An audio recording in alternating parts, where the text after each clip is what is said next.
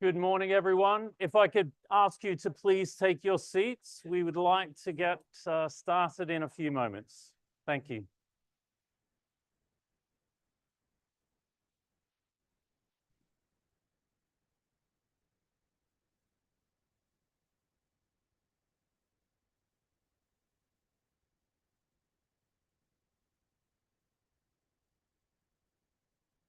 Wow, that was very, very responsive of you all. Thank you all very much. Yeah. Just waiting for a couple more people to come in the room. Okay, good morning, everyone. Good afternoon, perhaps, to some on the, and perhaps even good evening to some that may be joining us online. Welcome, everyone, to IFAD's Innovation Day for 2025. We're delighted to have you with us, to have you join in this journey throughout today to explore cutting-edge ideas, groundbreaking projects, and transformative solutions that are shaping the future of global development. For those joining us online, we encourage you to use the chat box. Leave us a note. Let us know where you're calling in from and if there's anything of particular interest you'd like to hear today. Before we begin, quick reminder, today's sessions are being recorded for dissemination purposes. Our colleagues are sharing the link in the chat, and for those of you here, we can also make that available to you if you'd like to view those recordings later. And the link will go to the event page where recordings will be accessible. This year's Innovation Day, particularly special, as it marks the launch of a series of participatory consultations that will inform the development of IFAD's new innovation strategy. Through open dialogue and active involvement from all of you, we aim to drive shared ownership of innovative solutions and strategies that meet the unique needs of rural communities worldwide. Today, you are much more than just participants. You are co-creators, and we welcome you. Your insights will be pivotal to the future of IFAD's innovation strategy. We have a packed and exciting agenda for you, featuring dynamic discussions and exceptional speakers from across the globe.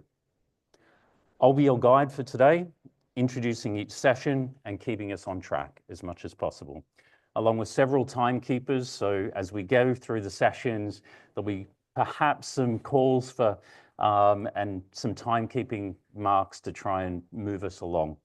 So bear with us. In addition to the plenary sessions, I invite our in-person guests to visit the Marketplace of Innovations. It's upstairs in the it's upstairs in the lobby, and it'll be open all day.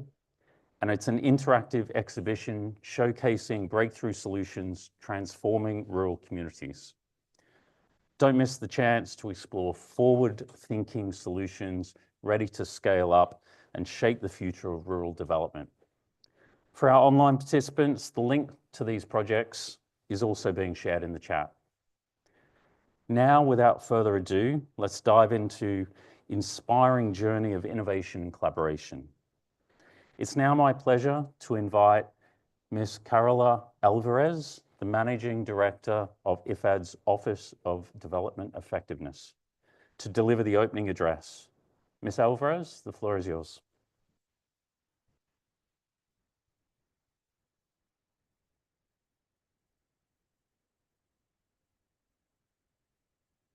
Good morning, Your Excellencies, friends, colleagues, and partners. Welcome to the 2025 IFAD Innovation Day, a moment of collective vision and action. Today is more than an event.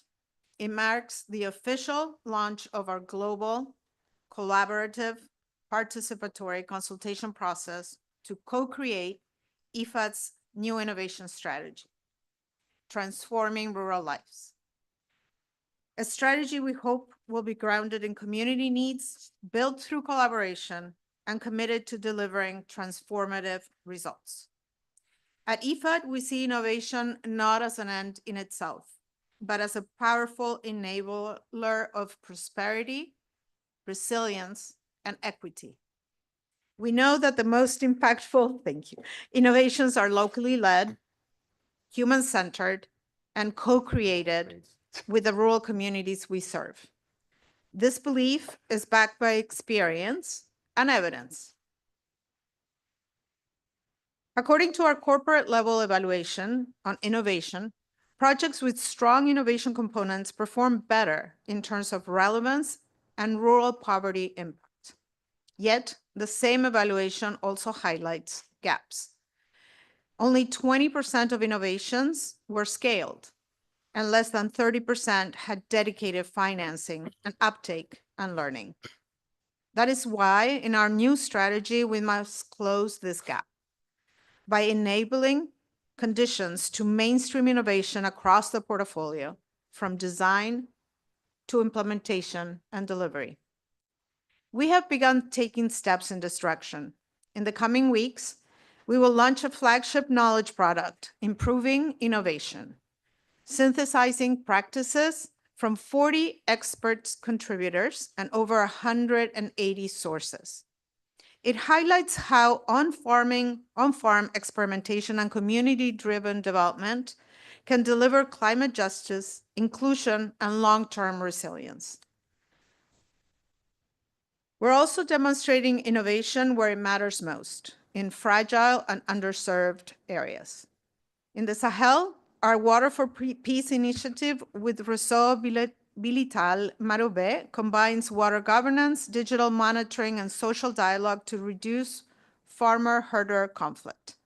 It supports infrastructure along transhumance corridors and digital tools for livestock mobility. In Latin America, we're building AgroWeb3 protocol with the Inter-American Development Bank, which is a digital wallet that protects farmers' identities while allowing them to certify produce, access credit, and participate in digital markets, even offline. With over 5 million in grants under this initiative, we are enabling farmers to meet trade regulations and benefit from inclusive digital public goods. And globally, through Moonshot for Development, IFAD is scaling bold ideas together with our partners, World Bank, Asian Development Bank, and Inter-American Development Bank, among others. With 5 million in combined funding, M4D, or Moonshots for Development, supports ventures, piloting solutions in fragile and rural context. Over 100 stakeholders are already engaged, with a strong focus on gender and youth inclusion. These efforts reflect 3 innovation pillars endorsed by our executive board.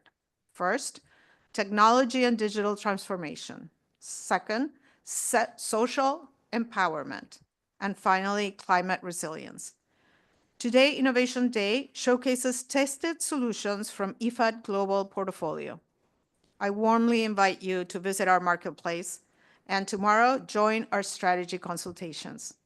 We innovate for greater impact. Let's innovate with purpose. Let's transform rural futures. Thank you.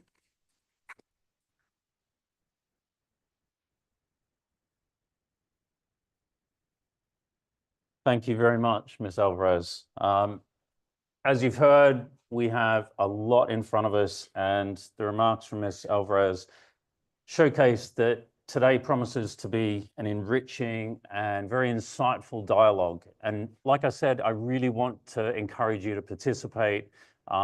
Please have your questions ready as we go through today. We will try and encourage and answer as many of them as we can. Similarly, online, if you have questions, please drop them in the chat. We will try to address as many as we can as the day unfolds. Let me now give the floor to Ms. Harbeen Aurora Rai, founder of the G100, All Ladies League, ALL, and Women Economic Forum, WEF. She's joining us virtually. Ms. Harbeen, you have the floor.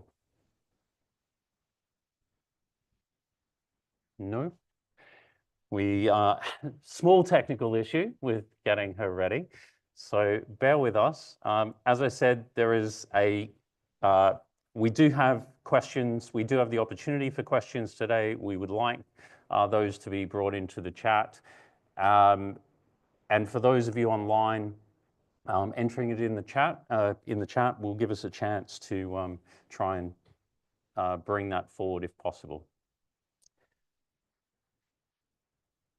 No? Okay. Sorry, are we going to move forward? Okay. So apologies for, we have some technical issues with bringing Ms. Harbin online.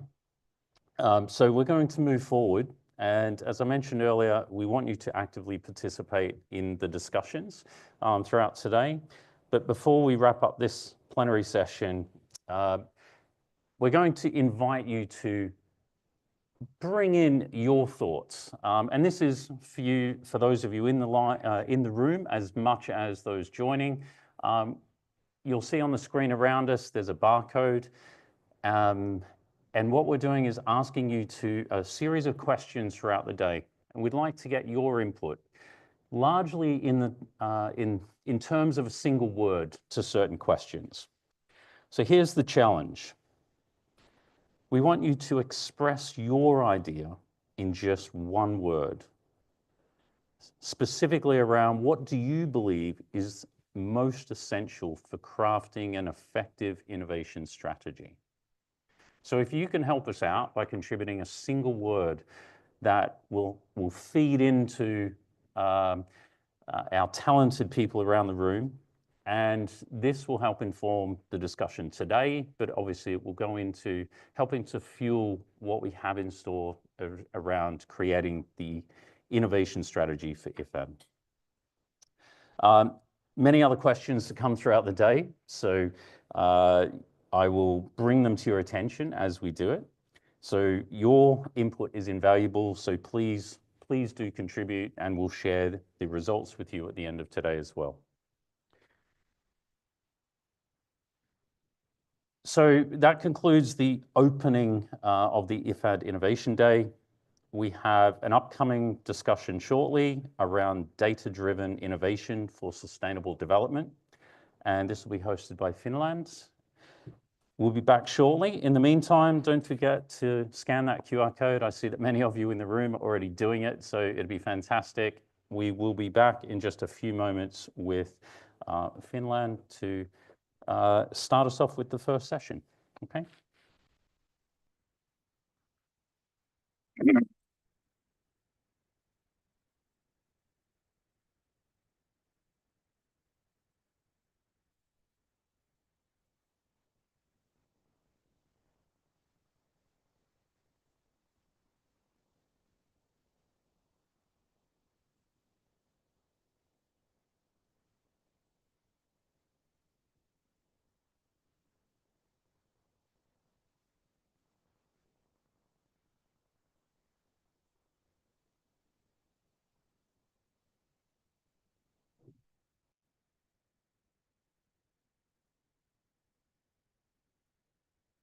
Okay, not as much of a break as we were hoping to give you, but as I'm sure you'll come to realize, as we tend to manage our time throughout today, we may run over a little bit here. And sorry, the QR code is not working apparently. Yeah. I think the icon was covering it. Apologies. Okay, so the challenges of technology at an innovation summit. I think that tells us all that there's a lot we can improve, right? There's a lot we can work on. There's a lot of learnings. Okay, so we are going to step forward today, and we're going to jump into the first session, Data-Driven Innovation for Sustainable Development, hosted by our representatives from Finland. This session is going to showcase how innovations leveraging location data, remote sensing, and satellite-generated insights can drive transformative solutions. We'll explore how these data-driven approaches can best support the agriculture and forestry sectors, as well as food production in emerging economies. I'm pleased to invite on stage Ms. Tanja Gren, Permanent Representative of Finland to the FAO, WFP, and IFAD, for her welcoming words.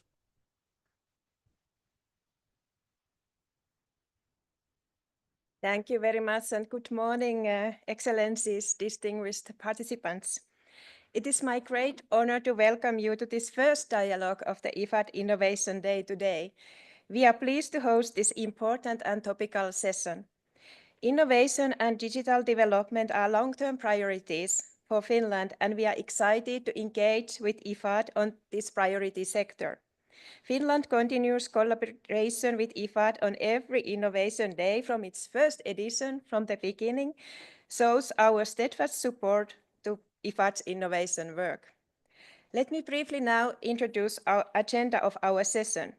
We have a great honor to hear first the video message of Minister for Foreign Trade and Development of Finland, Mr. Ville Tavio. He will highlight the role of innovations and importance of digital inclusion. Mr. Juha Savolainen will then make the opening remarks after the video message. Mr. Savolainen is Director General for Department for Development Policy in the Ministry for Foreign Affairs of Finland. And we have a great pleasure to have him joining the IFAD Innovation Day in person today.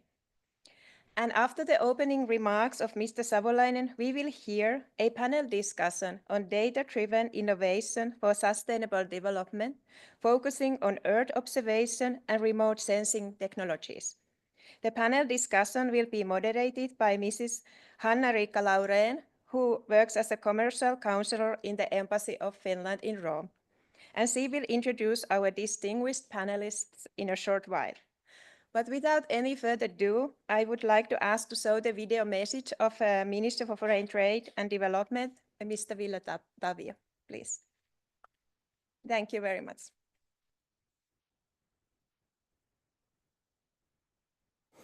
Distinguished participants, it's a pleasure to address the 2025 IFAD Innovation Day's first dialogue, hosted by Finland.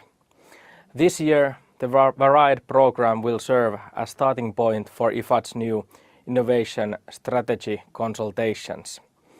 Innovation is the introduction of something new or different that adds value or solves problems in a novel way. IFAD as an organization has embraced this. Finland and IFAD share a focus on innovations, which has deepened our collaboration. At the beginning of its independence, Finland was a rural developing country with small family farms and a large landless population. Technological and social innovations have formed cornerstones for Finland's own development.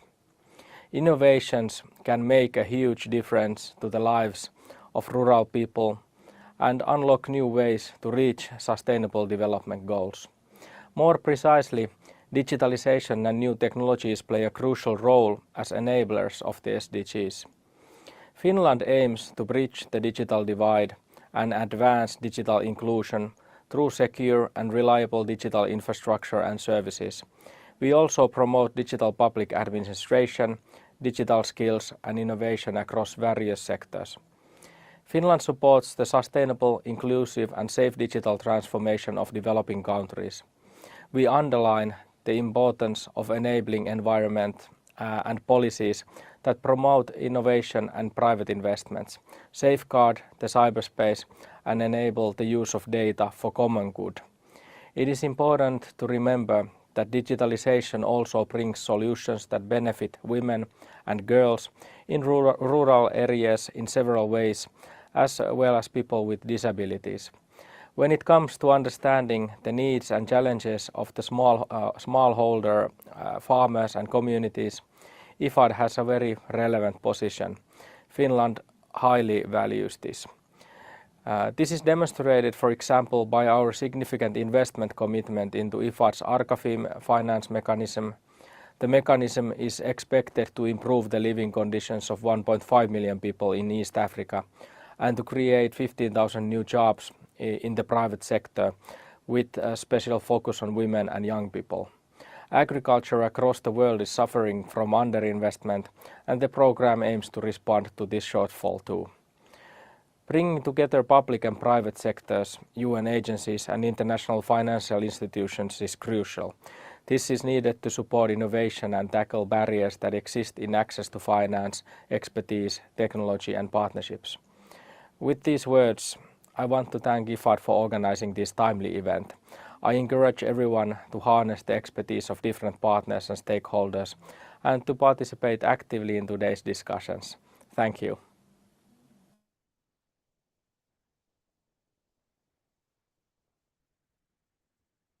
Thank you so much. And it is my great pleasure to invite Director General Mr. Juha Savaloinen to the podium to make the opening remarks, please.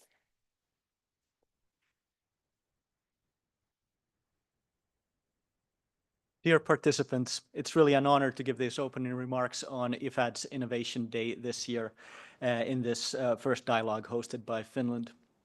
As we already heard, Finland and IFAD share a focus on innovations, and we have had an active role in IFAD Innovation Days since their beginning in 2022.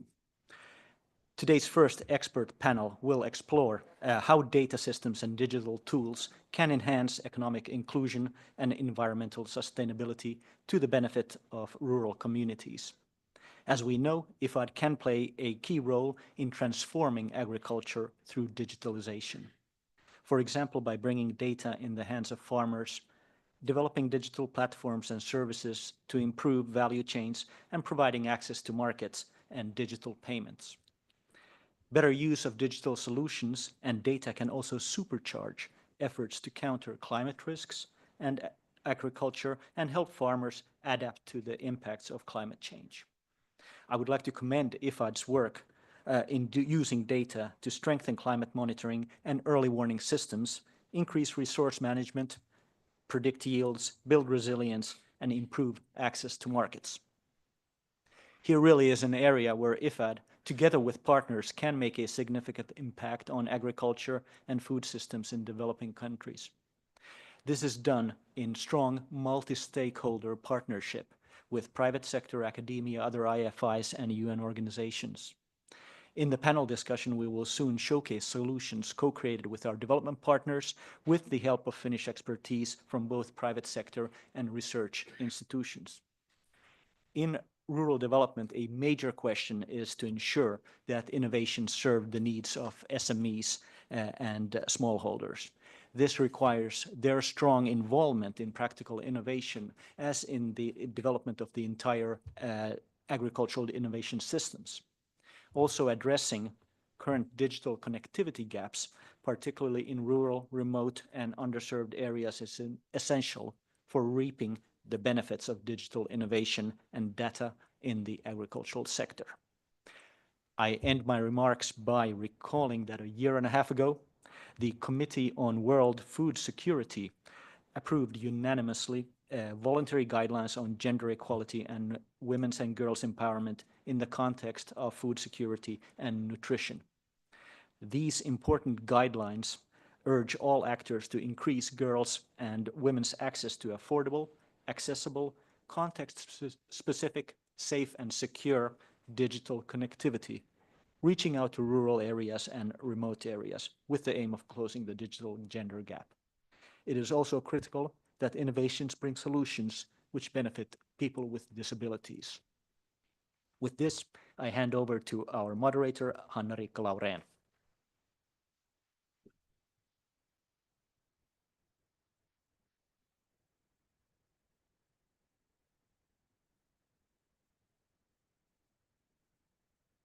I'll test the mics if it's okay.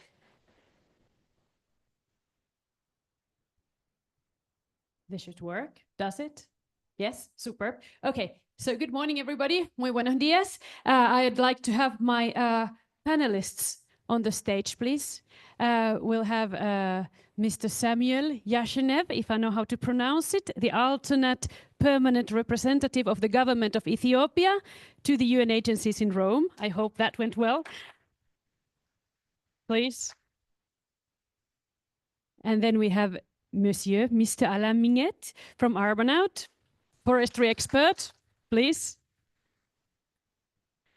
We'll have Mr. Tommaso Canova, ingegnere, from Kuva Space, please. He has one free seat. And then we dare to test the technology. We would have a participant from Aalto University, European Space Agency, Philab, and here he is. Can you see me, Mika? Can you hear me? Yes, I can. Muy bien. Okay, superb. So we can get started. I'd like to go back to Ms. Alvarez's words and call to co-create, and I'll see how we can answer that call in 43 minutes, I think. This is Finnish punctuality. You said that whatever we co-create is for climate justice, inclusion, and long-term resilience.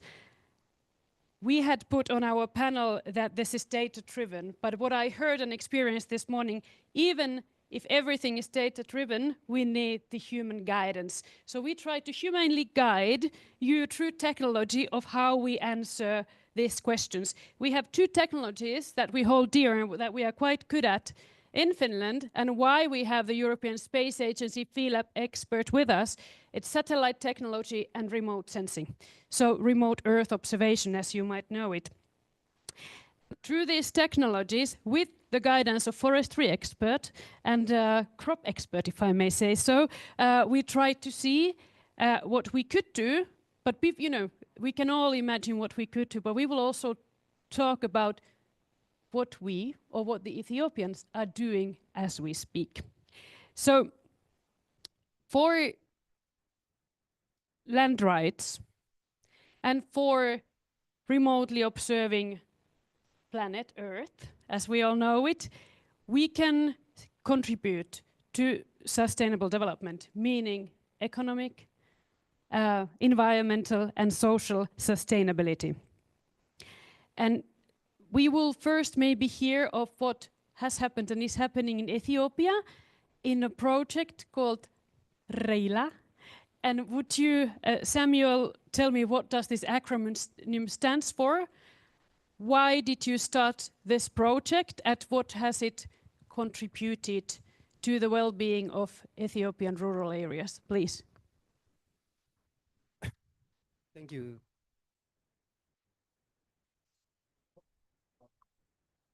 Thank you, moderator. First, just allow me to give me just few minutes what REILA is doing actually on the ground in Ethiopia. First of all, on behalf of the government of Ethiopia, I would like to extend my gratitude to the government of Finland for doing the wonderful job through REILA project in Ethiopia. The most pressing need, the REILA and Innovative Land Administration Project was designed to address. As you may know, Ethiopia is the second most populous and the third country by land area, with about 1.1 million square kilometers in Africa. The most pressing need was to formalize land rights, improve land governance, and establish a more efficient and transparent land administrative system. Enhance access to land for various users and promote sustainable land use practice is also another issue to address. With the aim of this, REILA project launched in 2011. This land sector development project, jointly undertaken by the government of Finland and Ethiopia, spans 3 implemented phases.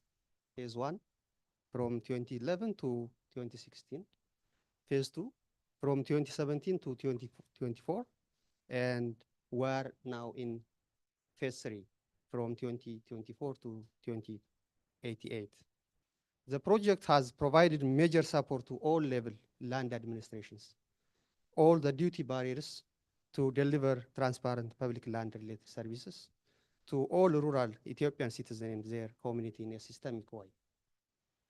It stands as a pioneering initiative in Ethiopia, sustainably contributing to the establishment of harmonized rural land certification method The main desired outcome of RELA project are: the project has been designed with overarching objective of enhancing the livelihood and economic well-being of rural population by promoting sustainable land management practice, including land certification, cadastral maintenance, which is inserting the data in the data system, the land area, institutional capacity development, awareness rising in two regions, main two regions.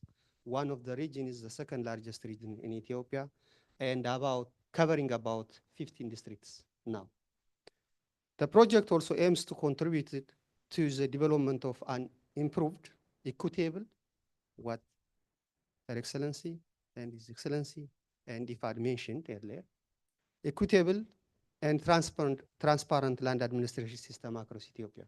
Has now registered nearly, it's amazing by the way, 1.3 million land parcel to over 321,000 households in a project target.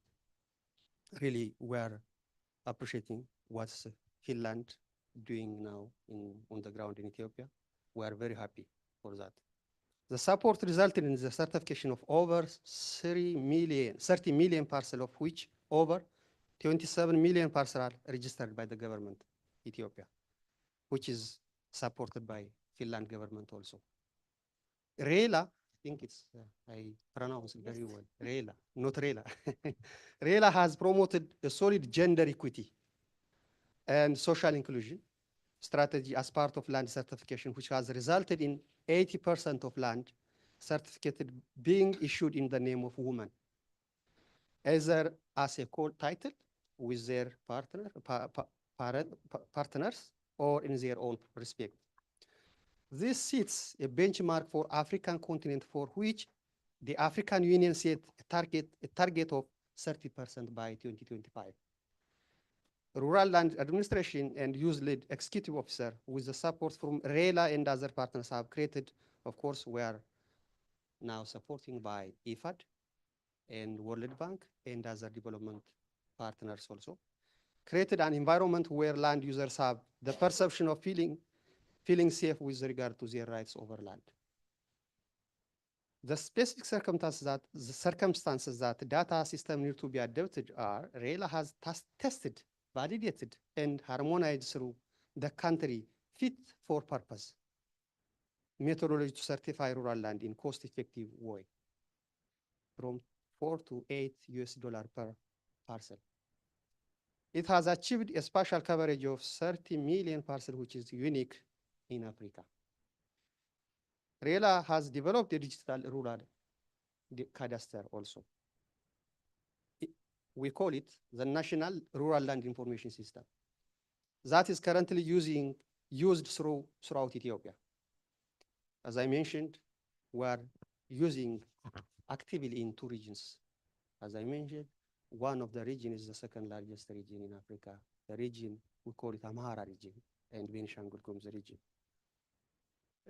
The National Rural Land Information System registers, stores, and manages digital, spatial, and textual information on land parcels and their landholders.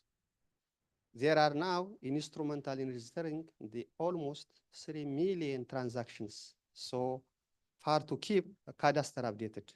Over 1,600 government employees have been trained by this project to use or administer cadastral system. We are not working only just having certificate. We are also transferring knowledge and technology from Finland. RELA has also helped to develop higher educational program along with a fast-track rural administration course targeting over 6,000 technicians. These efforts and achievements have been accomplished in close cooperation with the government of Ethiopia through rural land administration. It is noted that the approach to land administration are strongly embedded in a human rights-based approach, respecting basic principle of universality, inclusiveness, participation, non-discrimination, right and obligation. Why? The last question, I think. Why are the involved farmers better off now? what knowledge and possible technologies and ability to lift off the project in Ethiopia. As you heard, now Ethiopia is growing very fast in Africa, and many companies across the world now flowing to Ethiopia to engage in Ethiopian investment with the aim of not only having companies, but also having transferring technology and knowledge across the world, by the way. Now, many youngsters, many girls and women are now engaging in different companies that are employing. So RELA development model is to act as an incubator of innovation in Ethiopia. It has developed a strategy of land administration that strongly empowers women. Practically now, the government now feels safe because they have certificate on their hand, their own hand, and not only having certificate, by the way. With that certificate, they are accessing finance from different institutions. So it has also introduced co-titled between husband and the wife, which is we didn't have before 10 years ago. Now we have it on the ground. As standard for land title inclusion, multiple women or land certification in case of polygamy marriage also has a proactive approach to recruit women as land administrator at district level. Not only the capital city of the country, but also from district level to the federal level. We rely now supporting the Ethiopian government to have full access and to have technology and knowledge in this regard. RELA has pioneered institutional and human capacity development in land administration building upon a sound mix of long-term, medium-term, and short-term track curricula and short-term track and courses. RELA, for the last point, is not doing just simply doing activities, but doing now under its third phase to develop now land surveying technology for the marketing parcels under dense forest coverage. For community land delimitation, it also looks into innovation to support beyond certification, as I mentioned earlier. Opportunities such as facilitating access to finance for smallholders leads to way to design a system approach for Ethiopia handling the EU deforestation regulation for export of coffee. Thank you, and back to you. Thank you, Samuel. The coffee we so love, so we are very pleased if this works for market access. You talked about what has been done and what is being done, and it continues. Online, we have Mr. Future. I just renamed you Mika. He is a land planning specialist who's been working, for example, in Central America, we discovered at the same time with myself. We just didn't know about each other in Panama. But you are now a project manager at European Space Agency's PhilLab that resides in Aalto University in Espoo. What on remote Earth are you doing? Are you doing something with the future and you're funding innovation? What needs to be funded in order to bring this forward, what Samuel said? Yeah. Thank you for the introduction. First of all, I have to be really say I'm impressed about the results of RELA, having so many parcels registered, and also as a president of the local land surveyor association, I put a big thumbs up for the capability building, because that's a huge issue. If you don't have skilled people, you can't do the management of the land either.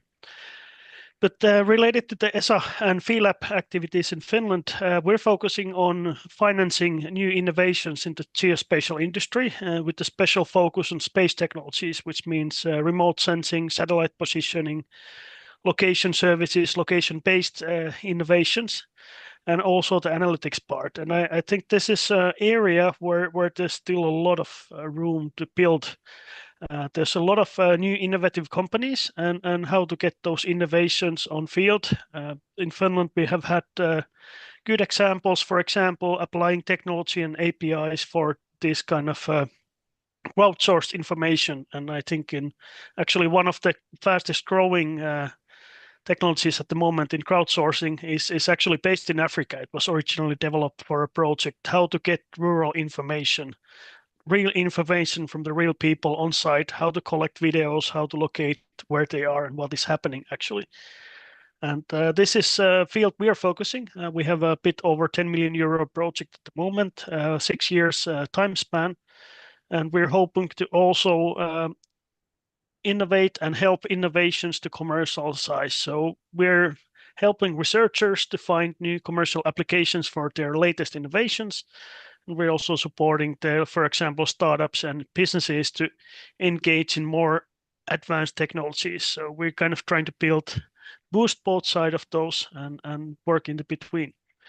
And I think especially for this kind of end user applications, there's a lot of opportunities there, and also for the collaboration. Thank you. Now let's dive for a moment into technology. Most of us are not engineers, but we have some with us. I'll go on. Technology as such doesn't resolve problems, but people who know what to do with technology, they do. And here we have two. I'll first go to Kuvaspace because I go deeper into satellite technology.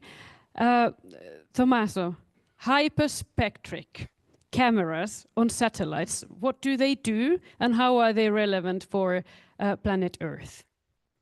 Thank you for having me. I think the most difficult thing in our job is to explain what hyperspectral is, but it's quite simple actually, and I can try to explain it to you. So first of all, Kuvaspace is a company that develops satellites, actually small satellites, not the big one that we are used to see in the space. And we mount in these satellites hyperspectral cameras. What's hyperspectral? We know when we capture an image with our phone, we can capture what our eyes can see.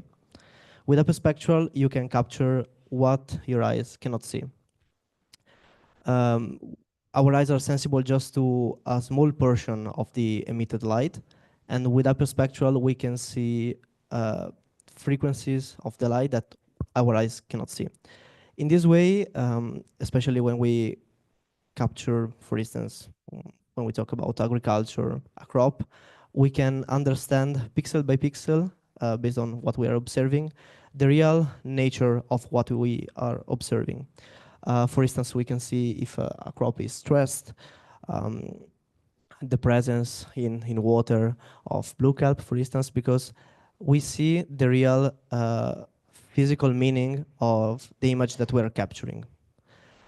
And yeah, with this information, we are really able to detect the fingerprint of the material that we are observing. So to give a super basic example, try to think if you're capturing an image of two trees from very, very far, because we're observing from space, you cannot understand the difference between these two trees.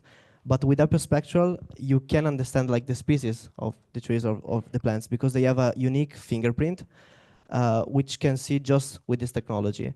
And you cannot just detect different species, but you can also understand the status of these species. So getting back to the crop, for instance, if a crop is stressed, we can help the farmers to do a better agriculture and also to detect earlier what could be missing or if something bad is happening because of climate change.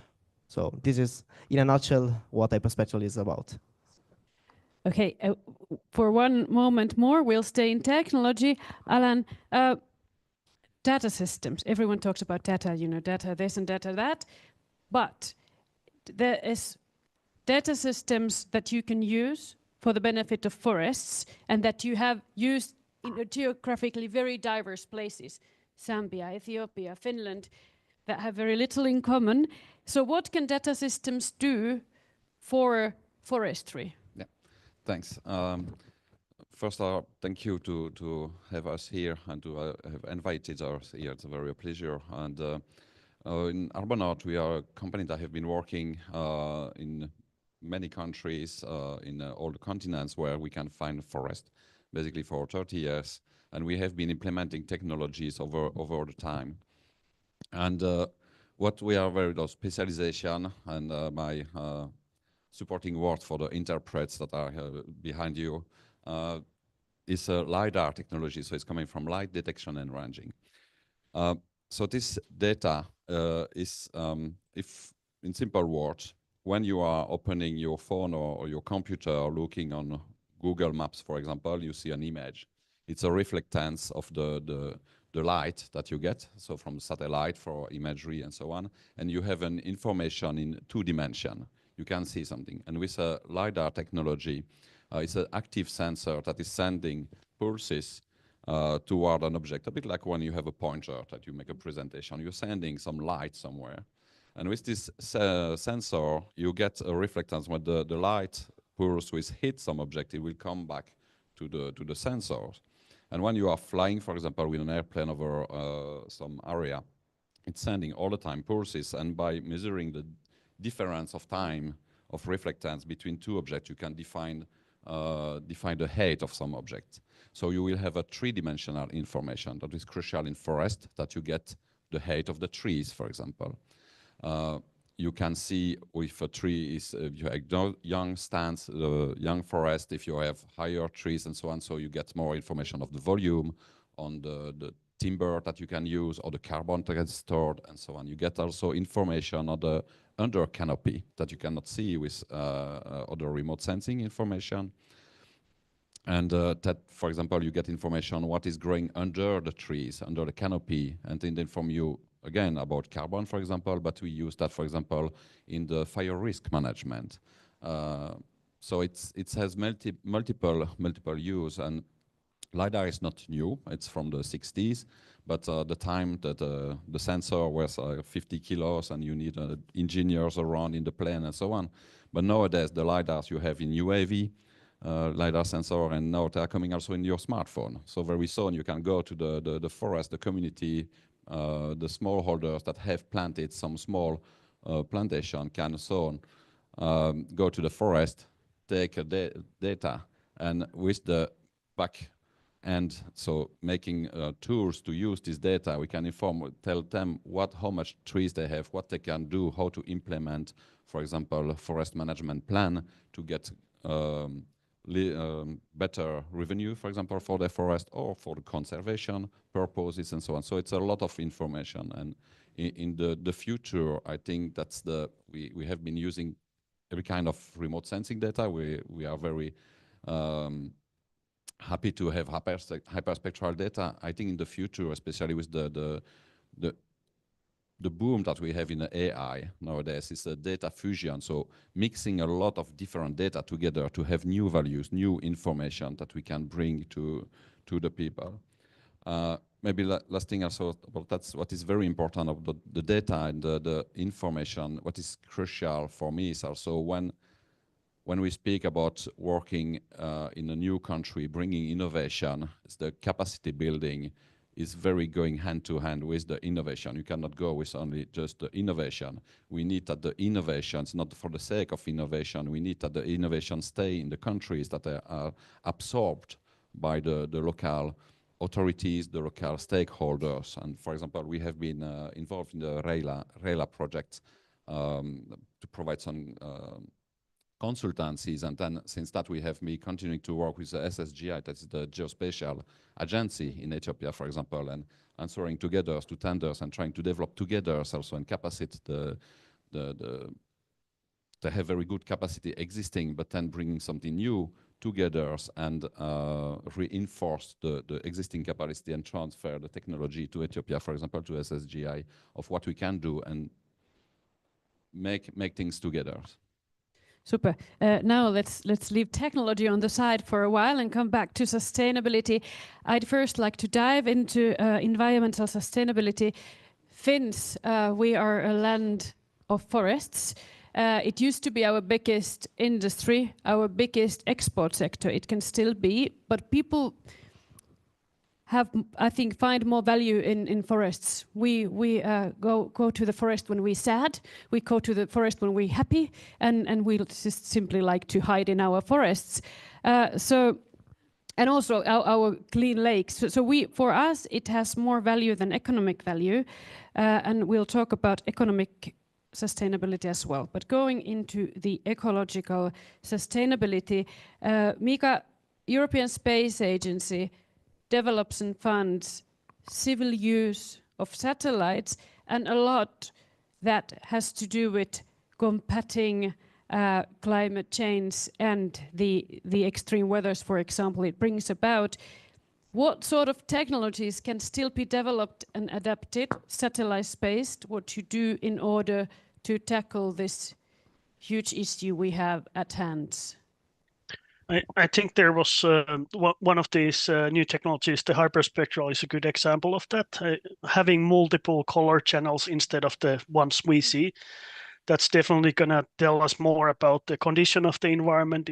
With the continuous monitoring from the satellites, we're able to track like the daily or weekly or monthly changes. So reacting to these climate changes, extreme events, long-term droughts, where you cannot only rely on old statistics. If you look 20 years old statistics on weathers and make your decisions on that, but in the last year you had a big drought or some areas have received more rain than usual, that's going to change the environment more rapidly.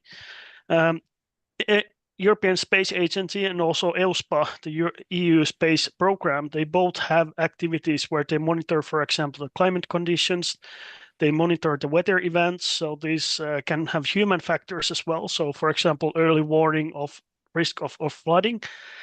But there's also a lot of areas which are developing. One of the latest missions that ESA sent out was a biomass. It's a new type of radar satellite that's going to be used for measuring biomass in the forests, especially for the tropical areas. So there's a lot of research. It's the first satellite of that kind. So it just shows that there's a lot of new things coming up. And I think one of the big things is also combining multiple sources of information. So using LiDAR for the local specific information, using satellite data, monitoring the whole country or wider regions, and then utilizing that data back to those missions locally. So you can use a drone for mapping, let's say, a smaller region or city or its environments, but you can also use the satellites for monitoring the wider context. And there's a lot of undeveloped things there. So ESA and EUSPA have had a strong focus in Europe, but also like the forming of the African Space Agency recently, and the collaboration with the European authorities, those are going to be enabling wider scale of know-how transfer as well. And then having the locals there, having the crowdsourced local information, that's definitely needed for the kind of long-term sustainable solutions. You can't just see from the space and consider something changed, but if you combine all of those steps, you have a more sustainable end result. Contributing to climate change is, of course, deforestation. Yep. And the entire huge carbon market. Carbon, of course, not just emissions, carbon capture, carbon sequestration. How do we aid this mission of combating deforestation and increasing carbon sequestration with radars? For example, Alan, what would you say? Yeah, if there will be a very easy answer to that, I think that the problem will be solved for a long time. With the data, what you get is the information. So the data, the technology is to serve people and to provide information on that can be used to take a decision. So you can provide a lot of data that's completely useless. But the idea is that I hope that is not for us, this one.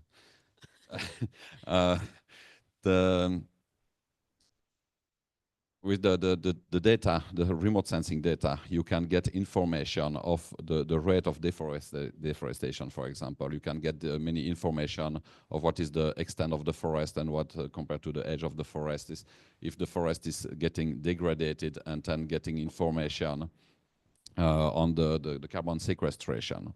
You can also use the data to plan ahead and see how to make land restoration, where are the location you can eventually restore the plantation. We speak a lot about the blue carbon, for example, nowadays, and how to protect the mangrove area, and where to rehabilitate mangrove to get blue carbon, so carbon sequestration in the mangrove that protect also the coastal areas, the agricultural land inland, and such kind of things. So it's a very complex ecosystem, I would say, where the forests are, where you need to monitor, and then there's of course conflicting interest for the urbanization, for the different land use. So the most important is to be able to inform the decider about what is happening, what are the options, what are the possibilities, what are the trends, for example, and such kind of things that we have been doing, for example, in Nigeria. We have held the government to build a national forest monitoring system, so to get the informations of what is happening in what location, and then based on that, what kind of decision can I do? Can I ask Samuel? We also talked about it, of course, in the hands of the government. The government can see regional and national forest inventories, maybe even carbon inventories, if I can be an optimist. But then the farmers, the landowners, when they have their certificates, it is not only this geographical piece of land is mine, but you can have more information on it. How does it change the attitude towards your land? Do you start to say, take better care of it? Would you see the carbon factor as well?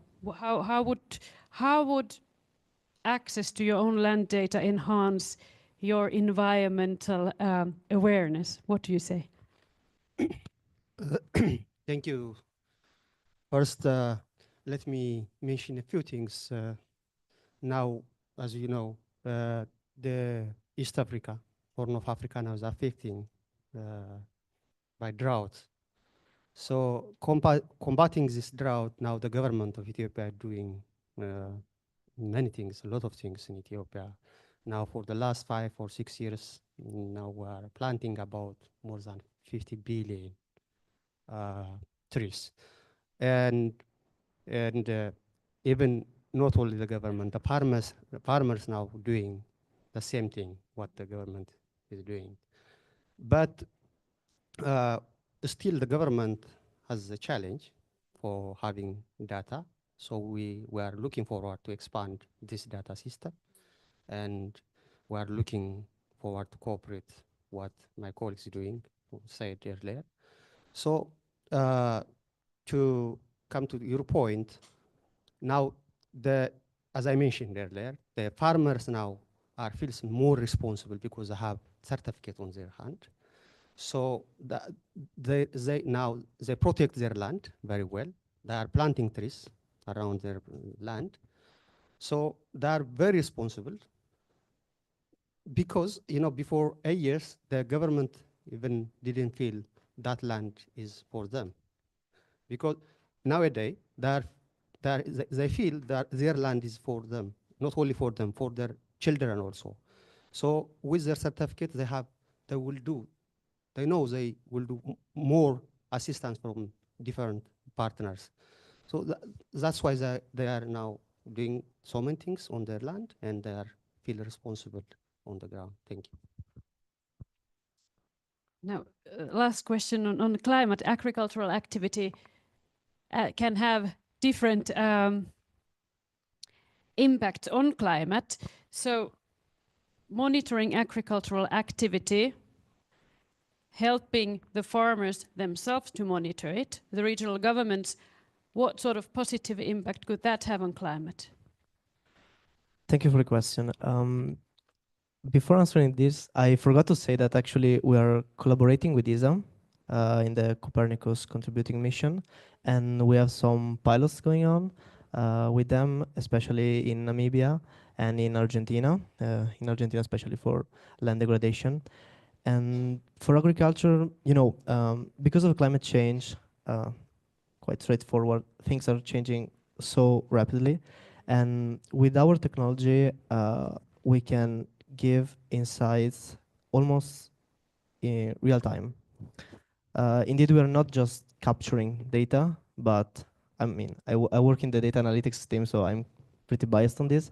But we we are training AI model, and we are using, of course, methodologies involving the farmers to take decisions fast. So we just don't provide the data, but we also do these actions based on the data, because we're talking about the data-driven impact.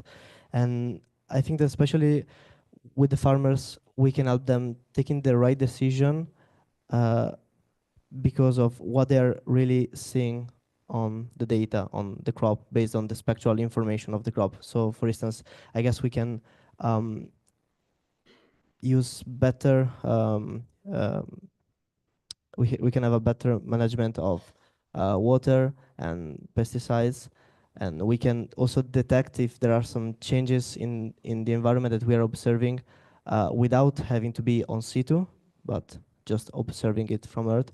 So in a moment where things are changing rapidly, I think hyperspectral is the way to go, especially because we can observe multiple places at the same time, and this is one strong point of our technology.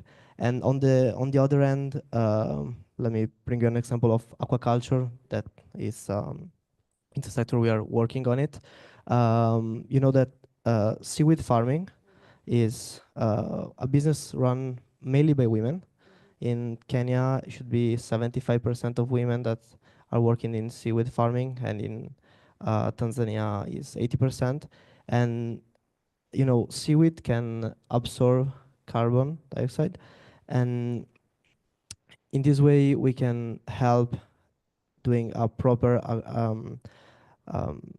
seaweed farming and improve also the lives of women to, you know, get some money from it, because there is this topic we were discussing before about carbon sequestration, but there is also the other end, which is carbon sequestration and verification. So it's very difficult to verify what is really absorbing carbon, and there are many methods. Forest is one of them, but also aquaculture is very important in this, and it's a complex, of course, method. It's not just a simple equation where you can just sum the parts. And with our technology, we can allow the farmers to also get some money, because they will be incentivized to cultivate seaweed or to absorb carbon dioxide. So I think it's a win-win, because it's just not a collaboration in terms of here's your insight on the data, but let's work together to get a mutual success, of course.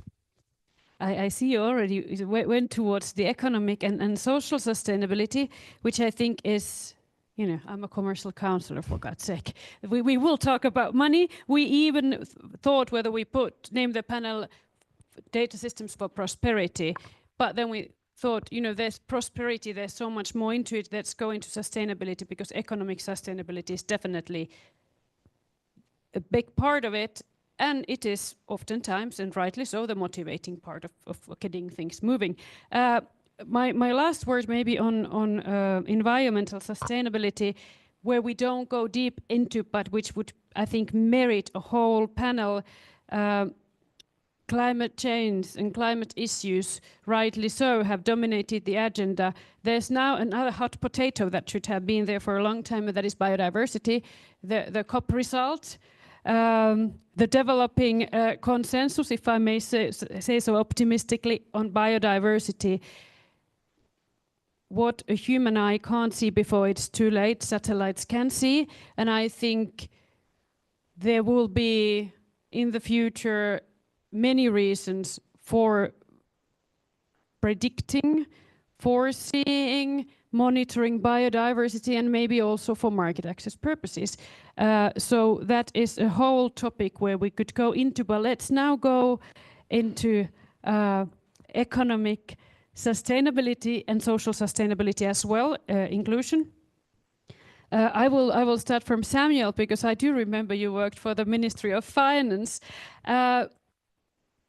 How do you foresee, and how have you seen, of course, land rights, but also for the activity you're doing on your own land, how does that improve in the best possible way the economic sustainability of rural populations in Ethiopia?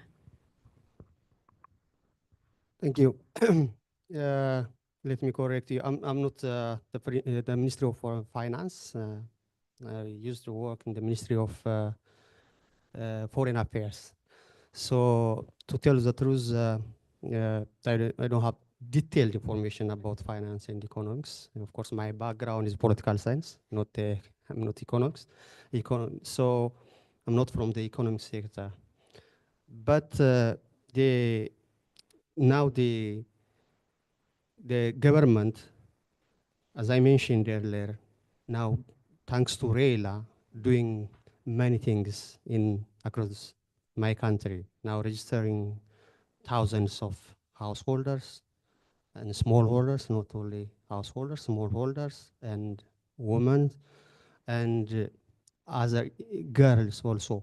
So because what I try to mention, because of RELA, now the woman and other smallholders feel responsible because of having certificate. Now they're protecting their land from degradation, from deforestation, and now planting trees around their land. So they are accessing also finance.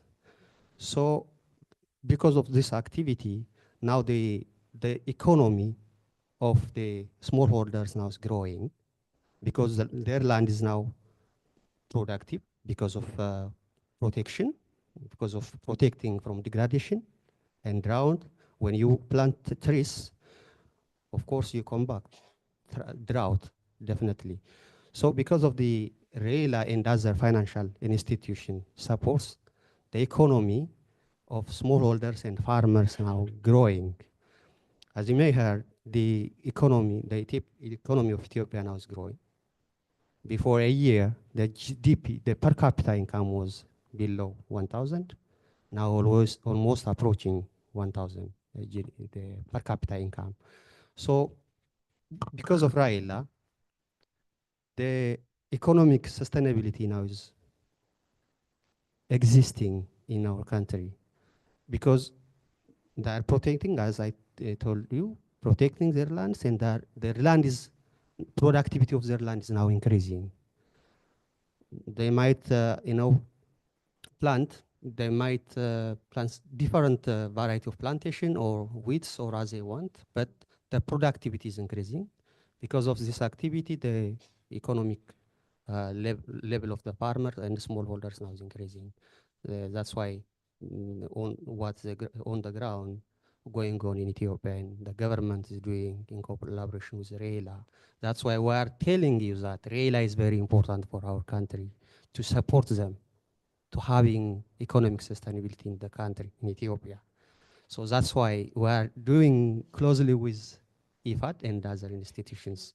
So I'm sure, of course, it maintains economic sustainability in our country. Thank you. Thank you. And also, of course, the agricultural activity, what do you with your land?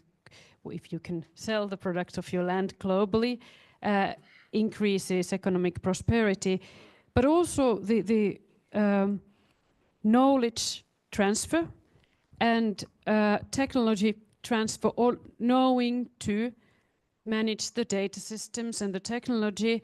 There will be also activity born out of that. You have so much more universities that you used to have in your country, and so many more people who can handle data and handle technologies. So there will be other sort of jobs and maybe even companies born out of that, right?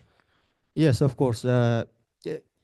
Now, if you check from data, from different data, now the investment in Ethiopia, even companies across the world now is going to Ethiopia.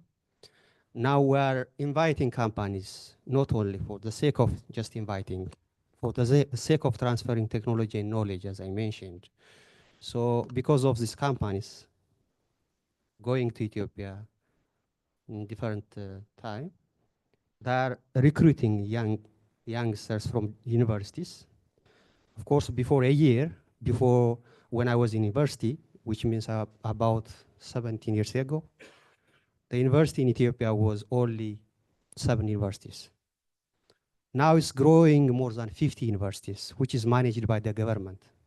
And there's different colleges now. As you know, the population of Ethiopia is growing. It's now approaching almost 1,030 million, which is the 10th largest populous country in the world. So we seek as a government technology and knowledge from developed world like Finland and other countries. So that's why, even as I mentioned earlier in my statement, about 6,000 technicians now under training because of RELA, and 1,600 government employees are now on training now. So where, as a government, is fully focusing on transferring technology and knowledge from developed countries. That's why still we are inviting companies, especially those who are engaged in technology, what my colleagues are doing now, satellite technology and database. It's, as I mentioned, 1.1 million square kilometer areas we have. Still, the data system is not that much enough for us. Still, we are looking to expand it. Let me tell you, by the way, the forest coverage is now expanding, but still we don't know how many forest coverage you have. As you mentioned, the carbon trade is here because of climate change. If you don't have this data on your hand, even you cannot argue with the counterpart for carbon trade.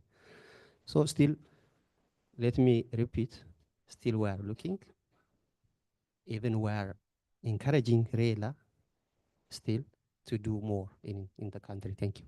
Super, thank you. In Finland, this satellite, I see 5 minutes left, thank you. Is the whole, I think, satellite ecosystem, if we can call it so. I go back to Mika. Mika, in 1 minute, of course, you can capture what happens. I think 2016, 17, something happened at the Aalto University, and now we have these companies that are growing globally. But it all started, if I may simplify, in the university. Mika, what happened? Why do we have such a nice satellite ecosystem now? Yeah, if you put it in short, there was about a decade ago, a bit over, some student that asked the professor, can we build a satellite? And that was kind of the origin of the whole thing. And then after 7 years of that development, they launched actually Aalto 1. That was the first Finnish satellite. And now we have in the National Register of Space Objects almost 30 satellites. And most of those are startups and university-born innovations. So it's a lot of the founders have background, especially in Aalto, but also from other universities. And some companies have grown to almost 1,000 employees. So this is also economically very important sector. And also because space overall is geospatial is an international business field. I think it's that has been also one of the enabling factors, collaborating with different countries, focusing on challenges in multiple countries, regions, Europe-wide, worldwide challenges. Climate resilience is one of those areas, definitely. So I think that's been one of the enabling, and not focusing only what happens locally in my district or village or city. So that has been, and a lot of innovative people there. So young people as well. Super. Now I will give 2 innovative people a minute each to explain how your technologies, how could it be adapted or further developed to increase economic prosperity? An easy question, and then after Alan, Tommaso. Yeah. So to make brief, maybe I go with example. Of course, the economic must be always be taken into account because everyone has limited budget or limited amount, or there's some challenge on the economic. So to have an innovation working, it must be economically viable on the long term and the sustainability. For example, we work a lot with government, and in Bhutan, we have been doing a system on the World Bank support for the Forest Authority to help them to make decision on giving right for people to harvest forest or not. And they are saving so much time that they save from the national budget $1 million every year to fasten just the work of the civilians to give the permits. So it's a lot of save in the context of the country with technology. Second is in Rwanda, where we have on the funding of Enabel, providing a system to help the smallholders to manage their plantations. And it's not about only the data, it's how to manage the data, what you use to the data. So it helped them to say how to manage the forest, when to cut, when to plant, what to do. And then in the system, you have also an access for the small business around that provide services for implementing the forest management. So there's developing an ecosystem around the forest and creating a lot of new value in locally. Taking more value out in a sustainable way. And then Thomas, so you have 1 minute to conclude. Okay, so many things to say. Food security is one of those. We can help have better crop yield forecasting. At the same time, as I was mentioning before, in the aquaculture side, we can empower women much more. And I guess we can help everyone doing a sustainable agriculture and aquaculture in a data-driven way. So they will have to think less about how the climate is actually impacting their crops, their agriculture, and just do what they can really do, and we will help them in taking the right decision. And as last thing, I would like to remark our mission. That is also why I joined Kuva Space, which is improving life on Earth. Super. Thank you very much. The experts here, including myself, non-expert, and excluding Mika, whose contact details I believe I can share with interested people, are here today, the whole day. So please grab them when you see them on the hallways and ask them harder questions that I was able. So thank you very much. And I shall give the mic for the closing remarks to my colleague, the permanent representative of Finland to the UN organizations in Rome, Tanja Gren.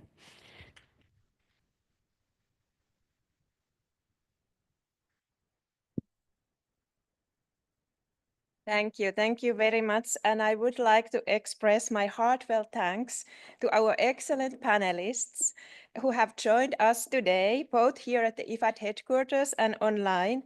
And I also wish to express my special thanks to Mr. Juha Savolainen for his insightful opening remarks, and to our excellent moderator, Mrs. Hanna-Riikka Lauren.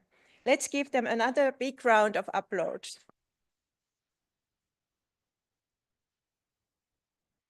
And I do not think I'm able to make any justice in wrapping up this very rich discussion. It has been extremely interesting and inspiring to hear how data systems and digital tools can enhance economic inclusion in rural areas, and how they can strengthen sustainable development and benefit the smallholder farmers. I am confident to say that we all have learned a lot during this rich discussion. And I'm also quite sure that you might have some questions you would like to ask the panelists. So as Hanna-Riikka said, don't hesitate to use this opportunity and to reach out to the panelists during this Innovation Day. To conclude, it truly has been our pleasure to host this first dialogue today, and I would like to express our appreciation to IFAD Innovation team for giving us this great opportunity. As Minister for Foreign Trade and Development, Mr. Ville Tavio said, innovations can make a huge difference in the lives of rural people and unlock new ways to reach sustainable development goals. With these remarks, I wish you all a wonderful continuation of the IFAD Innovation Day, and thank you again for joining us in our session. Thank you.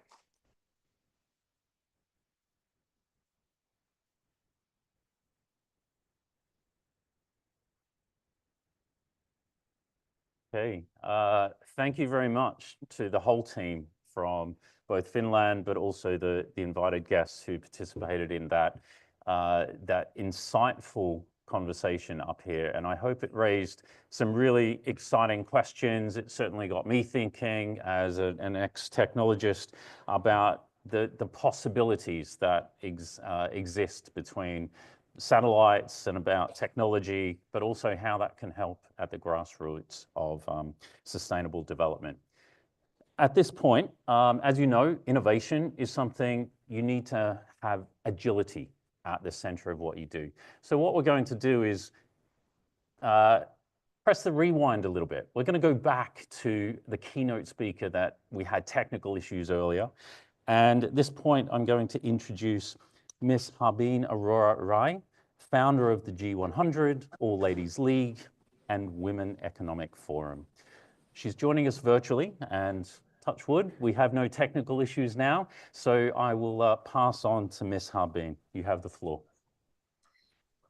Thank you so much, everyone. Namaste from India. My apologies for the earlier technical hitch. I'm here now, and thank you, everyone, for your patience. I know you had a long day, might be going on a break, but I'll just take 5 minutes of yours and share my inputs on the topic of rural transformation. A couple of years back, India had the G20 presidency, and our Prime Minister, in some of the themes that he gave to the G20 presidency included an important theme where he made a shift in the narrative. Instead of saying women development, which was the norm usually, he said women-led development. So I would borrow from him, being inspired by the work that he did in the G20 presidency, and also because I'm just back right now, 1 hour back from Bhutan, because I was on the way, and that's why the technical issues. And Bhutan is the first country and a group of 3, I think, which are actually carbon negative. So inspired by that, I would just say, instead of rural transformation, I would like to talk about rural-led transformation. And I think it's really the need of the hour. I landed in Delhi, and from the mountain kingdom of Bhutan, the fresh air and the oxygen, and all the good things that come with being in a country where 75% of the country is in a forest cover. I land in Delhi, in one of the most populous cities of the world, and with the traffic and everything. And I was just 5 days in Bhutan, and my body and mind, and it just had a shock, like I came from such, there was no pollution. Yes, of course, they could move to renewable energy when it comes to their, the vehicles, the trucks and the buses, because there was a lot of pollution coming in. But that is being corrected with the mindfulness city that the king has envisioned. So just to come back to the point that rural-led development, going back to the basics, what we have left behind, and coupled with the environmental and the ecological focus, is the fact that women are custodians of the land because of the matrilineal system. It is really going 60% of the land in certain parts of Bhutan, like western part, goes to the women, and women are the custodians of the land, hold the land titles. They may not have so much agency over the land, which is due to other issues. And that's where networks like the G100 and a tech app that we have called She Economy helps to get them global outreach, to get them digital integration and new market integration strategies. And digital is really our opportunity here now in order to have this maintain this fragile balance between environmental preservation and economic progress.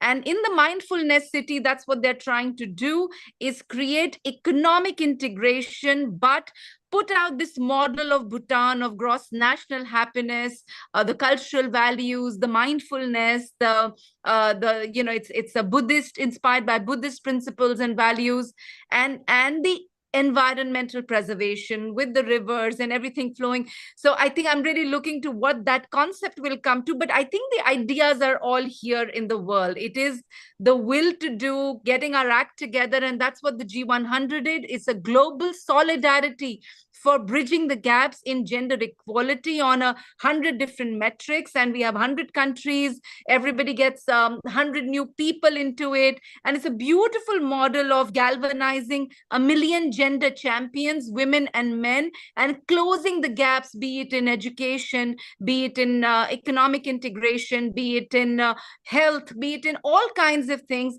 and just slowly bridging the gaps. And you don't have to be working in gender to be a gender champion. You need to be just believing in inclusive, humane values, and knowing that the closer we stay to Mother Nature, the more we can learn on how to live with ourselves. And that's where the rural areas have the people have those cultural values intact, and I think rural-led transformation along with women-led transformation is the key that we need to hold in order to unlock balance, beauty, and bliss, if I could say, in all walks of life. Thank you very much, everyone, for this opportunity.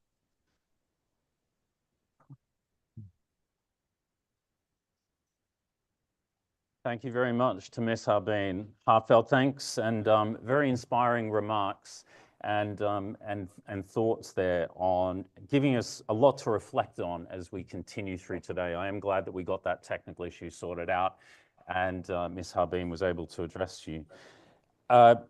We are now going to take a very short break before we come into the next dialogue, which is on government-led innovation in fragile contexts. It is due to start about now. So as you'll see, we are running a few minutes behind. So I'll ask you if you could just keep the break very, very short, quick coffee or a quick cool drink, and we'll be back in a few moments, 3 or 4 minutes just to reconvene. And we'll start dialogue 2. Thank you.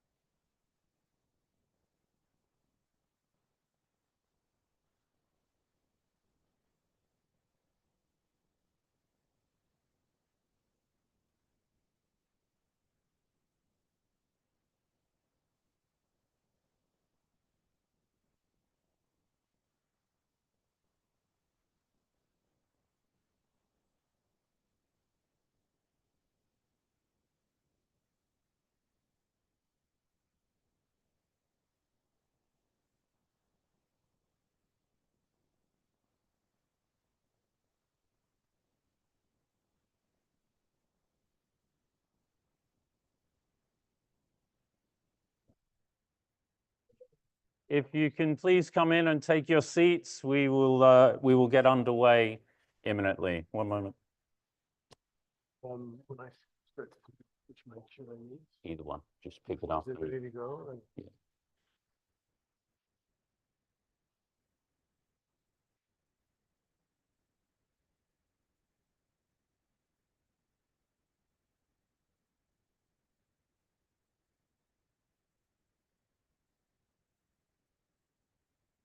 Welcome back, everyone. Hope you're all re-energized from a coffee or cold drink. It's now time to get on with dialogue number 2, and this is focused on government-led innovation in fragile contexts. It's my pleasure to introduce the moderator for this session, Mr. David Cumming, the Senior Quality Assurance Specialist at IFAD's Office of Development Effectiveness. Mr. Cummings, over to you. Very much. Thank you for that. Good morning, everyone, and welcome to this Dialogue 2 entitled Government-Led Innovation in Fragile Contexts. In challenging environments, the role of governments in pioneering and co-creating innovative solutions is critical. From leveraging digital tools and open innovation challenges to adopting green technologies and unlocking climate finance, countries are reimagining rural transformation. This session will shine a spotlight on some remarkable examples. During the panel dialogue, we'll hear how Somalia and Estonia, despite vastly different contexts, are leading the way in harnessing innovation to transform food systems, improve market access, and enhance livelihoods. Additionally, the World Food Programme's an innovation accelerator will share insights on how humanitarian innovation can complement and amplify these government-led efforts. But first, we're honored to open this session with institutional remarks from 2 distinguished speakers.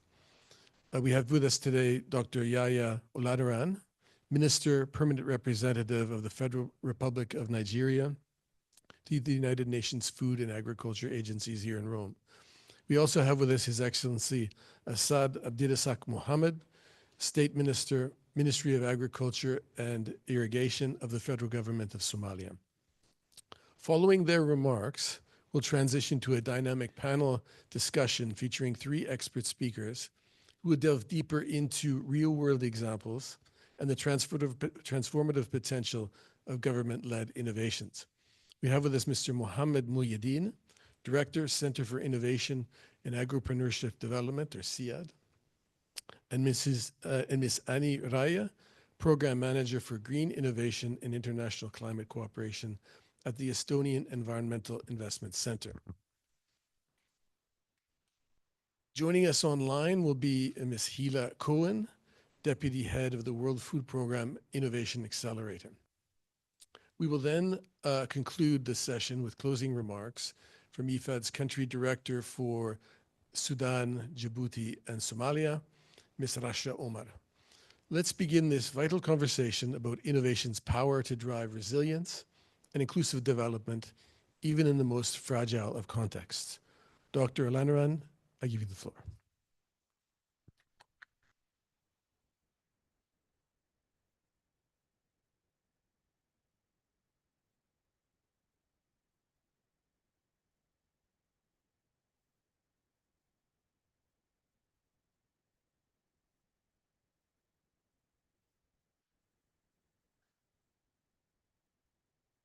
Is it morning or afternoon now? Anyway, in Italy, it's morning every time. Good morning. Good morning. It's a beautiful day. Thank you. Thank you for coming. And I want to thank IFAD for inviting me to do this. I love doing it. We're getting closer on a daily basis to making sure that there's no isolation anywhere. The technologies are there, the human aspects are there, but more importantly, the indigenous knowledge, which we can all put together and modernize to take us to where we want to go. We have to work together. Our strength is in togetherness. Distinguished colleagues, esteemed delegates, and the development partners, it is a privilege to address you today at this important gathering, IFAD Innovation Day, and in particular, to contribute to this vital conversation on government-led innovation in fragile context. I commend IFAD for convening this dialogue and for its continued leadership in advancing rural transformation across the globe. In Nigeria, where I come from, agriculture remains the cornerstone of our economy and a lifeline on rural population. Over 70% of rural Nigerians are subsistence smallholder farmers, producing nearly 90% of the country's food. That's a large number. And interestingly enough, on rain-fed plots, which are small. The communities are the backbone or bedrock of food systems, yet they face a complex web of challenges, climate shocks, land degradation, insecurity, and displacement. Insecurity in particular, in recent times. These pressures threatened not only food security, but the stability and well-being of the entire regions. The government of Nigeria recognizes that these challenges demand bold, innovative, and inclusive responses. This is why we have placed innovation at the heart of our rural development agenda. Our long-standing partnership with IFAD, dating back to 1985, has been central in this journey. Together, we have, we have championed initiatives like the Value Chain Development Program, which has improved access to markets, technology, and finance for thousands of smallholder farmers.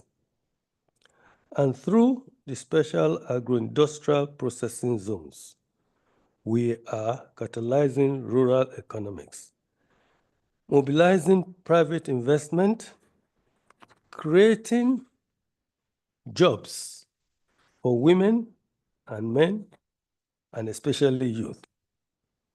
The fostering agro-industrial transformation in underserved regions. And there are many of them, because Nigeria is also a large country. We strongly welcome IFAD's updated approach to engagement in fragile situations, which emphasizes locally led solutions, flexible programming, and institutional strengthening. These principles mirror our national strategies, empowering communities, addressing root causes of vulnerability, and building systems that are inclusive, adaptive, and sustainable. As we reflect and exchange ideas today, I urge all of us, government, donors, innovators, and development institutions, to deepen our collaboration. Let us harness the power of digital tools indigenous knowledge, and inclusive innovation ecosystems to build the resilience of rural communities, especially in fragile and conflict-affected settings. Let us seize this moment to reaffirm our shared commitment to empower rural people, transform livelihoods, and ensure that no one is left behind. No matter how remote or fragile that in their context, we owe it as a duty, not only as a duty, but as a responsibility, because we all affect one another. Let me thank you most sincerely, and the Lord bless us all. Thank you.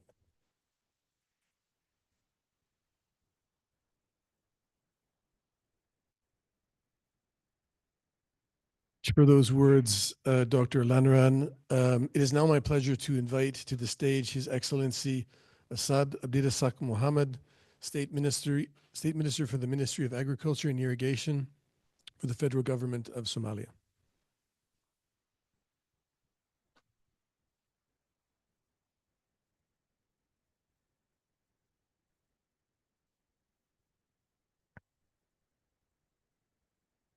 Good morning.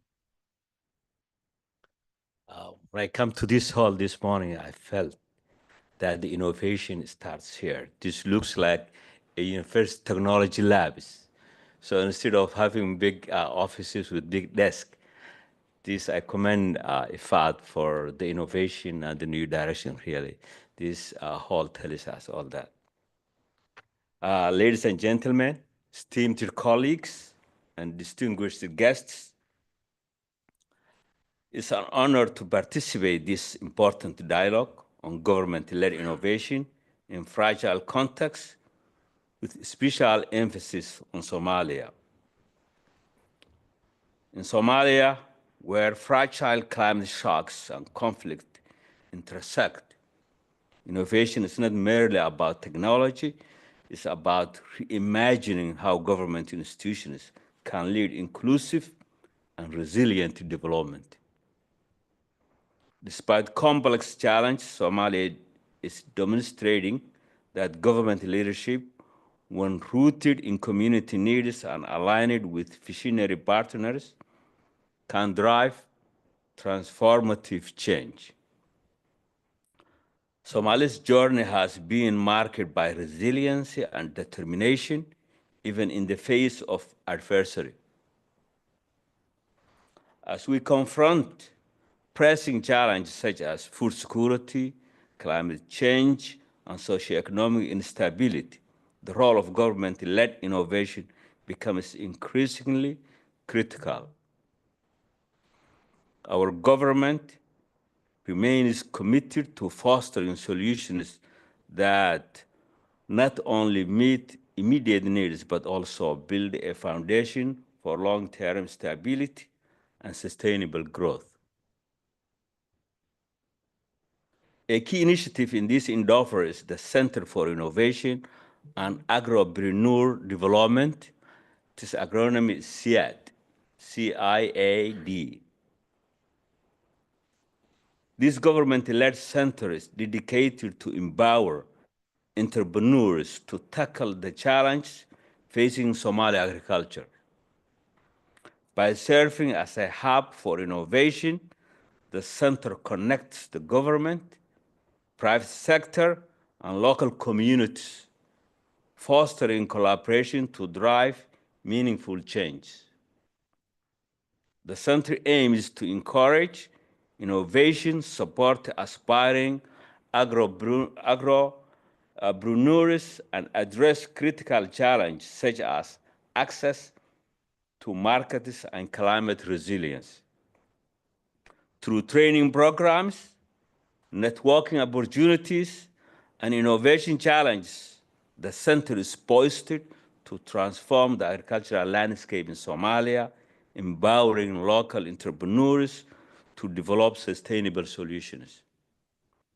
Moreover, the Ministry of Agriculture and Irrigation of the Federal Republic of Somalia and IFAD are partnering to launch a new open innovation challenge aimed at finding sustainable solutions to challenges Somali women face in accessing markets. In the coming dialogue, we will hear from a center's director, a young Somali agripreneur leading this innovation, who will share insights on successful innovations implemented by the Somali government.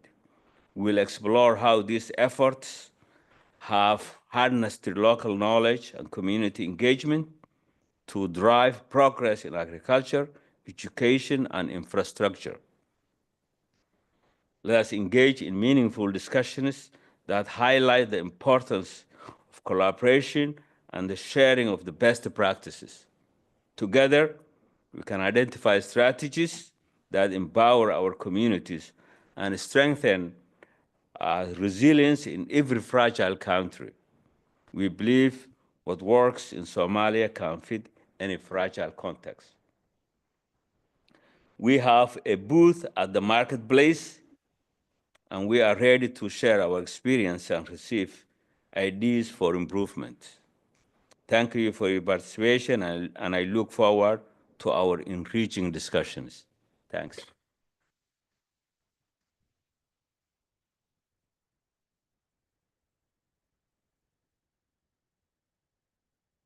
Your Excellency and Dr. Lanaran, many thanks for those comments. We're now going to dive into our panel dialogue right now. We have, as I mentioned, three speakers with us today. We have Mohammed Muyadeen from the Center for Innovation and Agripreneurship Development, or CIAD. And we have Annie Raya from the Estonian Environmental Investment Center. We also have Hila Cohen, Deputy Head of the WFP Innovation Accelerator, joining us online. So I have some questions for our panelists this morning to get things started. Mr. Muyadeen, I have a sort of a three-pronged question for you that's going to test your ability to stay within, I think it's 6 minutes. But first of all, drawing from Somalia's experience, how can fragility act rather as a driver of innovation? And what role does the government play in steering that process? And perhaps you could walk us through some concrete examples of how government-led innovation can be supported by institutions such as yours to foster an innovation ecosystem. And then to close, if you can you let us know, in your view, what areas of innovation hold at present the most promise in contexts such as Somalia? Over to you.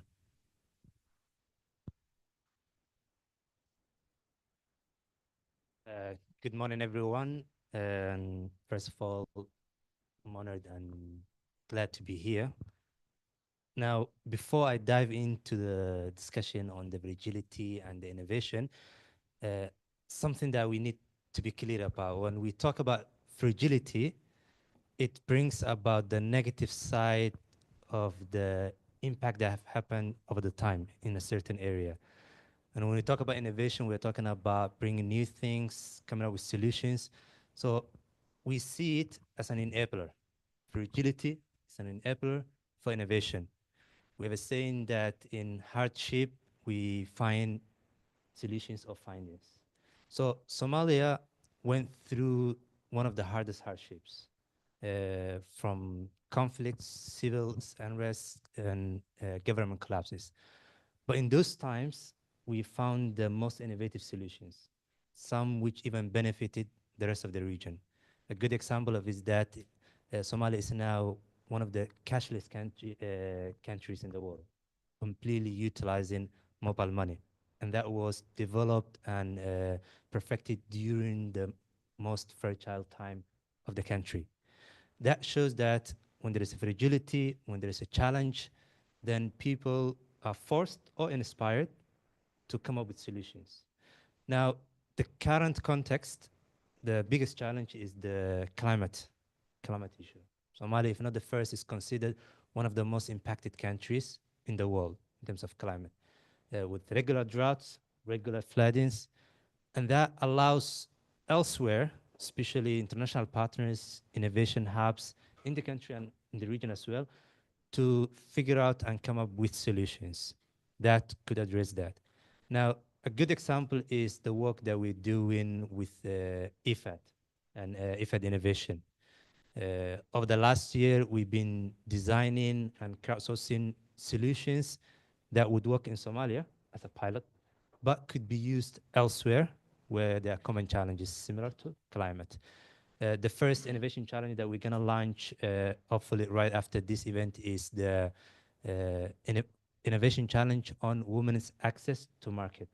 Somali farmers, majority of them are women. The people that do the farming, the people that take it to the market, those who sell, the smallholder farmers, majority of them are women. And the challenges they face are a lot, but one of them is access to market. So through this innovation challenge, we're going to be, in a course of close to a year, we're going to be supporting, financing, providing capacity support to up to 10 companies so that they can come up with solutions that would work in our context. And later can be scaled elsewhere. Eventually, that will come down to 5 companies, 2 companies. That is a good example, or an excellent example, of how international partners can work with governments so that the solutions and the innovation that can come can be utilized in the country, so that it will remain in the country. When it comes to government leading the innovation, or why do we need to do that? We've seen over the course, especially in Somalia, a lot of international partners, they bring solutions that worked elsewhere, which was successful, and they piloted in the country, and that through a project or an intervention that was timed or financed through a specific duration. But when that project is over, or when that entity leaves the country, so does the solution, so does the innovation. But when a government leads the innovation or co-creates with the international partner, then there is a context, we contextualize it, we understand what is needed in the local part, but more importantly, that solution remains in the country. So there is a sustainability. Government leading innovation leads to sustainability. Now, other examples that when government lead innovation is that, for example, we work with IFAD, we work with FAO, WFB, and other regional partners in the country who transfer knowledge elsewhere. A good example is an innovation that would support agri-pastorals or pastorals. So we know that in Somalia is a nomad country where they travel or they move with the source of water. But without knowing where that location is or where that water is, that means they're taking a risk of traveling long journeys without a promise. So a solution that was piloted in the country was to map the areas where they can find water solutions and have that available to them in a way that is accessible to them. We have people, actually, they don't have access to smartphones, but they have small devices, so either by voice generated or USSD or SMS, they can get access to information. Okay, that is where along your route, that's where source. And that saves the lives of those animals along the journey. Other solutions that worked is the data part. In the previous panel, we talked about data.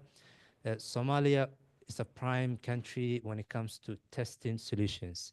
So over the last year, especially in the last 6 months, we've been doing 2 things. One is land cover mapping. So far in the last 6 months, we have mapped with the support of FAO about 9.5 million hectares in the riverine area to understand the crop suitability so that we can advise the smallholder farmers.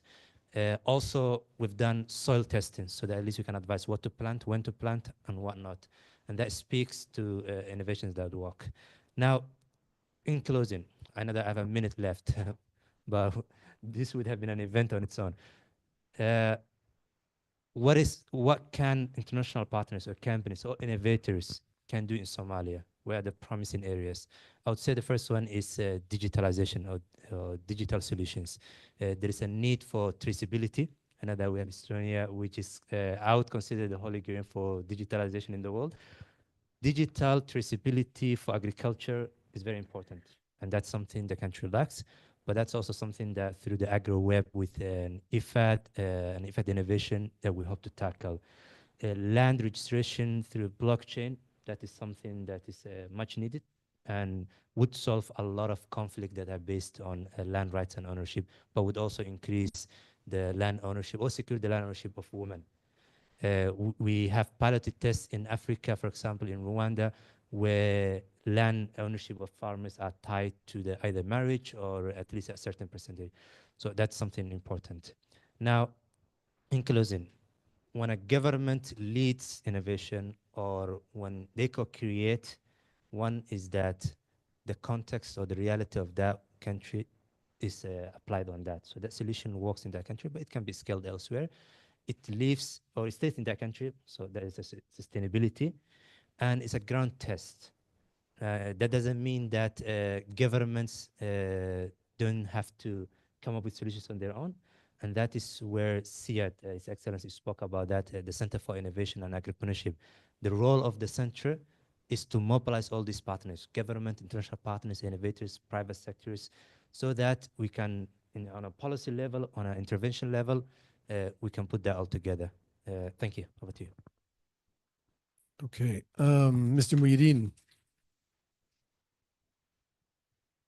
Thank you very much for those insightful comments on how fragility can help stimulate innovation and how government can play a key role in developing an innovation ecosystem, and Somalia being a good example of that. We're going to now jump from Somalia all the way to Estonia and likely beyond from there. But I'm going to give the floor now to Anni Raya from the Estonian Environmental Investment Center. My question to you, Anni, is this. Estonia is known as a bit of a digital front runner of sorts, but is also a small country that had its own journey and transformation. Could you share with us how Estonia supports innovation in fragile contexts through international cooperation, and perhaps give us some concrete examples of projects that you've supported through the Environmental Investment Center? Over to you. Yes, thank you, David, and it's a great pleasure to be here and bring the perspective of Estonia and Environmental Investment Center on this topic. So nowadays, indeed, Estonia is quite well known as the digital nation, and also we have quite blooming startup culture there as well. And a fun fact, actually Estonia has the most startup unicorns per capita in the whole world. But you know what? It hasn't been that for a long way. Actually, Estonia is a fairly new country. We just gained our independence after the collapse of the Soviet Union. So basically, my country is about as old or as young as I am. So we have, what I want to say is basically that it wasn't a long time ago when we were in the fragile point ourselves. So our people still remember what it feels like, and they have a sense and a memory of trying to build up their country, having very limited resources and capacity to do so. And I really think that actually innovation comes here in play as a key element on that road to build the country. And that's why in EIC, by the way, EIC is the government foundation, and we have many different funding mechanisms and granting calls.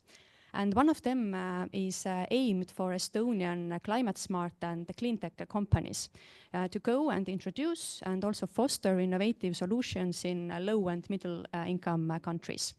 And I would like to highlight three great projects from that granting round, which in our minds are great examples on how to foster innovation in fragile and developing settings.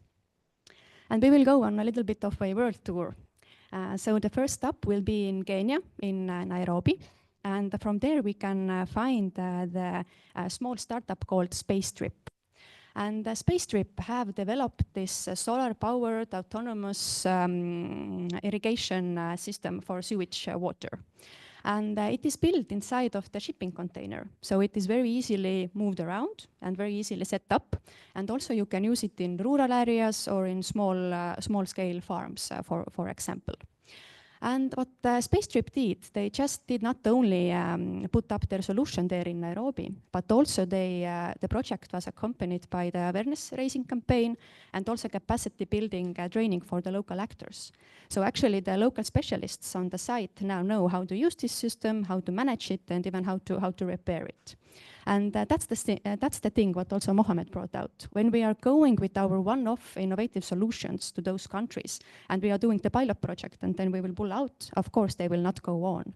In order to scale those solutions, we need to build capacity. And actually, I really believe in that every nation, we want to be independent in the sense that we want to find our own livelihoods and our own way in this life. And actually, now when some countries are more developed, this is our job now to give them the stepping stone and also the knowledge and know-how how to do it and find their own path. Now let's go and move over to Costa Rica and also to Ukraine. And in there we can find this digital forest measurement and tracking tool called Timbetter. And Timbetter is using AI and machine learning methods to trace illegal logging and also to create more transparency in the forest management.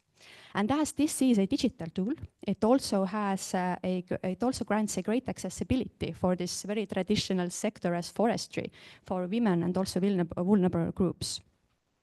But when we are talking about this digital innovation and very high-tech innovation, when we are fostering this in fragile and developing settings, we tend to come from our own backgrounds and our own point of views. But we need to be aware that there might be a big infrastructural gaps and also technical capacity gaps. And we need to be aware actually what are the needs and the possibilities of the local community. Of course, Costa Rica and Ukraine, they have fantastic infrastructures and Timbetter is working well there, so they were very well targeted countries for that solution. But yeah, in order for the solutions to be viable, we need to work with the community and design these solutions hand in hand with the community, because eventually community are the people who are going to lead the change in that place eventually. And that brings me to my third example, which is implemented in Uganda, Kenya, and also in Georgia. And there is one Estonian NGO called Mondo.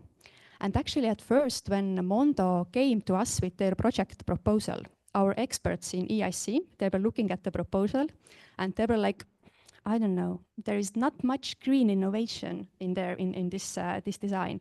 Should we support it or should we not? But luckily, Mondo scored enough points, so they got the funding, and I'm really happy that they did. And Mondo was developing these autonomous solar-powered food dehydrators. And they were putting them up in remote villages.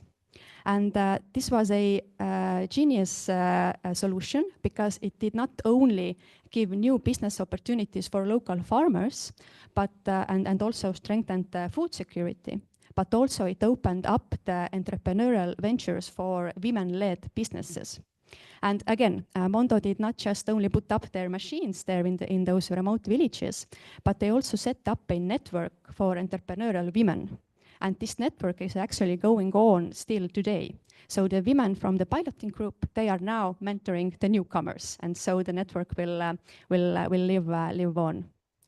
So yeah, this is a great example when sometimes when we are talking about all these digital and high-tech innovations, maybe sometimes we need to take a step back and go back to more simpler solutions, which are more tremendous benefit for the local communities there. And yes, government has many ways to lead innovation, and it can be funding, it can be partnerships. But the last thing I would like to point out is that innovation needs a safe space. Innovation tends to fail. And you know, when it works in one country, it cannot work in another country for multiple reasons. But we do not know it when we are not testing it yet. So this is the job of government to design those support schemes to have this failing space as well for these innovative ideas. Thank you. Ms. Raya, many thanks for those concrete examples that took us from Kenya to Costa Rica, Ukraine, Uganda, Georgia, and I believe beyond. focusing on the importance of contextualizing when introducing innovation, and also looking at fragility, which was also mentioned by Mr. Muhyiddin. We're going to move on now, and we're going to move to our Rome-based agency colleague from the World Food Programme, Hila Cohen. Good morning, Hila. Can you hear us? Yes, hello everyone. Can you hear me? Indeed, loud and clear. Perfect. So I'm a Rome-based agency, colleague based in Munich, where our WFP Innovation Accelerator is. First of all, let me start by saying thank you to all our colleagues from IFAD Innovation team that are always so gracious with us. Yeah. Okay, well, welcome. We have a couple of questions for you. I mean, first, if you could, it would be nice if you could share a few words on WFP's Innovation Accelerator for those with us here today who are less familiar. And also perhaps you could share with us a bit about the different modalities that are used by WFP when working with government to both enable and scale up local innovation. Any particular learnings that you'd like to share with us this morning? Over to you. Thank you. So just a few words about the World Food Programme Innovation Accelerator. So we're part of the World Food Programme, a UN agency that is one of the largest humanitarian actors in the world. And WFP set up its innovation function just 10 years ago. And since then, we've run close to 60 innovation programs, supported more than 500 teams globally, and funded more than 200 teams around the world. In the countries where WFP operates, usually with ticket sizes of around $100,000 per team, to help them in their different phases of their innovation journey. And we're in a great relationship with the IFAD Innovation team, and we share learnings constantly. And today I do want to share a few examples of where we work with government in our innovation journeys to support the most vulnerable people on the planet. So first, one example of where we work with governments is to see how we understand the most critical problems that the local community faces. And I think that in many cases with innovation, sometimes, and probably my fellow panelists know this, we fall in love with the technology before we fall in love with the problem. And I think understanding the problem is the most important thing that you can do in terms of innovation, because then you can really understand what are the systemic and operational needs that you can address. So for example, in Nigeria, the African Development Bank, the International Food Policy Research Institute, which many know as IFPRI, and WFP are working on a very important study that's focused on investing in humanitarian solutions and innovative food system approach. And they're mapping value chains of 8 commodities, really to understand where investment should go in North Nigeria's food basket. As it was mentioned before, Nigeria is one of the largest countries in the African continent, if not the largest. And there's so much solutions out there that can address the needs of the Nigerian community. But really, first we want to understand what we need to solve. And this research that I just mentioned will be launched next month. And we really hope that it will really help the different actors on the ground understand where innovation can come into play. And also for the young companies out there, including the very robust startup community in Nigeria, understand how they can help the farmers in northern Nigeria. The second example I wanted to share, first phase is understanding the problem. The second phase is actually supporting innovations. And we actually have a very interesting example from Somalia, where we worked with the National Transformation Plan and aligned with the Ministry of Agriculture and Irrigation. We ran a program called the Ignite Innovation Challenge with the Somali Response Innovation Lab. And really the focus was on finding Somali-led companies that can solve Somali solutions. And again, it was multi-stakeholder approach, as was mentioned as a good example of innovating. And it really helps us align what does the local government see as the key problems to address in terms of food security, but also it enables us to support local companies to address these challenges. Of course, all these elements also support additional local job creation, improving the yields of farmers, and reducing waste. And of course, the important topic, as mentioned before, of connecting producers to markets. And I think especially in today's constrained environment, this close collaboration with local government is so critical, and we really appreciate the collaboration there. And one last example I wanted to share is where we're working with the government of India, and this is where a local problem has already been identified, and then it's been defined a big problem to address. And in India, which is another very large company, what we're doing, we have this solution called Grain ATM. And imagine that you have an automated machine that is not, that instead of giving out cash, imagine when you need to take cash from a machine, instead of getting cash, you identify yourself and you understand, if you are supported by WFP, you will get out of this machine automated commodities that you're eligible for your family. So you could get wheat, rice, or millet based on your monthly food ration that you're deserving of, and you get it with biometric authentication. Now imagine that we launched this during COVID. So it was an innovation that our country team in India was thinking of already, but imagine how useful such an automated machine was useful during COVID. And also now it's really also linked to other governmental systems. And the role there of the Indian government is first the design of the solution, but also the scaling. And we've installed it in multiple states with the local government, including in locations such as Odisha and Uttar Pradesh.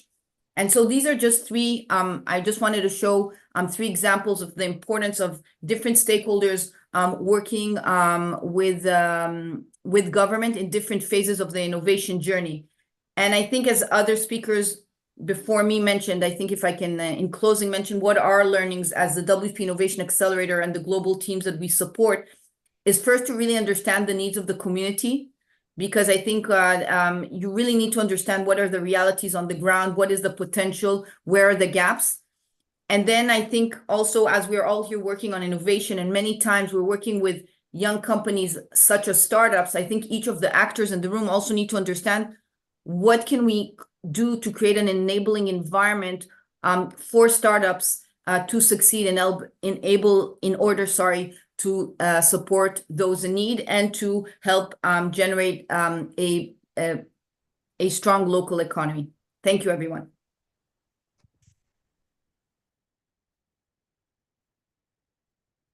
Ila Colin, very many thanks for those comments and that information shared on some of the work of the WFP Innovation Accelerator. I would like to thank all our participants in the panel this morning, Ms. Raya, Mr. Muhyiddin. Many thanks. I think we could have spent all day. We probably could keep going. We'll leave it at that for now. And thank you very much for being here today.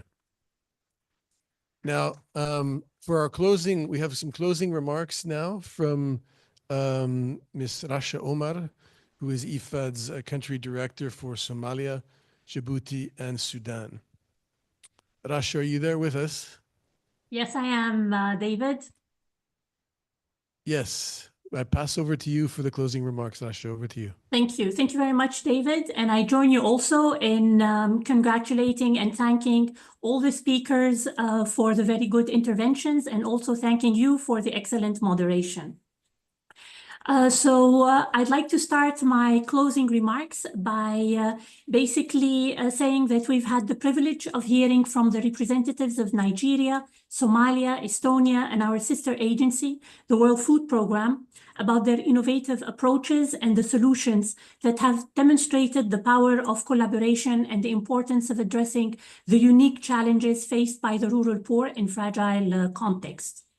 Throughout the discussions, we've seen how government-led innovations can play a pivotal role in creating the vision, infrastructure, and supportive ecosystem to foster innovation, startups, and to provide also the context for developing and co-creating innovations in such difficult contexts.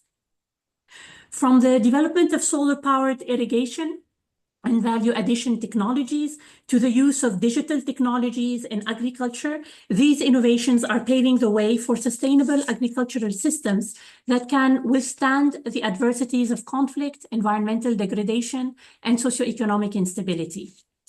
IFAD sees innovation as essential for helping the rural communities in fragile contexts.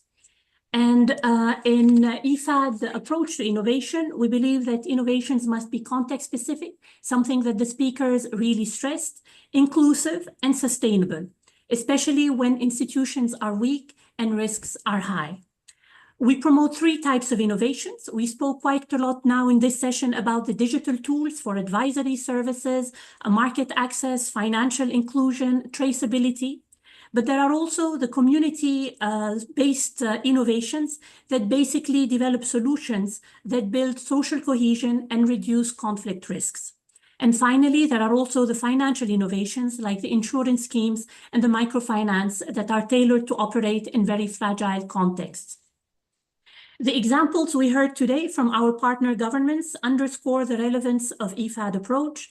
And IFAD is a trusted partner to disseminate and scale up these innovations through our global knowledge networks and through the investment projects we support jointly with the governments.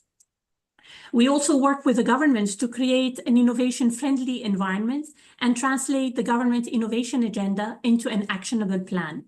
And like my colleague, Mr. Mohammed Muhyiddin mentioned, I'm very pleased that IFAD Innovation Team will work with the Ministry of Agriculture and Irrigation of the Federal Government of Somalia to implement the Open Innovation Challenge on women's access to market. By pursuing a country-specific and cross-border innovation, like we've seen the examples from Estonia and the World Food Programme, we can ensure better rural livelihoods and more sustainable food systems, even in fragile contexts, and therefore contribute to the overall development and stability of these regions. In conclusion, I would like to sincerely thank our speakers and moderator for championing innovation for the rural poor and wishing you a very good Innovation Day at IFAD. Thank you very much. Over to you, David.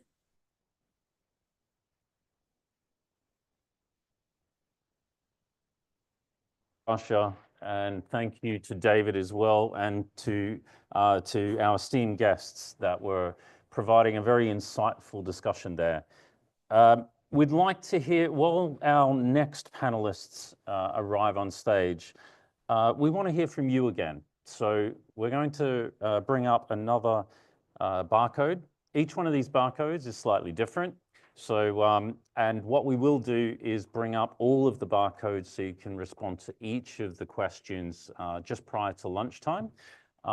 What we're looking for this time is what value is essential for innovation to flourish.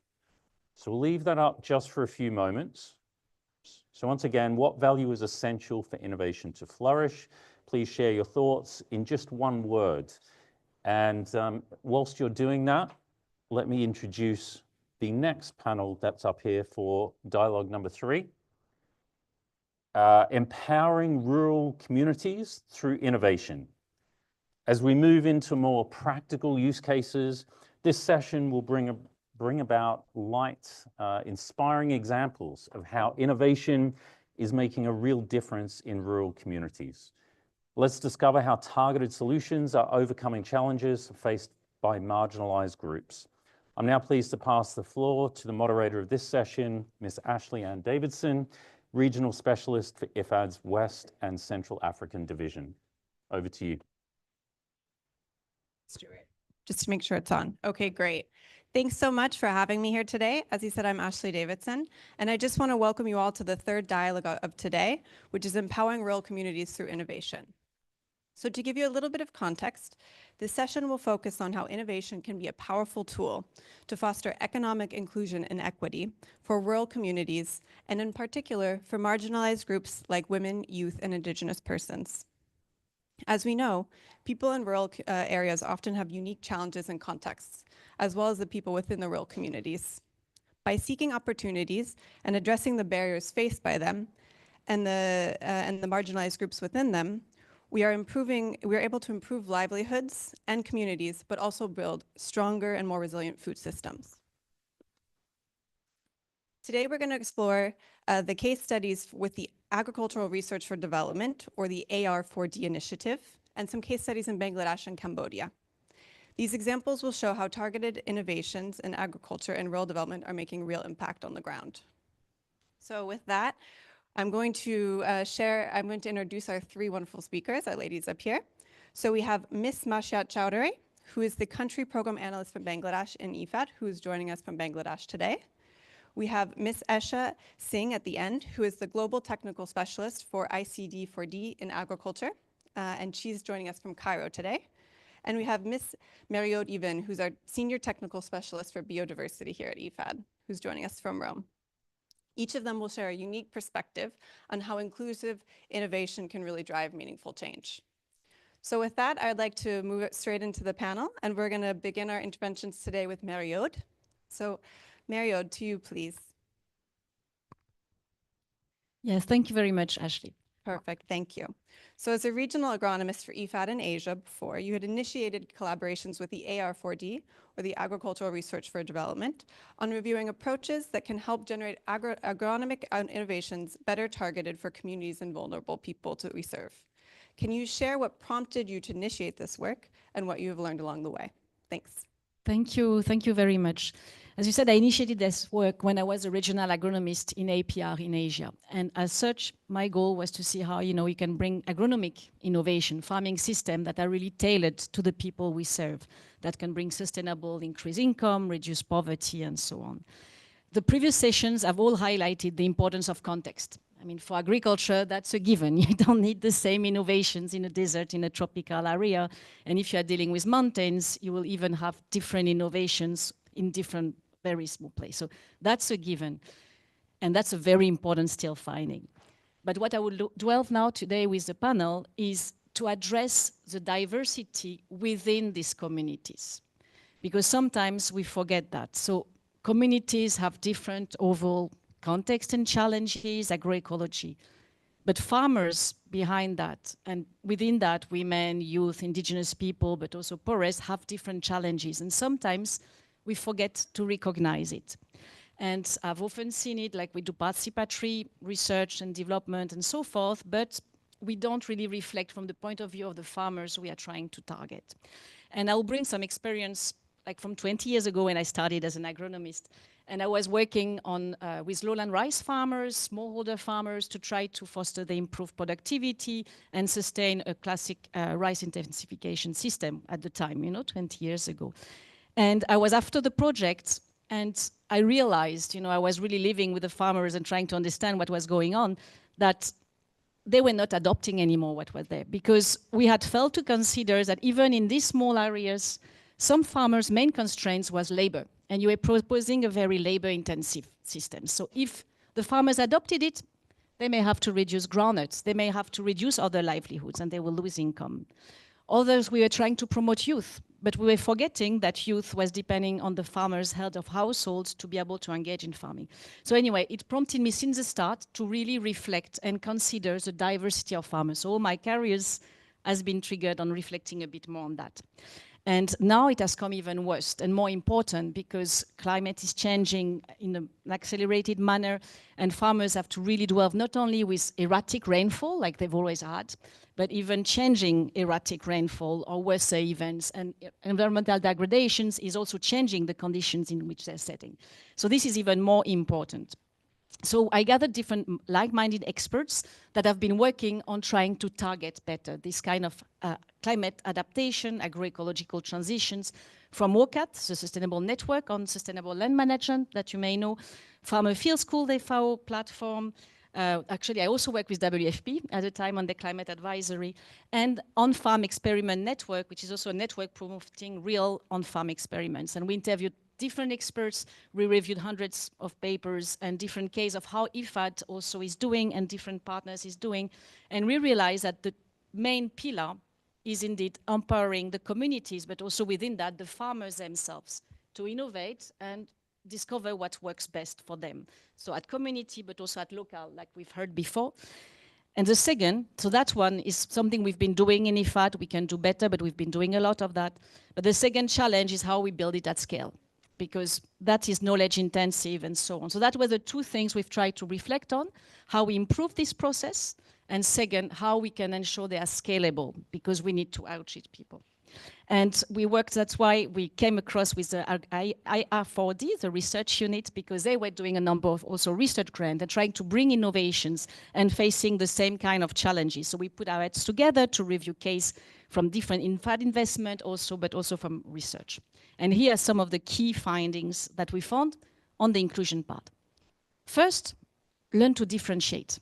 It's been said in the previous sessions, actually, learn who is your target farmers, but differentiate the different context, but also the different farmers. What is the main constraints and pain you are trying to address? Is it land constraints? Is it labor constraints? Is it cash constraints?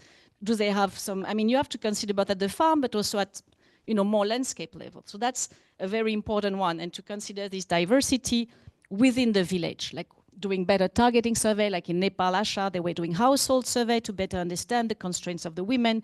You can do women group discussions, you can do specific targeted survey, but understand the main issues, needs, and aspirations.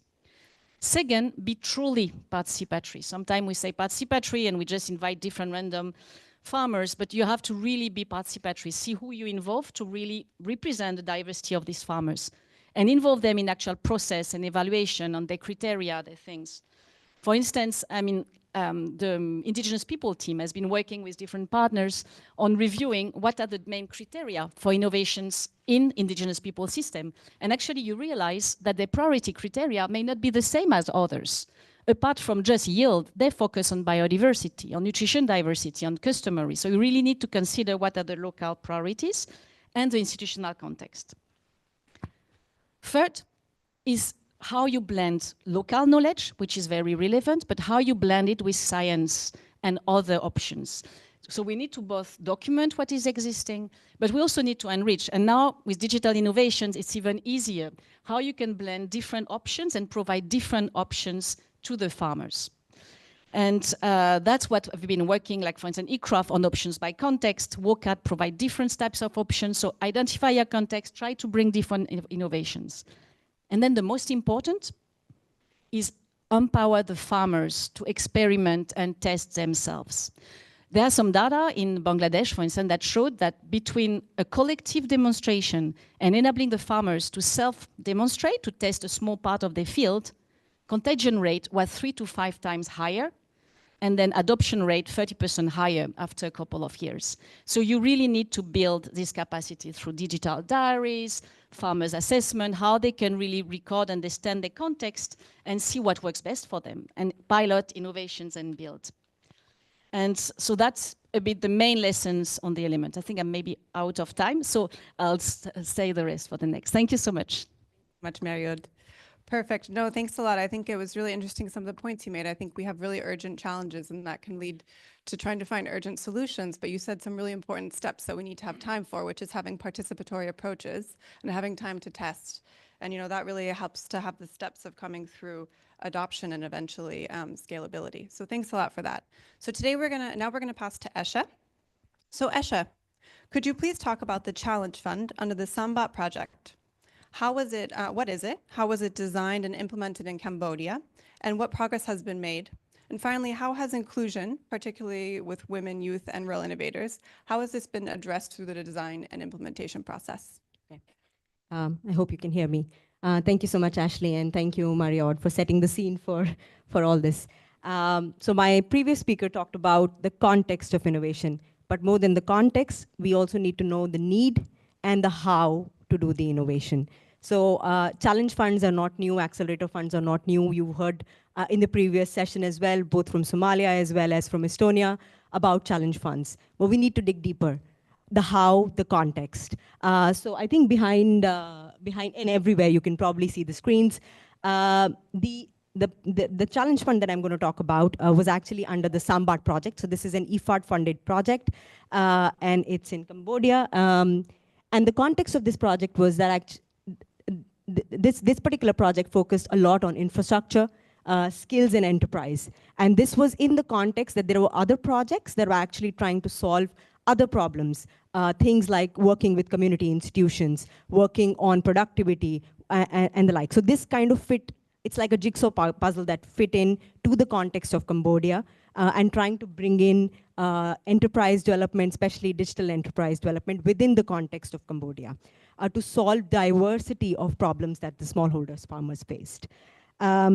Over 2 cohorts, this particular accelerator actually worked with 9 startups. You can see the names of these startups, and across a broad spectrum of solutions, smart irrigation, solar systems, e-commerce and logistics, farm management, again addressing the diversity of problems that the smallholder farmers had.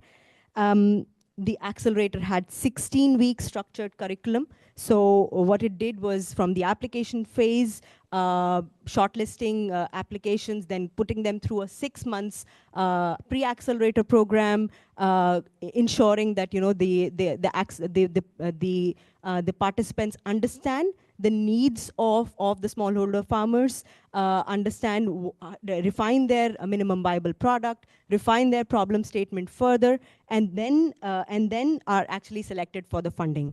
Overall, this particular accelerator provided $360,000 in equity-free funding for these 9 startups.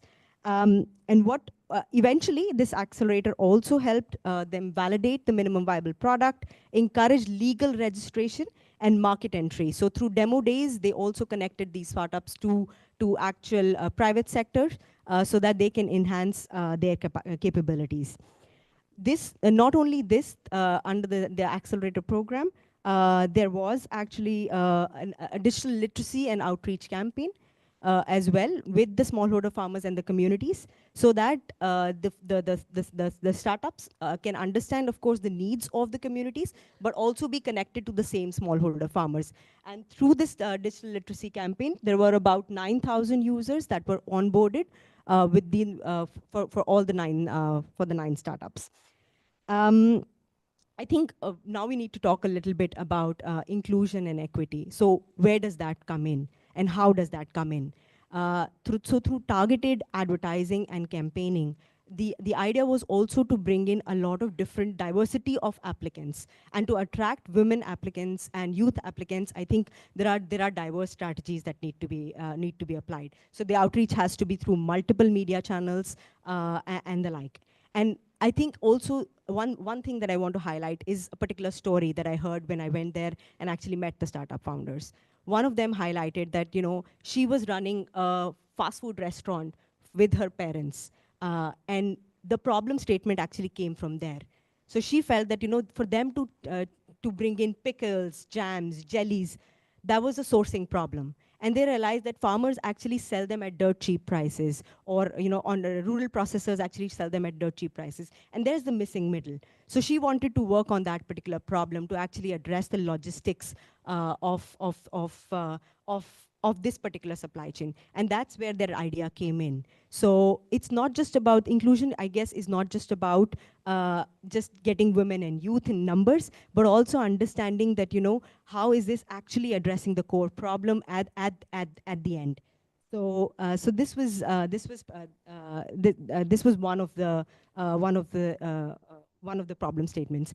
Another one that actually talked about was that he in his life wanted to work on organic farming, and he felt that farmers did not have enough knowledge about organic farming. And so this particular startup really focused on making that kind of information available for free on their platform by actually cross-subsidizing it with other kind of solutions and inputs. So at the heart was his soul into the application, but actually he has to make a business out of it. So that's where the program came in to actually help him, how he can really work on the problem that he wanted to work, but also make it a business. Within this cohort, I just to highlight the numbers, during the 2 cohorts, about 20 applications out of the 50 odd were from women, and about 50% were from youth entrepreneurs. So there was a lot of targeted campaigning for them.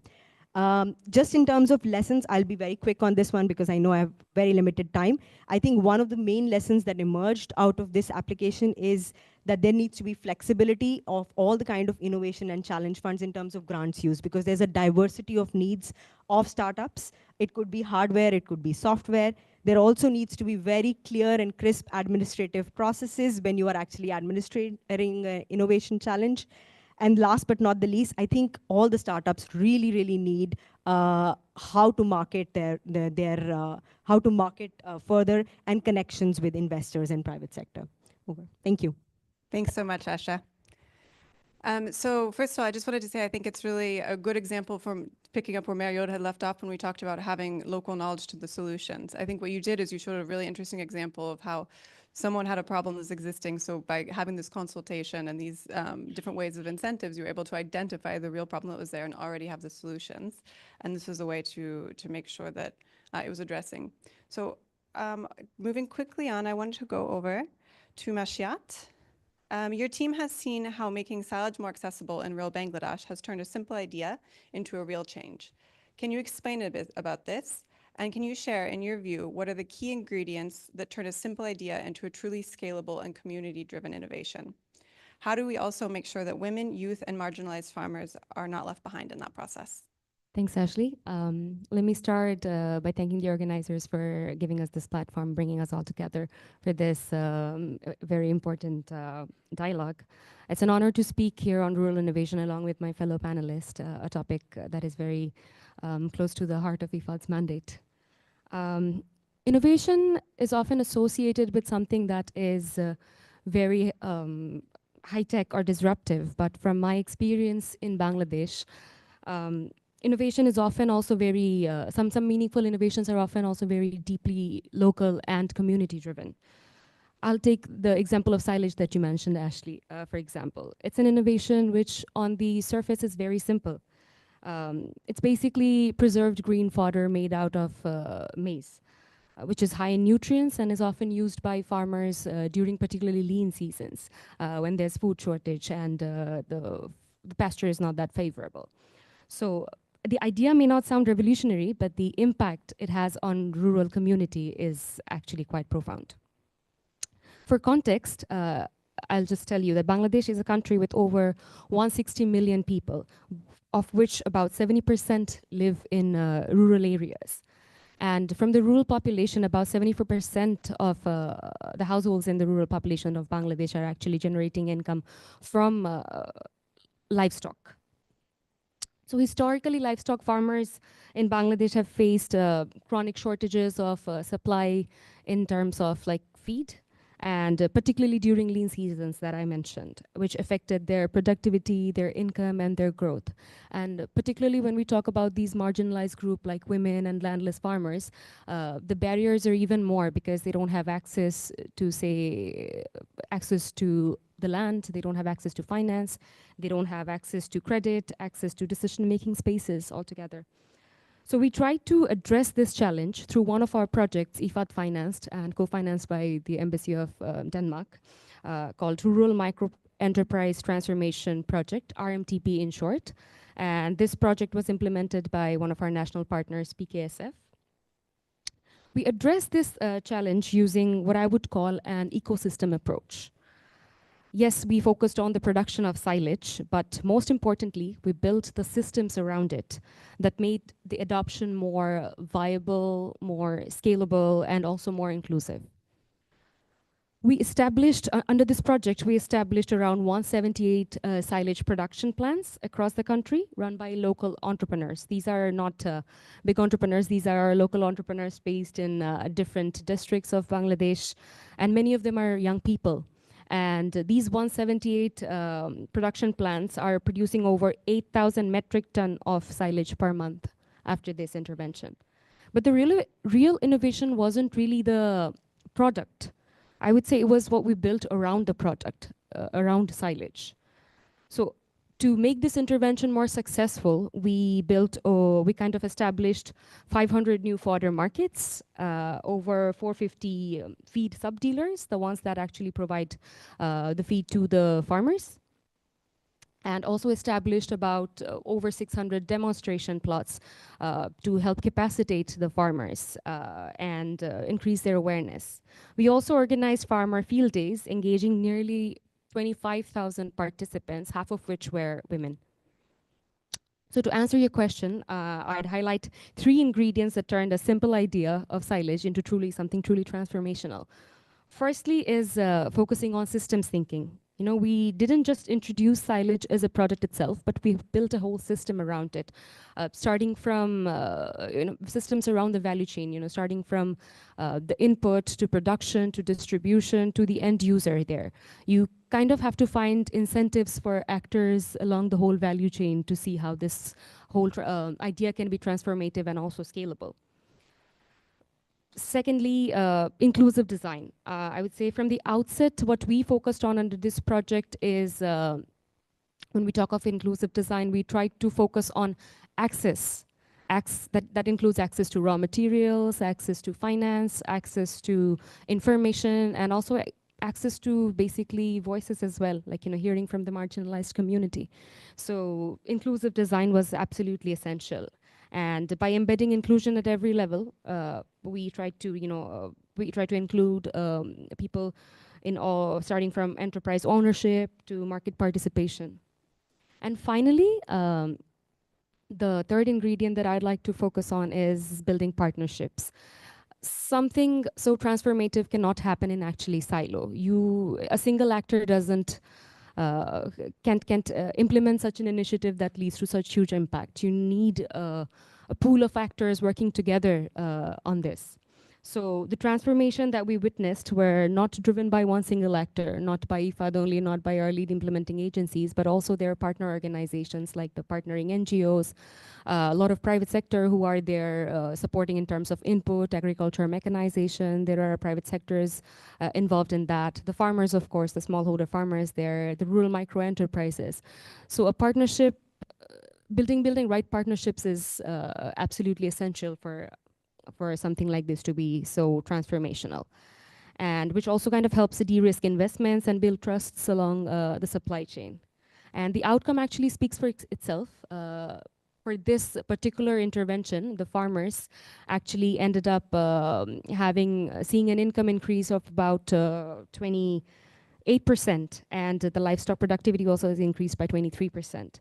So, and overall, I would say across the value chain, about 500,000 farmers were benefited, So yeah, I see that I'm in short of time, so I'll stop here and maybe continue later. Thank you. Thank you so much. No, I really took away the highlight that we need to have the enabling environment, and I think you showed a really good case of how you could make that happen. So we've reached the end of the 3 interventions. We don't have time for questions from the audience, unfortunately. However, if you're here in person, I invite you to please go up to the speakers after and discuss with them. And for those online, you can leave your question in the Q&A box, and the team organizing will try and get back to you after the panel. But we do have time for a quick wrap-up from our speakers, from what they've heard from each other. So I would invite each of them to come in, and I think we'll go in the same order that we started. I just want to say, I think that we've heard themes of really community-driven, creating this environment that enables things to become scalable and to become adopted. So, I invite you to speak about whatever last points you will, but, any ways that you have for incentives and for the ways that you make this enabling environment are also welcome as we think about how we can further innovate. But with that, I'll start with Mariod, so over to you for your conclusion. Yes, thank you very much, Ashley. Yeah, indeed, I was really happy. We haven't worked together on the case before. They're not part of the publication we are working on, but really so many similarities. And also I listened to the session this morning, and the same keywords come on the importance of this community engagement, understanding the target, the problem, the people we serve, and working across, public-private partnership. Because I didn't delve on the scaling lessons, I delved on the participation results. But in the lessons learned on the scaling, the first point was still invest in people, in the local, in the grassroots level. At least, even if we cannot, invest on this knowledge-intensive process or community-driven innovation, we cannot do that behind every farmer and every village, but at least identify representative village farmers, elements that you can draw lessons, and you have a network of champions that you can connect big together as network farmers organizations and so on, and with social media and whatever to scale. So at least reflect from the start, depending on your budget, how you can make it scalable and still meaningful. And I just wanted to, I mentioned that I initiated as an agronomist for regional agronomists, but now as senior biodiversity specialist, I see the same relevance because we have the same focus in IFAD. What we want is to bring the change that is sustainable for the farmers on the grounds. And the farmers, they have to deal both, you know, they have to deal with nature, that's the basics of it, and with climate and other things. So having this kind of approach enables us to really see what works while consider different parameters that affect the farmers and their priority. And last, I just want to emphasize, just like it was said, it's public-private partnership, is to make sure that this innovation process and bid in the right institutions. I just wanted to highlight that a number of the cases we saw were actually initiated with specific grant, like the AFOD, the Agricultural for Research Development Project, or we had a WOCAD grant we had, or ASAP, the Adaptation for Smallholder Agricultural Program, had played a tremendous role, for the example on Nepal and Vietnam I had mentioned. So it's also important, we had talked about having a safe space, you know, so how you can create this safe space and combine some level of grant to initiate, build the capacities, and then you can scale through loans and program or with private sector. But how you can blend and embed your work in investment projects and in the right institutions is really cool. Thank you. Thank you so much, Mariod. So you talked a little bit about sustainable transformation at the ground. And I think we need to understand that IFAD alone can't do it. We need a lot of different kind of players. We need an enabling environment. We need private sector. And that's why we have these kind of innovations. But just to make sure that the private sector is aligned to the context and needs of the rural rural smallholder farmers, we are addressing the problem that needs to be addressed because, of course, you know, private sector has diversity of interests. And, of course, having complementary services embedded within your program design. When I say complementary services, we, of course, need to understand that smallholder farmers do not have the kind of literacy we expect from urban consumers or urban dwellers. So complementary services in terms of enabling digital literacy, mobilizing them into groups so they have more power to actually work with the private sector. I think those are really important. And last but not the least, sometimes a private sector has a large different kind of interest. So we need to localize the problem, localize the solution, and have a little heart in your application. I think I'll stop here. Thank you. So in terms of key takeaways, I would say that I'd basically reiterate what my fellow panelists have also said about enabling environment here, because we know that scale doesn't always come from building a particular solution, but also building enabling systems around it. So reiterating that the best innovations will not only succeed unless they are actually supported by the right financing mechanisms, the right policies, and the right infrastructure, market infrastructures. So that and the importance of having a partnership has been mentioned, I think, through this panel and also through other panels that we have come across throughout the day. Innovation thrives when governments, farmers, private actors, and all the other relevant stakeholders come together and create, co-create and adapt. So that, and also like to highlight the fact that these interventions, something that has already been tried and tested, and the one that we mentioned on silage under this particular RMTP project, these have generated a lot of data for IFAD to basically learn, not only just measure results, but also to learn and adapt for future program designing. And lastly, would also like to add something, because you asked me this question, which I don't think because of time I was able to address, on inclusion. When we are designing a project for the marginalized, we have to kind of think of their realities in mind when we're their cultural context that we talk about, their socioeconomic context. So keeping those in mind when you're designing these innovative products, and have it involved at the very outset, not just as an afterthought. So yeah, these are some of my key takeaways. Thank you so much. Well, that's it for us today. So I want to really thank our speakers for all of their interventions. And I just want to say a couple of takeaways that I take from this and a few points that I think we can go forward with for innovation. The first one is that I think we saw that there's a need for sort of, a full analysis of the problem and the context. This is really the first step. Another one that I think was interesting from Esha was this idea of diverse outreach. So making sure that when you're going about innovations, that there's really different ways that you're reaching your target group so you can make sure that it's inclusive. Another one was really brought up, I think, by Mashiad on having the right partnerships. This is something that can make something form, but also become something that's more scalable. And then also, to steal a word from you that I liked, is to continue to think about this innovation in a systems approach. So I think that as we continue to innovate, we still, we need to think about how it continues to adapt and fit into the situation. So that's it for us today. And I think I can pass it back to Stuart, and you guys are going to be released for lunch.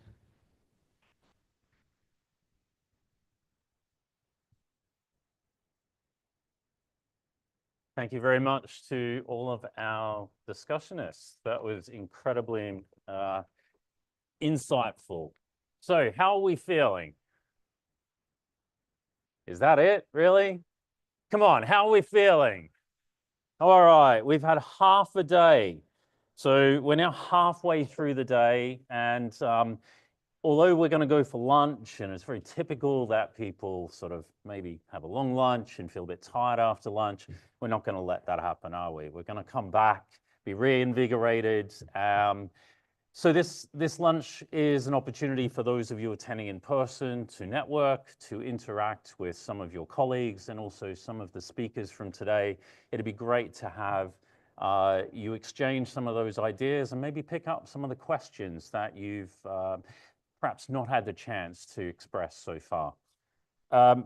We do have one last task for you, and that's we would like to ask you yet another question with the barcode. Hopefully it works. Cross fingers. So this question for now, for the third question of the day, is what is the barrier in the current system that slows innovation? So use the barcode, give us a quick response on what is the barrier to current system that slows innovation. All right, we are going to reconvene at 2 p.m. sharp, so please make sure you're in here ready to go by that time. The next dialogue 4 is called Emerging Technologies for Market Access and Financial Inclusion. We have a buffet lunch outside for those of you attending in person. For those of you online, do encourage you, take a bit of a break, get some time away from the screen, get a cold drink, and make sure you're back with us for the beginning of the next session. For those of you in person, the Marketplace of Innovations is upstairs in the lobby, so do take some time between your lunch conversations to indulge us with a bit of an exploration of what we've got on offer upstairs. For the online participants, those barcodes, we're going to present all 3 shortly. So all 3, actually, for those of you in the room, you want to stay here and answer some questions for us, that would be great too. We will reconvene at 2 o'clock. So thank you very much, and we'll see you shortly.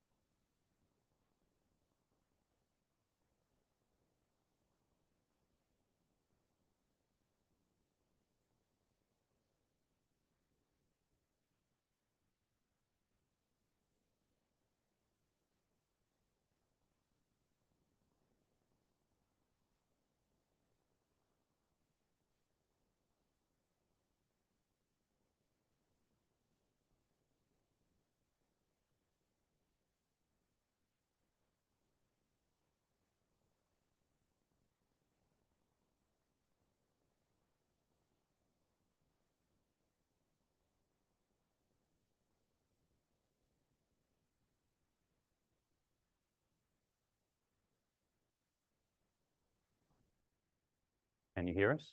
Yeah? Okay. Brilliant. Okay. Well, good afternoon, everyone. Welcome back. Good to see you came back after lunch. I'm sure the food was good. Was it good? Thumbs up. Okay, that's quite good. There was even a whoop there, so that must have been quite good.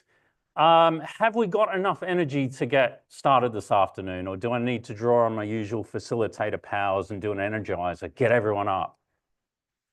No, I'm sensing maybe this isn't the right time, but we'll see how it goes this afternoon. Okay, we now are going to dive into Dialogue 4 with emerging technologies for market access and financial inclusion. This dialogue, we've got two sessions involved here. The first one is on policy and ecosystem development for tech and science-driven transformation. We're going to hear from technology experts about how scaling the transformative potential of digital innovations in rural economies requires not just cutting-edge technologies, but also robust and supportive ecosystems. We'll then move on to the second session, Lessons from the Field.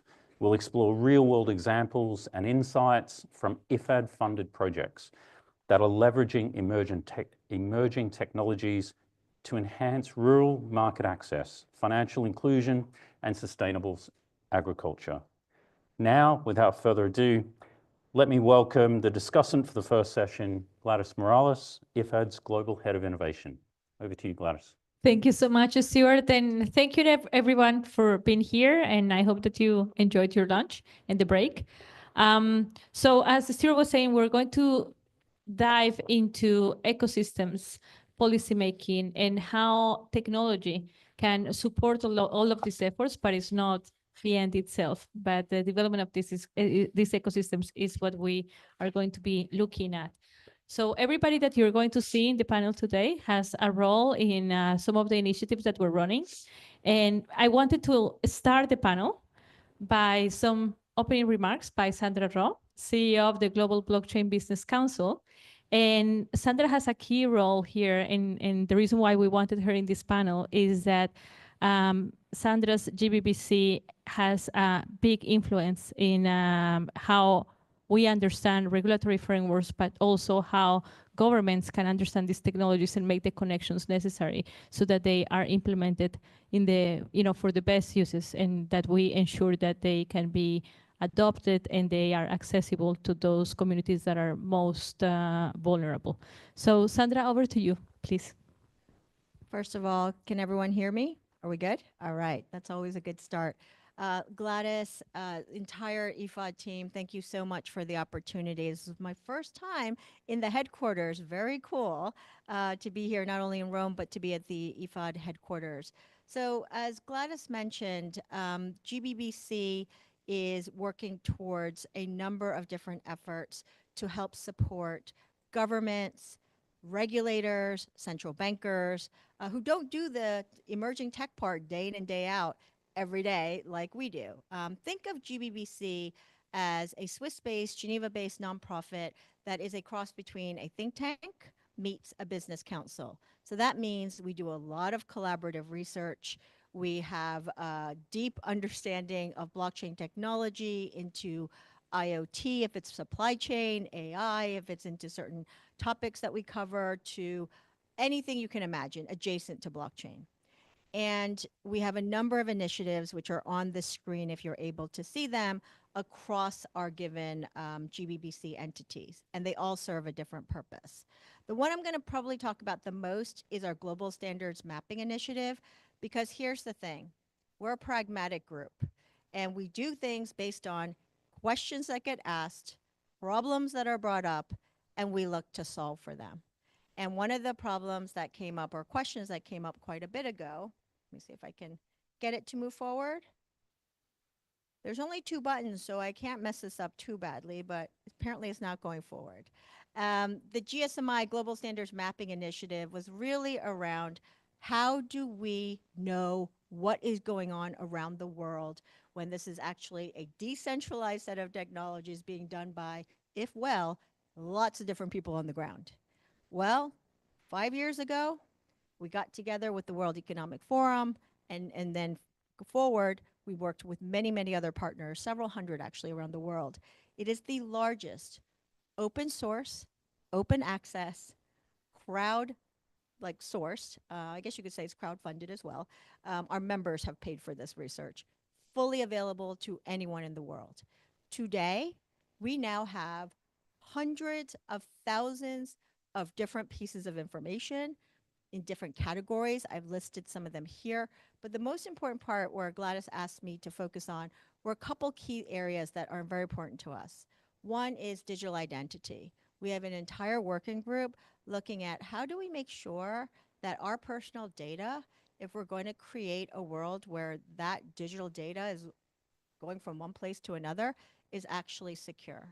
Part of the answer to that are standards, collaboration, and working together, not only just on the technical side, but also on the, what I would call local jurisdiction side, which is for each given local jurisdiction, what makes sense. Because I hate to say it, but what works here in Europe is not necessarily going to work in other countries around the world. And that is something we're very keen on and very thoughtful about. And so again, even if we have a baseline framework, which we could all agree to, it still has to get tailor-made for the local market. So with that, if you love digital identity or are really interested in digital identity, go to our website, guuc.io. You will see a ton of information on that front. Just another point I want to raise around data. There's different levels of data, and there's different sensitivities around data. And we put together a lot of different fact cards. They're actually quite popular with government and regulators and agencies these days because it's a snapshot of different subtopics. How many of you get an inbox or in your inbox a report that's like 110 pages long regularly? By the way, that work is critical work.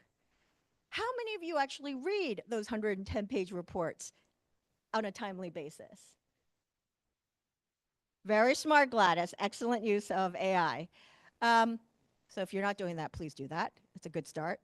But what we've done is actually go through, we don't just chat GPT it, we actually do have our researchers read the reports, but we will distill it down into a 1 to 2 pager.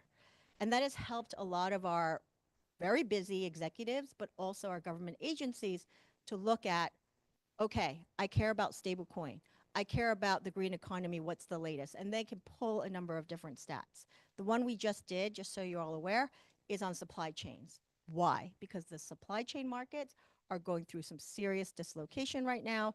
The supply chain markets are incredibly important to every single one of us, even if we may not think so all the time. We eat, we use things, we should care about supply chain. And so, you know, these are the many different fact cards that we have. And then, oops, can we go back to standards? I'm going to say it again and again. It's really boring stuff. It's really tedious. It's incredibly what I would call thankless in many ways, but all the standards bodies that are out there, the technical standards bodies, the industry standards bodies, the groups like IFAD and others who create taxonomies and ways of doing things that we can agree with are the only ways we're going to scale. So I know this group knows that, but sometimes I tell you, I go out to some of these Web3 developer groups and they kind of just look at me like, got two heads, like what? You want us to like agree on common language? What? Frameworks? It's the only way we're going to scale. So we spend a lot of our time, whether it's financial services, supply chain, you name it, if it's got blockchain related to it, we're looking at these standards. And so with that, I'm going to hopefully be able to add some more color, but hopefully that gave you some good insight.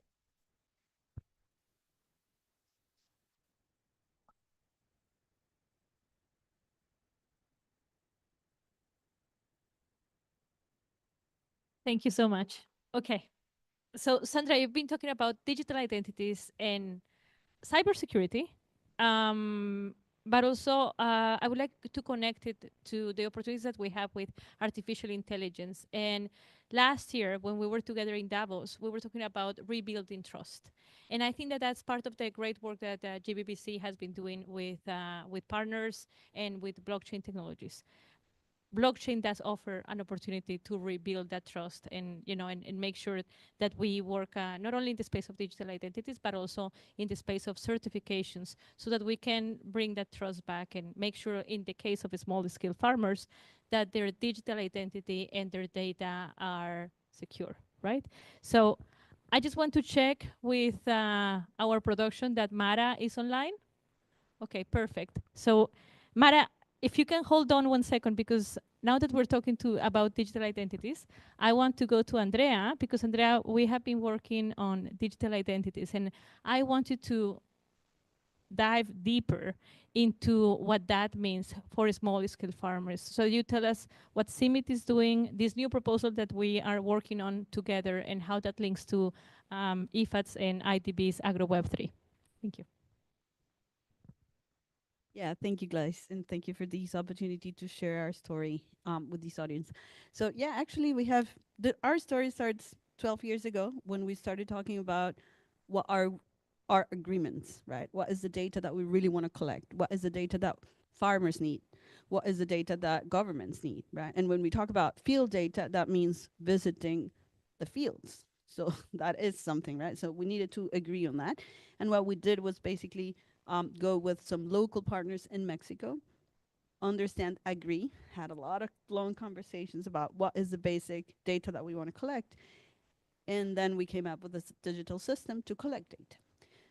12 years after, what we have done is a framework, a very robust framework now that is integrating not only agronomic, but socioeconomic, and also gender data, different levels, different layers, not only at the farmer level, but intermediaries along the value chain. So we have been able to develop the systems to collect data, thinking on the farmer's needs, thinking on what is really required to do what, right? What are the decisions that we're supporting in the field? What is the data that we really want to collect? And why don't we agree on collecting the same data? Back then, we were going 1 and twice and 3 times to the same farmer to ask the same questions. And I'm afraid we're also doing that now, right, in some other countries. So 10 years after, we are in 20 countries. We have been able to deploy in very fragile contexts as well. We were working without connectivity. We were working with very low literacy levels, digital literacy, but also we were working with very specific needs in terms of droughts, in terms of yields, in terms of costs, production costs. So we were understanding through that data that we were collecting, we were every cycle we were gathering data, we were better understanding what the needs are. So we were able to create a system that really hyper localizes the solutions for them. Still, it is the same framework, and we have been able to scale to 20 countries. But because this was not only about collecting data, this was about how do we bring this data to the farmers? How do we help them to make decisions better? Then we partnered with Identi, which is a private company, working on digital identities. And we said, okay, we're going to create this system where farmers are the owners of the data. They have a digital identity with a data wallet attached. So every single cycle that they collect data, they would store that data in their data wallet. They would be able to go, for instance, to a financial service, a financial institution, to say, this is my record, this is what I've been doing, and CIMIT is certifying that. CIMIT, as CGIR, we are a research center, so we can actually validate or be verificators of these data. And on top of that, they could use that data as, for instance, connecting with private companies like Kellogg, Nestle, Heineken, who are willing to buy responsibly, so who are willing to verify that the production has been done sustainably. And they go with the registry on their own. That doesn't mean, so that eliminates all the dependency that farmers, or especially smallholder farmers, have to reach other markets, to open opportunities for markets and financial services, both. This digital identity has actually worked. In our case, I would say the key thing we've done is work with partners. We don't do this on our own. We work with partners on agreements first. We agree on what is the data that you want to collect in each of the countries and what are the needs. For instance, if you have farmers that don't know how to read or write, we would always do voice. We do voice recognition for digital identities, for instance. We do different languages, local languages. Now that we have AI, our opportunities have grown enormously. So regarding the proposal that we're working now is we're trying to scale the second phase of this, where we're bringing digital identities to the countries that are ready to create farmer registries and attach data wallets to it. So it doesn't mean they're going to be dependent on what we do necessarily, on the work that we do, but this is, let's call it an asset, a new asset for the farmer, because in the near future, what we want is the data ecosystem can actually reach out to a farmer and allow that farmer to collect any type of data in their data wallets. I think that's it. Thank you so much, Andrea. Very concrete. This is very concrete, and your partner in the private sector is actually one of the partners of AgroWeb3. And one of the things that I love about this partner, which for some projects we call Agros, and for some other projects we call Identi, is how close they are to the communities and how they are developing these technologies really with the farmers at the center of everything that they do. It's very interesting when we have been in field visits, especially in Peru, to see how the farmers are very welcoming because they see the impact that these technologies are having in their lives. And I think that's one of the most gratifying things that you can see when you're working in development, and then you really see what's happening in the ground. Let's move to Mara. Mara is a special advisor of LNet. She's joining us online. Unfortunately, she couldn't be here in person. So Mara, welcome, and I'm going to ask you about LNet. LNet operates blockchain networks in the region, in Latin America mainly, and you're a big advocate of digital public infrastructures. So what I would like to ask you is, can you share with us, and please take into consideration that this audience is very broad and with different specialties, if you can share with us, how is that these technologies can become tangible for small-scale farmers, and how is that blockchain protocols and blockchain solutions can really give access to farmers to markets and can be used for financial inclusion? Over to you, Mara. Thank you, Gladys, and very interesting insights shared from Sandra and Andrea. Very much empathize with those views. So let me share briefly what LACNet is, what LNet is. First, it's a nonprofit organization that was established in Uruguay, in Montevideo, but it operates globally. A blockchain network, basically as a digital public infrastructure. This is an open source EVM compatible network. And this offers basically trustworthy, neutral, and standards-based Web3 infrastructure that is aimed to enable governments, enterprises, and startups and entrepreneurs to develop auditable and inclusive digital solutions, ranging from verifiable credentials for supply chain transparency, digital identity, like it just been discussed, financial inclusion solutions, diplomas, vaccination passports, and so on. So basically, this is an infrastructure that allows for all this innovation to unleash its potential. So blockchain can, in my view, and based on the experiences that we've had, really transform how smallholder farmers interact with markets, basically by embedding trust and traceability and transparency into rural value chains. So through the LACNet infrastructure, we've seen this in many cases. For example, we supported use cases like sugarcane traceability systems in Belize, where blockchain is used to certify the origin and production practices of sugarcane. This actually can make more competitive the international markets, typically because in rural contexts, producers often face information asymmetries and lack of verifiable data, limited access to formal finance, or the access is very expensive, and therefore this is a barrier. So these decentralized technologies can help address and reduce these barriers, and basically by enabling tamper-proof records, verifiable credentials, and automated transactions through smart contracts without having to rely on a centralized authority to issue them. So this opens new avenues for smallholder farmers to access credit and connect with buyers and promote compliance with sustainability standards, which, as you know, are increasingly required. For example, the anti-deforestation regulation in Europe and so on. And I think it's very important to consider that one thing is the standards and the infrastructure like LNet provides.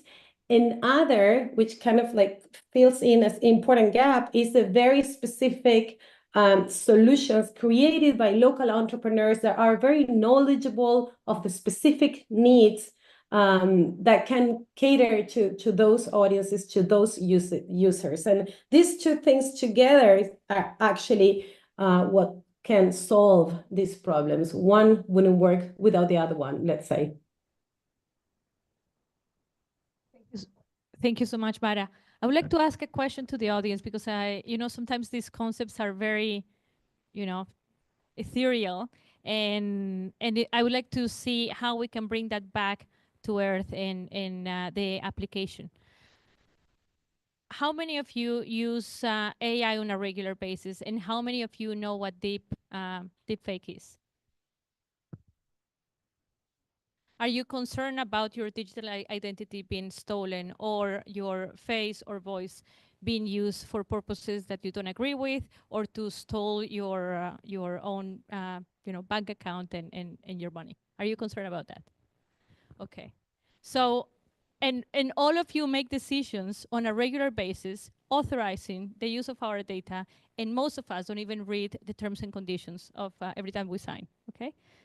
So put that into the context of a rule setting where the farmer is not even asked for authorization, but their data and their digital identity are being used. And there are many companies out there that are using that without any sort of discrimination and without any sort of supervision.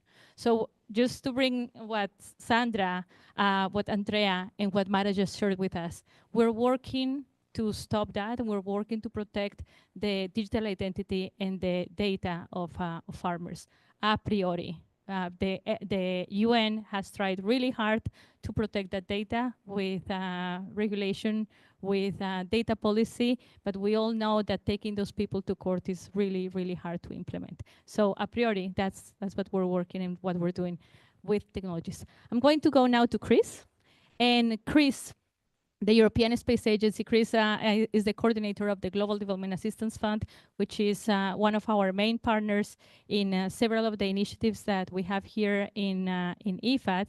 And I have to say, Chris, you have been a big champion pushing IFAD to use geospatial information for better project design, for better monitoring, and also for better reporting. So before I give you the floor, I want to thank you for that. And I also want to say, Chris, tell us more about the Global Development Assistance Fund, and this is something that you do not only with IFAD, but with other international financial institutions.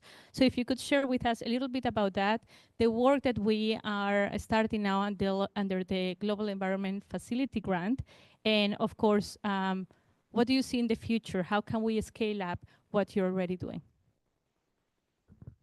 Thanks, Gladys. I think I could just hand the microphone back to you because I can't say it in nicer words. So maybe as a brief intro and a caveat, despite being with the European Space Agency, I'm not an astronaut. Okay, so I work with development banks, so you could call me a space banker maybe. But my daughter, says usually I only talk about data, which is very boring. So I try to set the expectation level very low now, and then maybe I can positively surprise you. No, in any case, I guess it was not funny.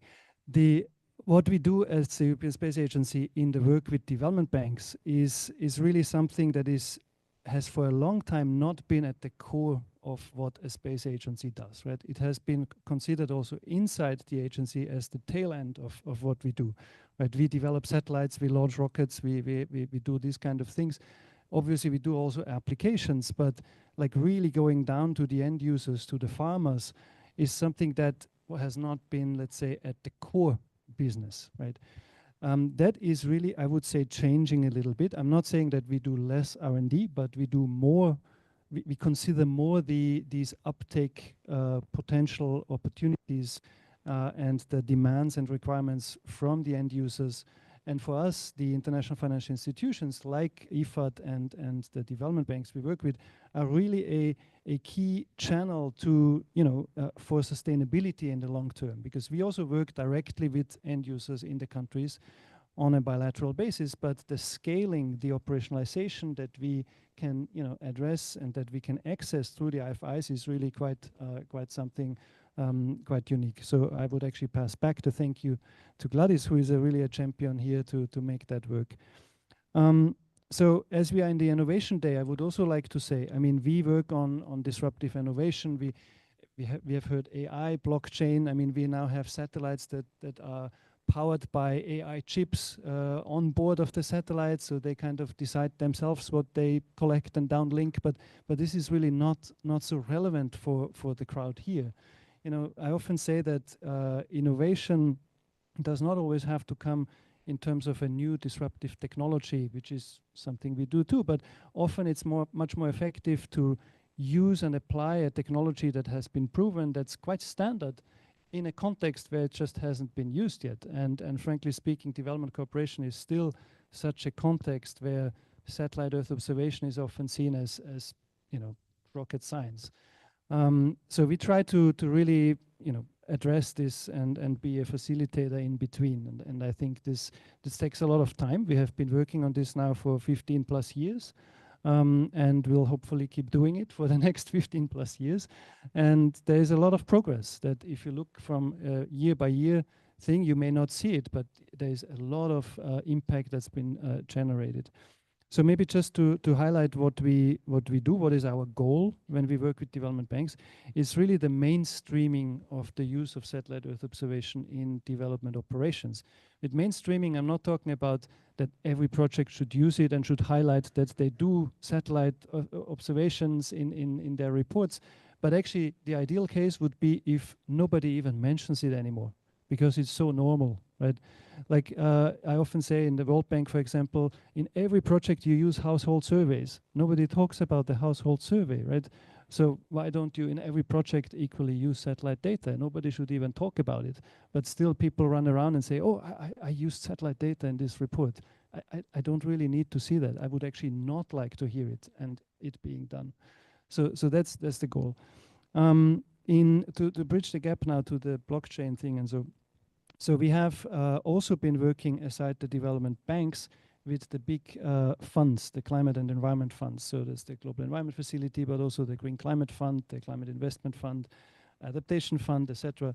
And so as a space agency, again, we sit somewhere in between there in a bit of a gray zone. So we work both with the funds strategically to try to make them understand that Earth observation could actually help them better design their investments, better make their investments, but we also work with the implementing entities, which are the development banks, but also others, for them to make a better case, to strengthen their narrative to access climate funding or development funding. And we've had a few good examples with IFAD.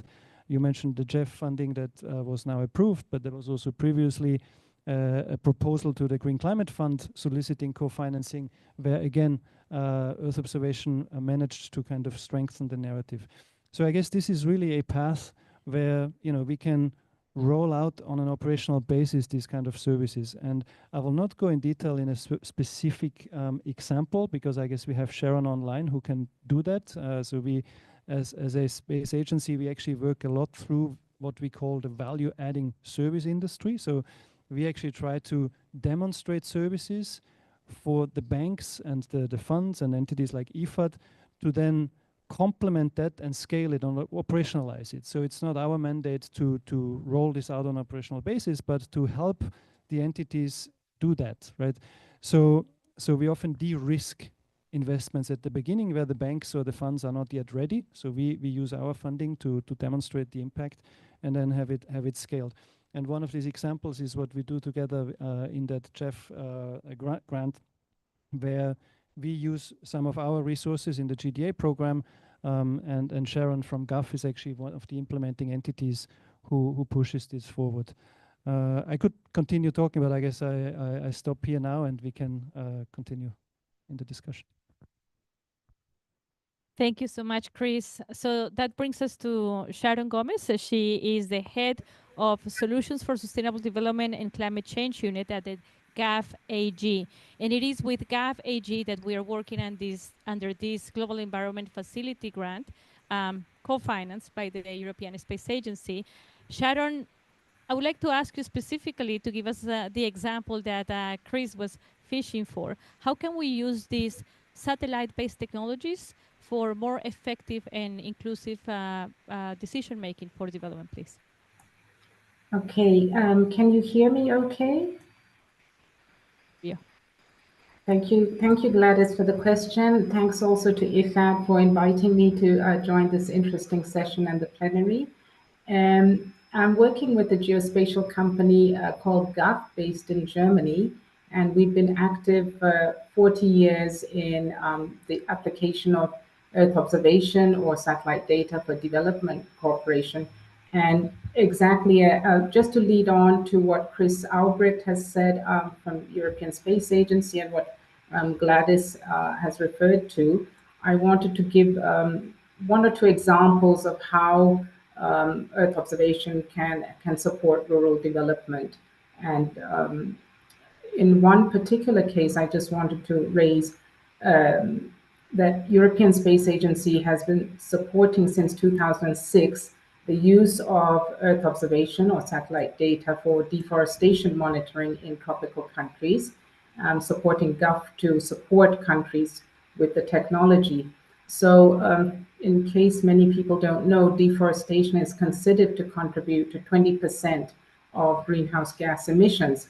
So there's been this evolving policy process in the UNFCCC Climate Convention Conference of Parties since 2006 called REDD+, or Reducing Emissions from Deforestation and Degradation, whereby countries would get financial compensation for reducing their deforestation rates.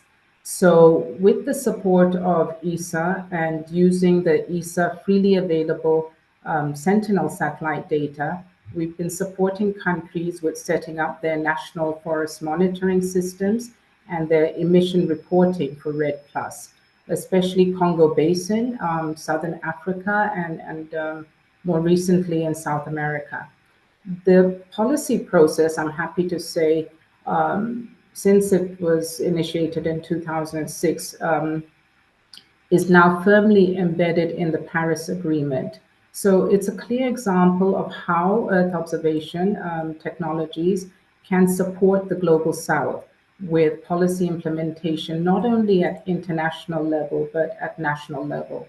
And that's one example, but still in the context of deforestation assessment, and one of the previous plenary speakers mentioned it, as part of the EU's aim to move towards net zero by 2050, the EU has put out a relatively new regulation on deforestation-free supply chains, or EUDR, and the regulation will come into effect at the end of this year, 2025. So the regulation requires operators or companies that are bringing in certain commodities into the EU to provide evidence that the commodities are from deforestation-free areas since December 2020, so in the last 4.5 years. And this applies to 7 commodities. You can imagine maybe some of them. It's soy, the oil palm, the cocoa, coffee, rubber, timber, and cattle, and derived products from these commodities. And it's a great challenge for producer countries, as you can imagine, and especially small-scale farmers, because the geolocations of every parcel of land is required for the compliancy, and evidence that there's been no deforestation on those parcels of land.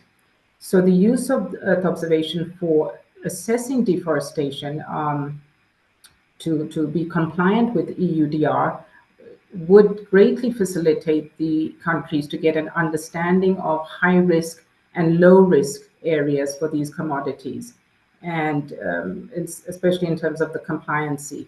So we've started engaging with countries, country counterparts, for example, in Kenya, with the Kenya coffee sector, especially to support them with using Earth observation-based tools for the regulation.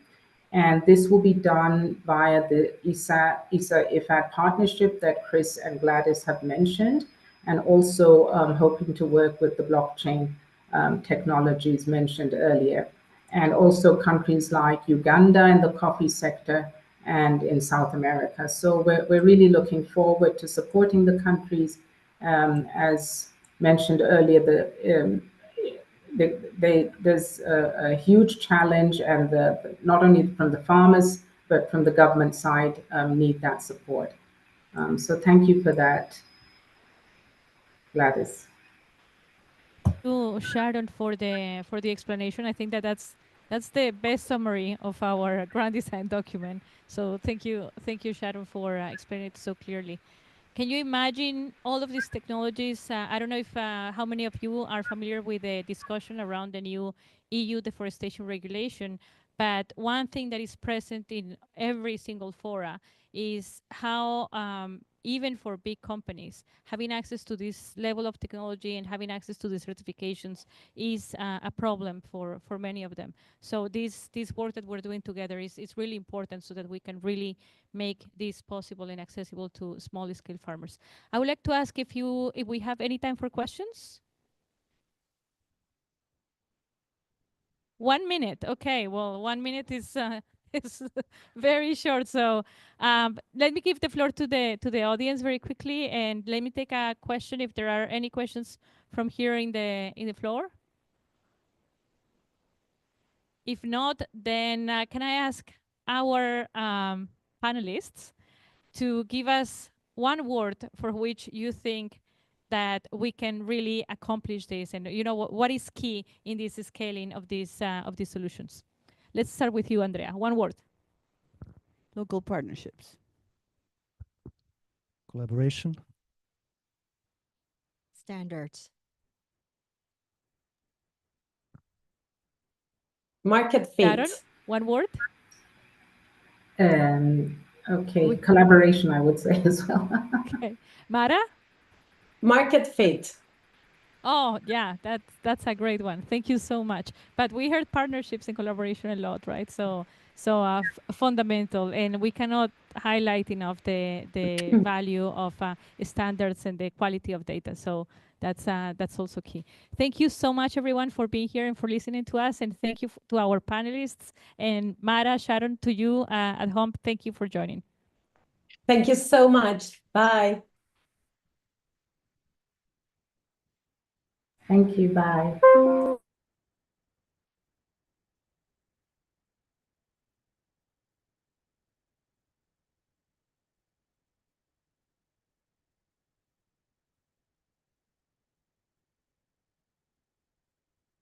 Isha?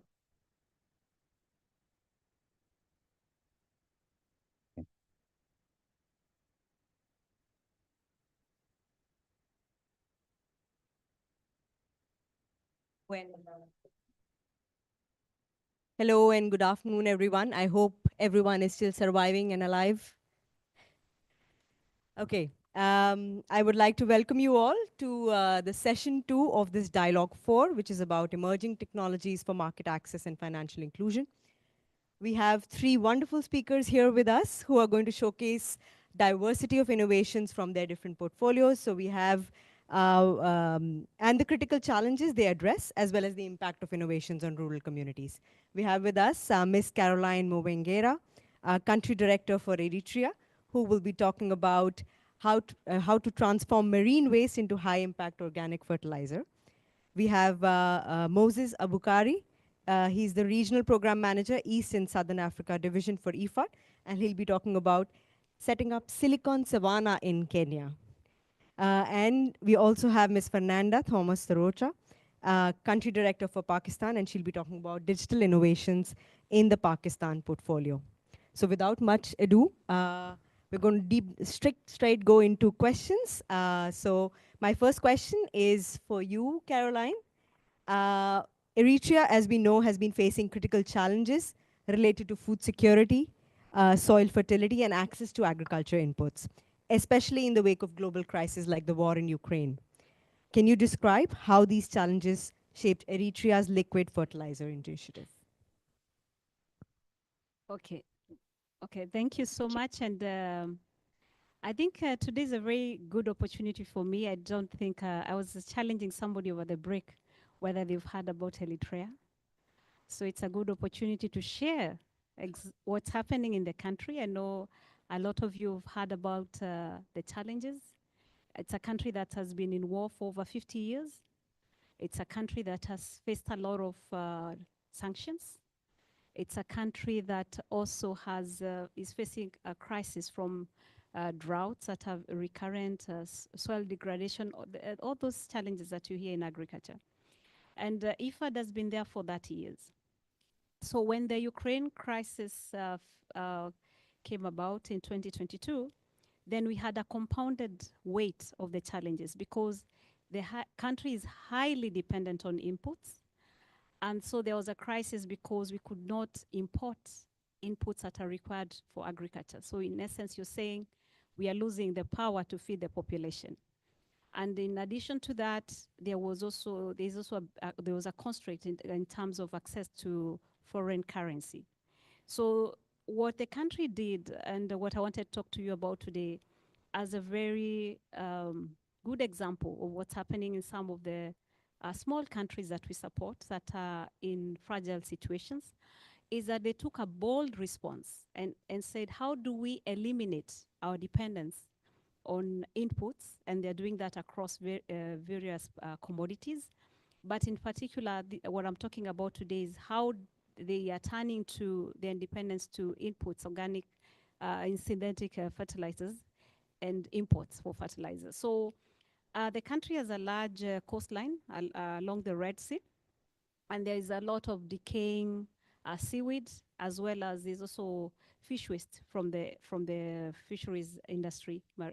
So the country then capitalized on that resource in a very bold response and started producing organic fertilizer. And so now what we are seeing is that the country has reduced imports of fertilizer by 35% already in 2 years. There's a policy that is going to be 100% organic fertilizer in the next, and I believe it's going to be done within the next 2 to 3 years. It's positioning itself as going to be the leading supplier of organic fertilizer to the region. So now with IFAD support, through 2 projects and also the Crisis Response Initiative, that is what developed this pilot. And we are looking towards a situation where we are going to have about 10 million liters by 2026 in production. So that's what we are looking at to scale. So far, we have about demand of 175,000 liters in country, just for the country.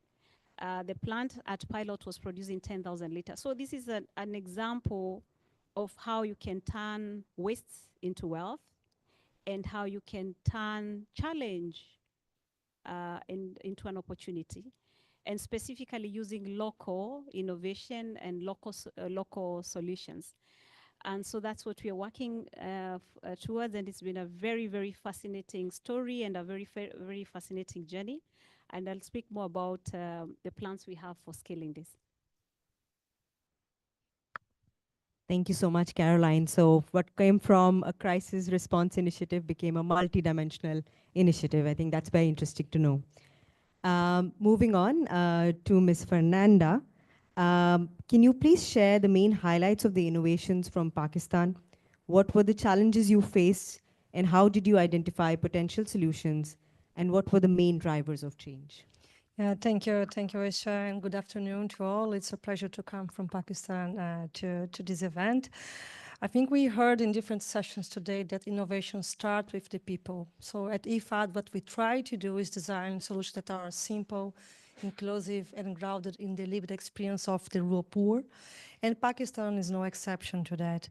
A good example that I wanted to share with you today is the National Poverty Graduation Program financed by IFAD, which operates across all Pakistan and reaching over 300,000 ultra-poor households with a strong focus on women. So this program provides families with productive assets such as livestock and small shops, vocational training, subsidized credit, and community-led mobilization. The goal is to help them move from short-term relief into long-term economic empowerment. But as we roll out the program, a key challenge we saw was awareness and behavior change. Many beneficiaries, especially women, they don't have access to formal trainings. They don't have access to platforms where they could learn about topics such as nutrition, health, climate change, gender equality. The traditional in-person trainings that the program was providing were impactful, but they were not enough. They could not reach everyone. The cost of repeated sessions was high. So then what we did is that we asked a simple but strategic question. What is the most immediate and inclusive way to help people access knowledge? And that was when we saw an opportunity, even though in rural Pakistan, access to internet, access to smartphone is still really a challenge.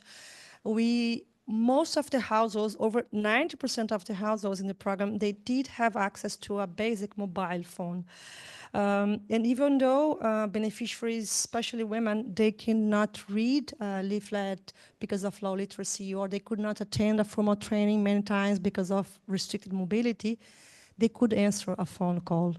So the program then partnered with Viamo, which is a global leader in mobile engagement, to try to bridge this gap and to design a digital awareness campaign. So what is this campaign about? No, the campaign is based on fully audio content using pre-recorded voice message and also interactive voice response technology. This system does not require internet, is low cost, and you can also engage beneficiaries in their own local language.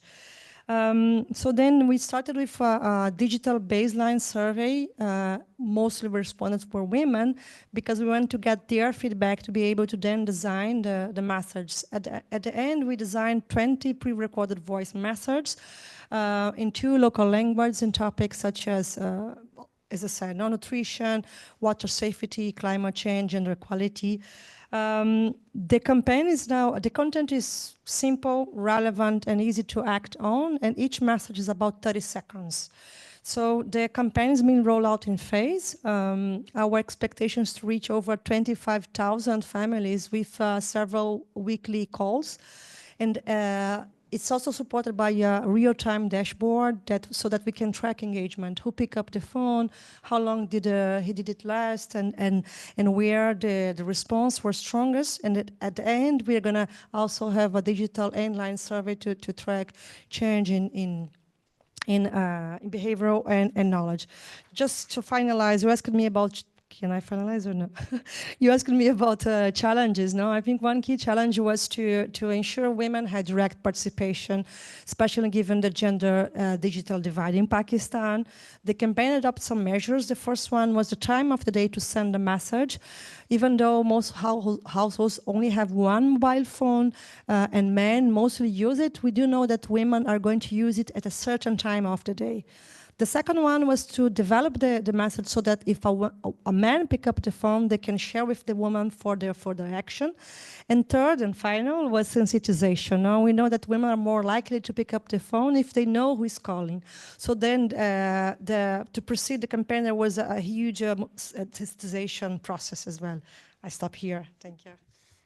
Thank you so much, Fernanda. And really interesting initiative, but partnering to reinforce the work that you've already done and then grounding your initiative into the real needs of women. So last but not the least, over to you, Moses. I would like to ask you, every transformative journey begins with a vision. Can you talk about the initial design choices that you made? What were the key challenges or gaps that you set out to evolve? And how did that shape the planning and implementation of the digital innovations we see in the Kenya portfolio today? Yeah, thank you very much. So glad to be here. Just a question on what you've said. So let me put it through what we call a journey. So I'll be trying to pick about that. So one is that we all know about Silicon Valley with tech geeks and the rest of it. And so Kenya has replicated that called Silicon Savannah in Kenya, where they're trying to bring a lot of innovators together through a concentrated ecosystem. But within IFAD, we see that Silicon journey metaphorically to be a virtual ecosystem where all the value chain actors or full system actors drive innovative solution, and then they derive incremental, what we call value and benefit from that ecosystem in order to sustain it. So what has been our Silicon Savannah journey? You can see in the image there are 10 T's that I'm going to talk about, but I'll focus on two. One T is on theory of change. To answer your question is that you need to set up what is the objective, what is the goal, what do you want to do? So in the case of Kenya, we wanted to support smallholder farmers to become commercialized, and realize that to become commercialized, they need to be linked to ecosystem of support or services, which is also commercialized, not necessarily driven by the government. So we deliberately choice was to do what we call the 4P. And the 4P is a public-private producer partnership as a framework to start with. And we are looking at the entirety of the value chain. Farmers need to be connected to input and output market. And how do we make sure that they support? And most importantly is to make sure that they have access to input. So together with the private sector, we develop a digital platform, and you can see on the screen, which has also transition. That's another thing I want to talk about. So this was government. People are familiar with input delivery through the public sector, which started from the from paper-based. We went to debit card. So all of us use debit card sometimes. So it's the same thing model as you use to assess anything in the city or whatever. So imagine the same thing in the rural setting.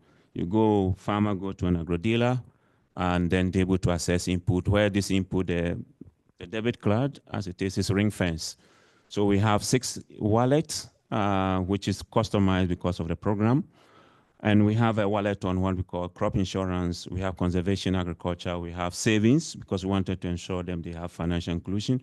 We have input certified seeds. We have agrochemicals, including fertilizer. We have post-harvest item, which is also in terms of storage. So that was the big part. But when we started using it, it was quite costly. Then COVID hit, and we realized that there was a lot of high traffic for interacting with this point of sale and the rest. So together with the European Union, we transitioned what we call cardless. And that for us was a big game changer because we realized that we changed from digital, but also a lot of savings.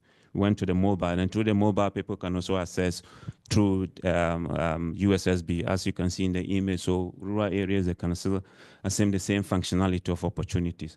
But over time, we also realized that you need to build trust. And you have to have clear targeting strategy. And then the technology also has to be modular and evolve over time. And what we realized is that from the debit card to the cardless, we also tested together with IFAD blockchain on how to trace funds from the end user to the donor, and which gave us a good visibility, and realized that it's important to really transition. And now already we are together with Gladys and the team to transition to use AgroWeb, which we are looking forward to. And the last T, because I didn't know I want to mention, is transformation. And as you mentioned, in its picture, one of the transformation is about fertilizer. So the Ukraine crisis gave a hit, as my colleague has mentioned, but we realized that biofertilizer is important. And out of it, we also realized that there's a company that developed 8 grams of fertilizer. So this is, I'm just giving a demonstration. This is 2 grams. But the farmers that we are targeting 1 hectare. So we asked the company, develop something for our farmers. They are 1 hectare farmers, but we've never done it before. Yeah, that is a market. So they develop a 4 grams, just about the size of this one. And you can put it in your pocket, and you can use that 4 gram to plant 1 hectare of a crop, which for us is based on the demand of our farmers. So this has been a lot of transformation and a lot of journey driven by the rural producers. Thank you. Thank you so much, Moses. I think what you've talked about is the entire journey from context to needs, realization of value thanks to COVID. trust building, contextualization, and scaling up. So that's very interesting. And that kind of segues into the next round of questions that I'd like to ask our panelists. So Caroline, first to you. With production expected to scale from 10,000 liters per month to 1 million liters annually by 2026, what are the key constraints and opportunities in scaling up this innovation? Specifically, how is the government addressing challenges such as seaweed seasonality and engaging the private sector to ensure long-term sustainability? Okay, thank you. So for private sector, first, we have no private sector in Eritrea. So we don't have opportunity to engage private sector at the moment. So most of the production is public sector led. And this innovation actually was led by the ministries themselves in terms of the piloting and the testing with the ministries. So what we have now is we have an enterprise that has already been formed, which is a parastatal. That's the one that's going to be responsible with autonomy to be able to drive the scale. And for us, what we are looking at in our continued support as IFAD is also the issue of sustainability. So seaweed production is very seasonal. So what we are going to support now moving forward is the cultivation of seaweed, targeting cooperatives, mainly women cooperatives, so that they can be engaged in seaweed cultivation. We're also coming in to support the collection, to increase the collection, because along the coastline, we did not collect from everywhere where we can collect decaying seaweed, bleached seaweed. So we can also enhance the amount of seaweed that is collected as we're also doing the cultivation, so that also we can have more, particularly women and young people involved in jobs created from seaweed collection. So far, we have already had at pilot stage, 52% of the jobs were created for women. We had close to 300 jobs created with the 10,000 liters that was at pilot. So as we scale to 1 million, we can see that it's going to be a lot of impact in terms of the jobs that can be created for communities that are along the coastline. And that's what we want to look at in terms of jobs for women and young people. We're also looking at the system now is very labor intensive. So we are looking at having semi-automatic automated systems. The company has already done a study tour. We already had one company from Germany come and explore what really the technology, just showcase the technology they have in Germany and what could be potentially the system that needs to be expanded to. We've also had a lot of learning from countries like Tanzania, where there's some support by IFAD on seaweed in terms of trying to ensure that we have mobile products. So we don't only have liquid fertilizer or the fish amino acid. We have also detergents and bleach also coming from this plant. And we are looking at what other products, bioproducts, can we generate so that we have a full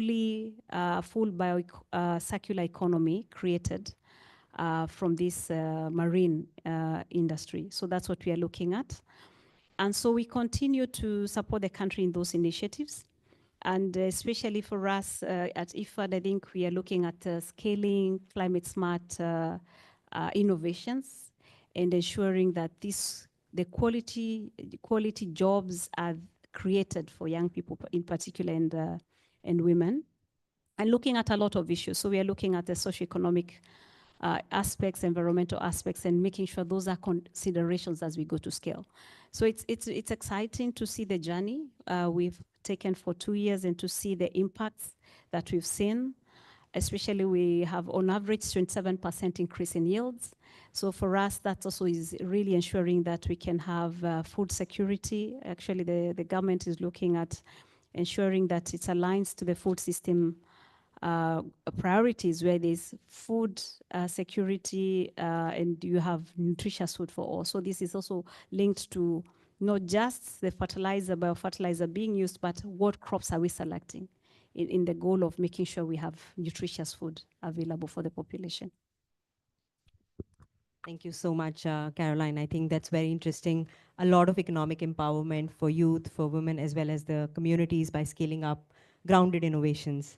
My next question is to Fernanda. So, Fernanda, in your portfolio, digital tools are used to bridge social protection with long-term economic empowerment. What, in your view, are the key enablers for institutionalizing these innovations within government systems and ensuring their sustainability and scale? Thank you, Aisha. I think this is a very good question, because in the beginning, as we saw in the opening, bringing innovation to scale is still a challenge. I would like to highlight some factors that help us do this. The first one is the implementation through the government.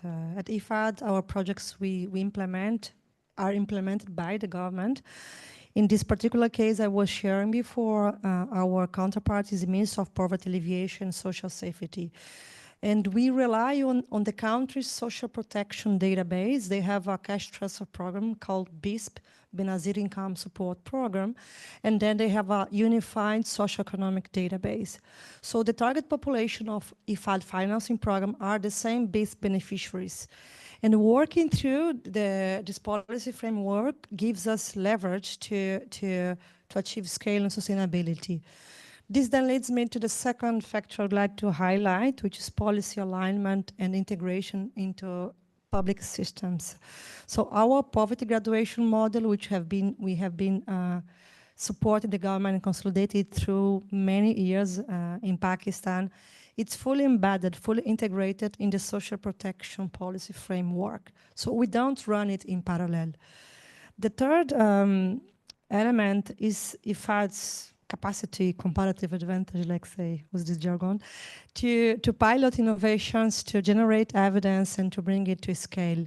With this partnership with Viamo and the government, what we want to do is to see whether and how digital technologies can complement and amplify rather than replace in-person trainings and information sharing.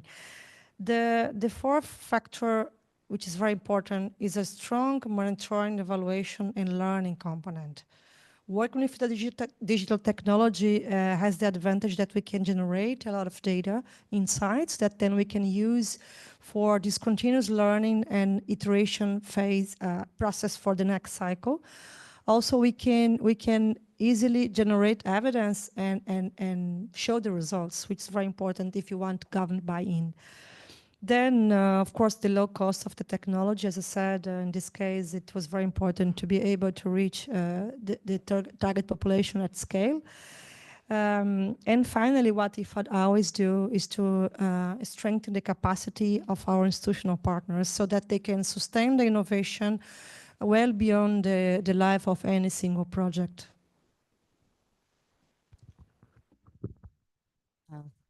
Thank you, Fernanda. I think what you've talked about is multiple things, talking about reinforcing existing work, digital and partnering with private sector at the right opportunity, using the existing frameworks. I think that's very important and interesting. My last question is to you, Moses. The Kenya portfolio is driving an integrated approach to digital innovation across the portfolio. What key design or implementation choices made these digital solutions not only scalable, but also inclusive and impactful for smallholder and rural enterprises? Yeah, thank you very much. It's a loaded question. So let me see. No, I think it's important to understand that farmers living in a complex ecosystem. I mean, farming is just not about just putting the seed.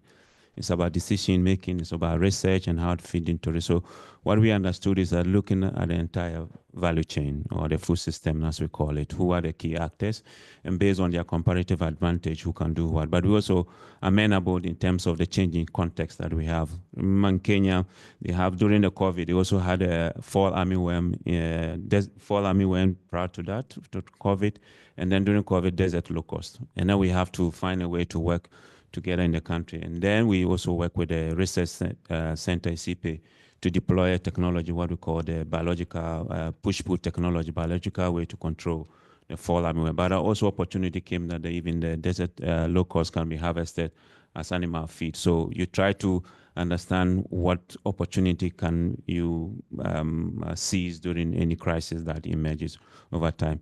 But importantly is that in supporting farmers' transition to become commercialized, we just have to accept the fact that government's role will still remain in terms of creating an enabling environment. So once the enabling environment is created, who are those who are supposed to drive the service? The private sector. We have the formal private sector. We also would have informal private sector who are closest to the farmers.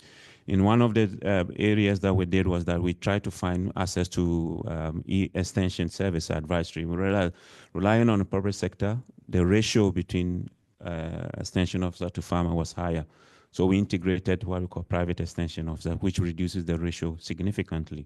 And we use also data investment in big data technology to do proximity analysis to understand who are the farmers and how can we make sure that their access to services are closest to them. And then the financial institution, they develop financial product. And one of the things that we found based on the data, we realized that cumulatively, the farmers that we work with has been able to save closer to more than closer to $0.7 billion cumulatively. This comes to an average about $84 million a year. And it's even more than the project cost of the project. So you have even domestic leverage ratio of 1 to 4 times.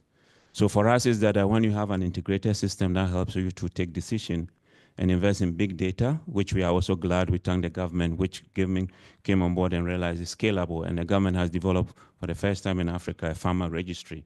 And so far they've registered 4.6 million farmers, where they are also using to target what the government fertilizer subsidy. But we're also realizing that at some point they're also crowding the private sector. So it has to go hand in hand. So we realize there's more opportunity. And from the private sector, what we realize in terms of the contribution to the economy is that the government comes and tax them. And based on the taxing, they also generate revenue. And then we also realize that we have to work with the regulators because we also want to protect farmers to assess quality input.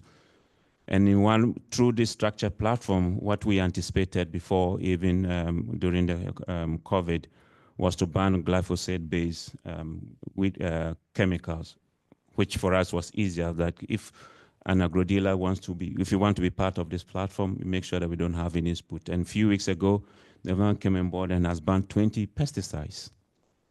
And already we checked with the project, realized that we are not including, but because we have transitioned to biopesticides, we're already supporting the farmers to still have access to input. So it's important that sometimes there's high transaction cost rate, that's my T. And then, but it's realized that you still have to invest in it. And then the other one, most important, is timeliness. Farmers work with time. The moment they miss an opportunity, they cannot recover. So we have to also make sure that we work in efficiency within the ecosystem to ensure that the value is derived for everybody. Thank you. Thank you so much. I think it's time for us to wrap up, and I'll be very quick on the takeaways because I think we've heard a lot from our speakers. We've also heard from many speakers before us, and I think everyone has been talking about a couple of things: contextualizing, needs assessment, value building, trust, taking small opportunities to multidimensional initiatives as we saw from Eritrea, embedding into existing government programs and work, and really using technology as an enabler for scaling up the impact. I think that's the key messages we are hearing from not just this panel, but also several speakers before this panel. But last, I'd like to give our speakers maybe one word, maybe a last line that they want to say as a key takeaway. That's something that I haven't talked about. So over to you, Caroline. Okay, I don't have my T word, unfortunately, like Moses. I think for us and for me is really saying, I think I'll have a sentence maybe, not 32,000 feet solutions. You have to look for solutions that work on the ground. So it's ground up, have your boots in the ground. What's the solution that works there? So in every context is different. Sorry, that's a paragraph. And some solutions are here, yeah, very exciting, but we might in our context be at 32,000 feet. Yeah, I think again, I would say the importance of innovations being people-centric. What are the community realities needs and not to start from assumptions. the idea that you should amplify inclusion and not be based on complexity, real the importance of data, evidence, and learning process. And finally, partnership, also how to bring in the private sector when it's feasible, but also how to ensure government ownership. For sure. For me, it's food production doesn't flow from the city, flow from the rural areas. And the rural areas and rural enterprises are the solution or the lead innovators.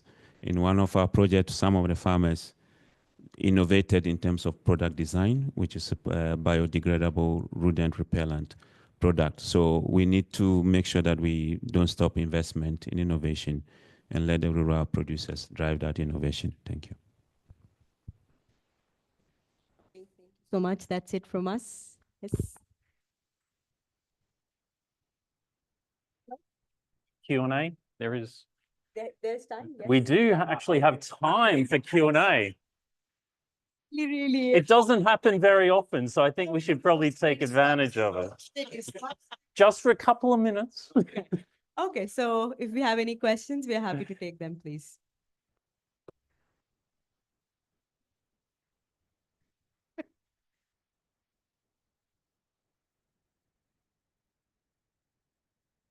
Thank you. I have a question. I have a question for Ms. Fernanda. So, what was the main obstacle you found in bringing this innovative communication to develop this project? Yeah, thank you. Thank you. Should I answer or yeah? Thank you for the question. I think the beginning was how to design the content of the message to ensure that it also really resonated with what were actually their needs. To this end, we had two strategies. One was to base the content also in the manuals and all the message that had been already displayed by the program. And the other one was an element that we actually was not part of the intervention in the beginning, but then we asked it to add, which was this, what I mentioned, digital baseline survey, which was based on interactive voice response, really to try to understand what were the key gaps in the knowledge that had been provided in this topic that I mentioned, health, nutrition, gender equality, and climate resilience, so that we could be sure that the message was covering this gap, but also being simple. As I said, only 30 seconds message.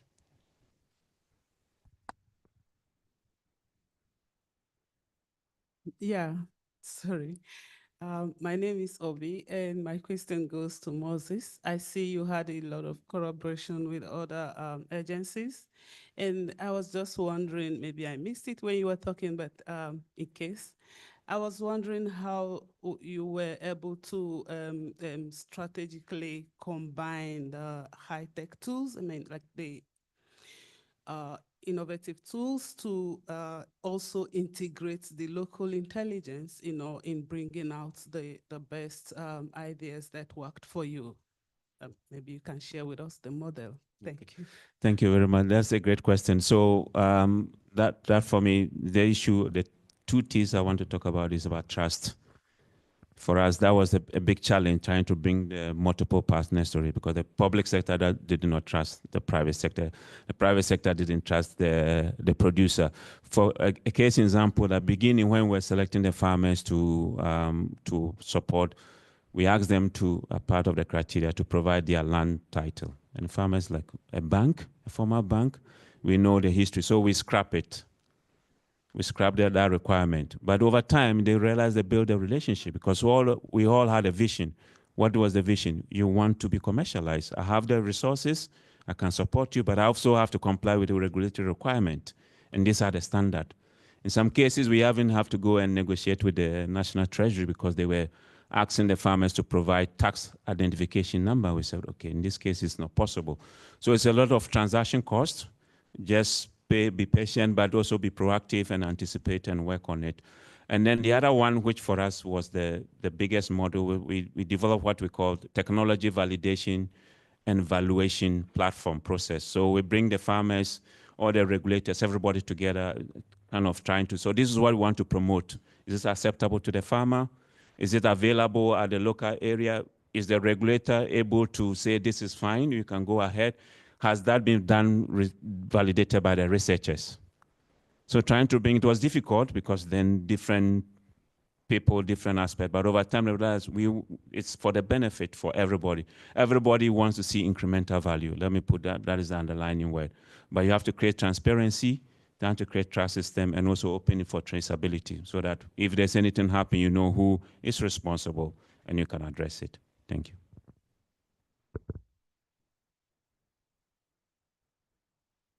Then. Okay, I mean, this is just to kind of add to what just Moses said. Maybe it's about another testing, which comes from your this thing. So when you kind of went to farmers and kind of called farmers and kind of did the testing or the piloting or proof of concept, what were the key learnings that you took and like transformed into your actual implementation? So, so one important thing is contextualization. So Kenya, and those who have been in Kenya, they have two extreme agroecologies. So we have what called a high and medium potential area where there's a lot of rainfall, and then we have the arid and semi-arid areas. So we also try to become flexible in terms of what is acceptable and what is available. Also culturally, in some places, some farmers were saying we're promoting millet, and they said, my Kenyan colleague here, they have a social stigma that anybody who produces millet is a poor person. So we also have to change their mindset on this. So there's a big market for millet. So even if you don't want to consume it, produce for the market. But when COVID came, it hit that they have a lot of produce because they were supplying to the beverage industry. And all the beverage industry collapsed. And we said, okay, then you can do substitution in terms of nutrition sensitive. So we promoted value addition or trying to add a diversified diet away from maize. And now we realize that even that is even helping to the point that in the field, part of the learning, we saw a cooperative said, now we even just changing the diet from maize-based product to millet-based product was saving them a lot of time. They don't have to queue, wake up at 4 a.m. to go and queue to buy bread or samosa or chapati, because now we can produce it because we have the millet, it's substitutable. So those are things that sometimes there's awareness, but it's good to have invest in a system that collected learning and feedback to that platform so that everyone understands that there's a lot of benefit from it. Thank you. Okay, thank you so much. And please feel free to engage with the panelists during the coffee break for the rest of the questions. Thank you. Great. Thank you very much, Isha, and thank you to all of the participants in that panel discussion. Just like all of the discussion so far, really interesting to hear the different viewpoints on the ground and to get feedback from the different programs that are happening. We're going to take a short break in just a moment, and then we'll return with Dialogue 5, Strategic Alliances for Financing and Scaling Innovation. Before we do, we would love to get yet another question answered by you with another barcode that's now on the screen. And this one, we want to try to capture what is the essence of successful innovation partnerships. Single word, if you can, what is the essence of successful innovation partnerships? So in a few moments, we will restart at 25 minutes past, which I'm afraid gives you about 4.5 minutes to grab a coffee, buy a break. Quick break, and we'll restart at 25 to. Thank you very much.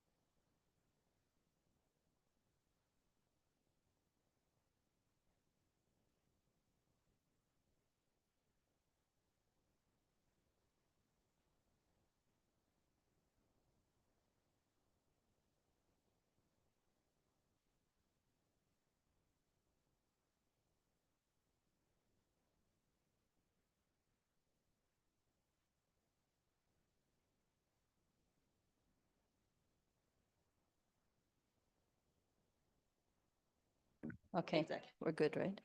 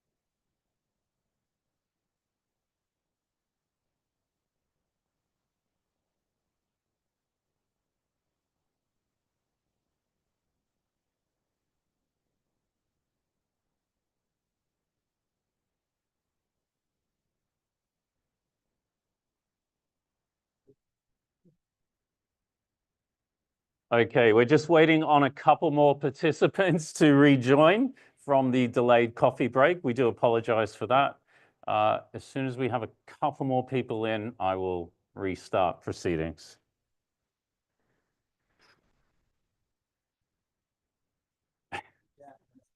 Bring it in.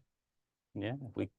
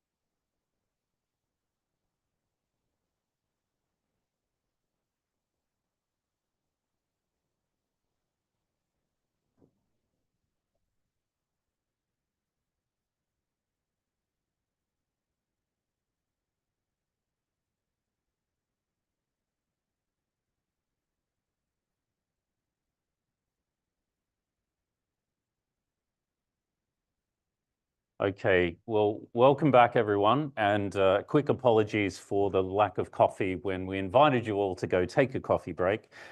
Slight miscalculation on timing. Quick note for those joining us online, you will receive an automated email confirming your participation in today's events from Zoom. And moving on now, we've got our next session, Dialogue 5, Strategic Alliances for Financing and Scaling Innovation. This session will delve into strategic partnerships, co-financing models, and multi-stakeholder collaborations and how they can drive scaling of transformative innovations in rural development.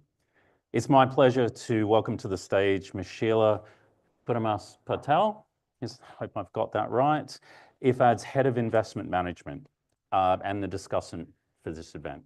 Okay, over to you, Sheila. Thank you. Hi, everyone.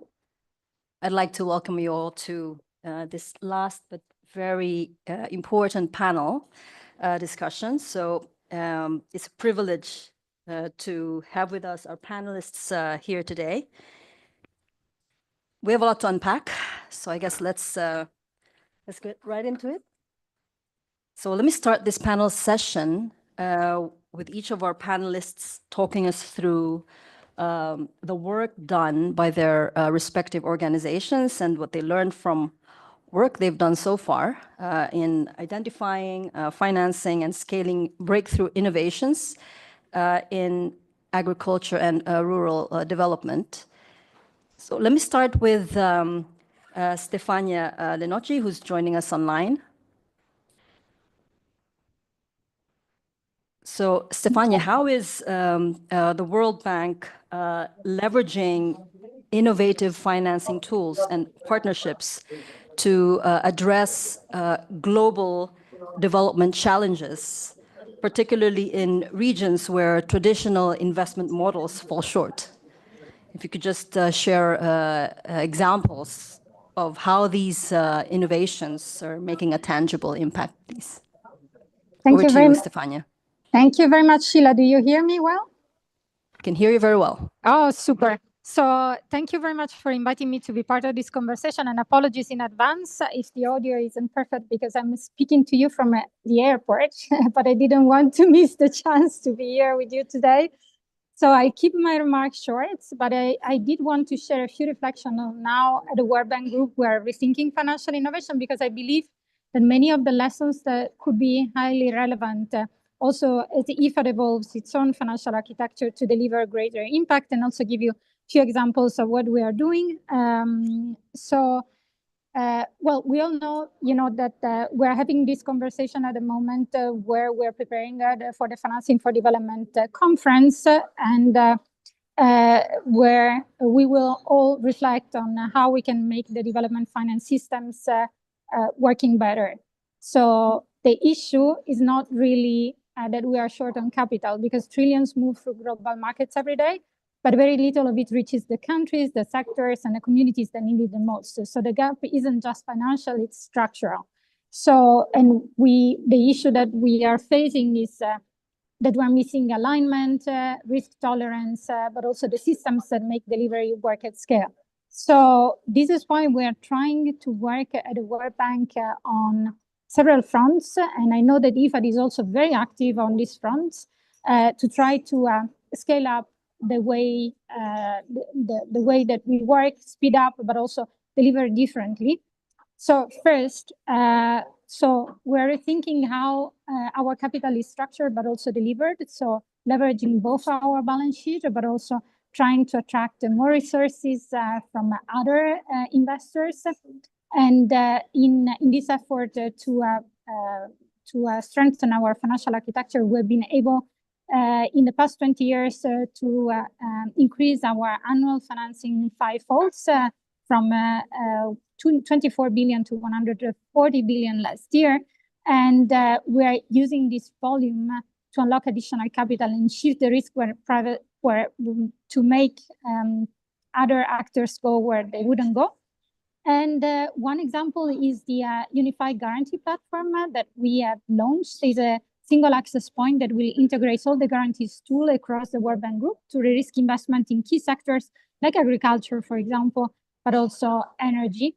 And we are trying to triple our use of guarantees to have a mainstream risk-sharing platform. And one example that I think is relevant for IFAD and the agricultural space is AgriConnect, which is a World Bank initiative to mobilize 9 billion in agri-finance to transform rural value chains across Africa and beyond.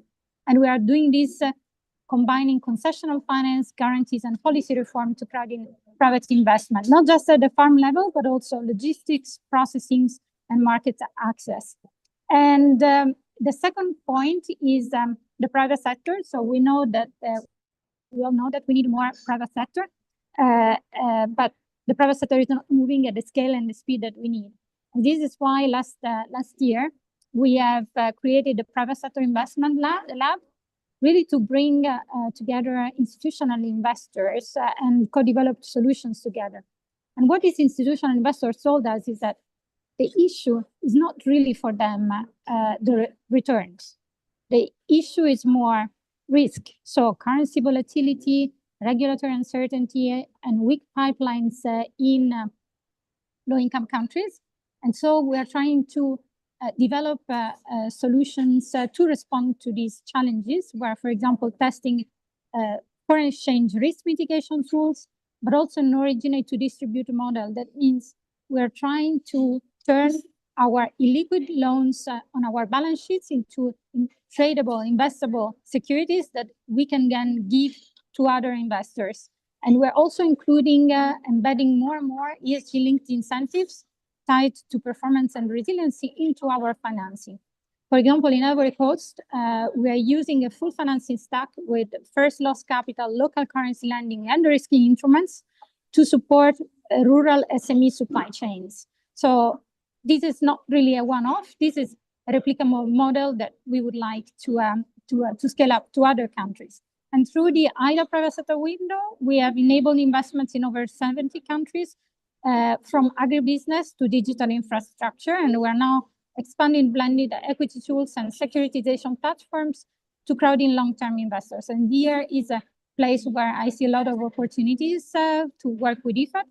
And the third area is that we are helping governments to finance their own development, strengthening their own foundations for sustainable finance by expanding their tax systems, building capital markets, and also aligning financing with reforms. And I just want to give you an example of a program that we have. It's called the Joint Capital Markets Program that builds local financing capacity so countries don't have to depend on external debt to invest in their future. And finally, this is my last point. So of course, to make all this work, we needed to work together, and partnerships are really critical. And this is why we launched the global collaborative co-financing platforms with 10 MDBs to scale joint financing and streamline upstream project design. And this is where I see great potential for our partnership with IFAD, because your deep field presence and the sector expertise and relationship with small other communities are the perfect complement to what we are doing on the field. So thanks again for having me, and apologies once again for the airport acoustics.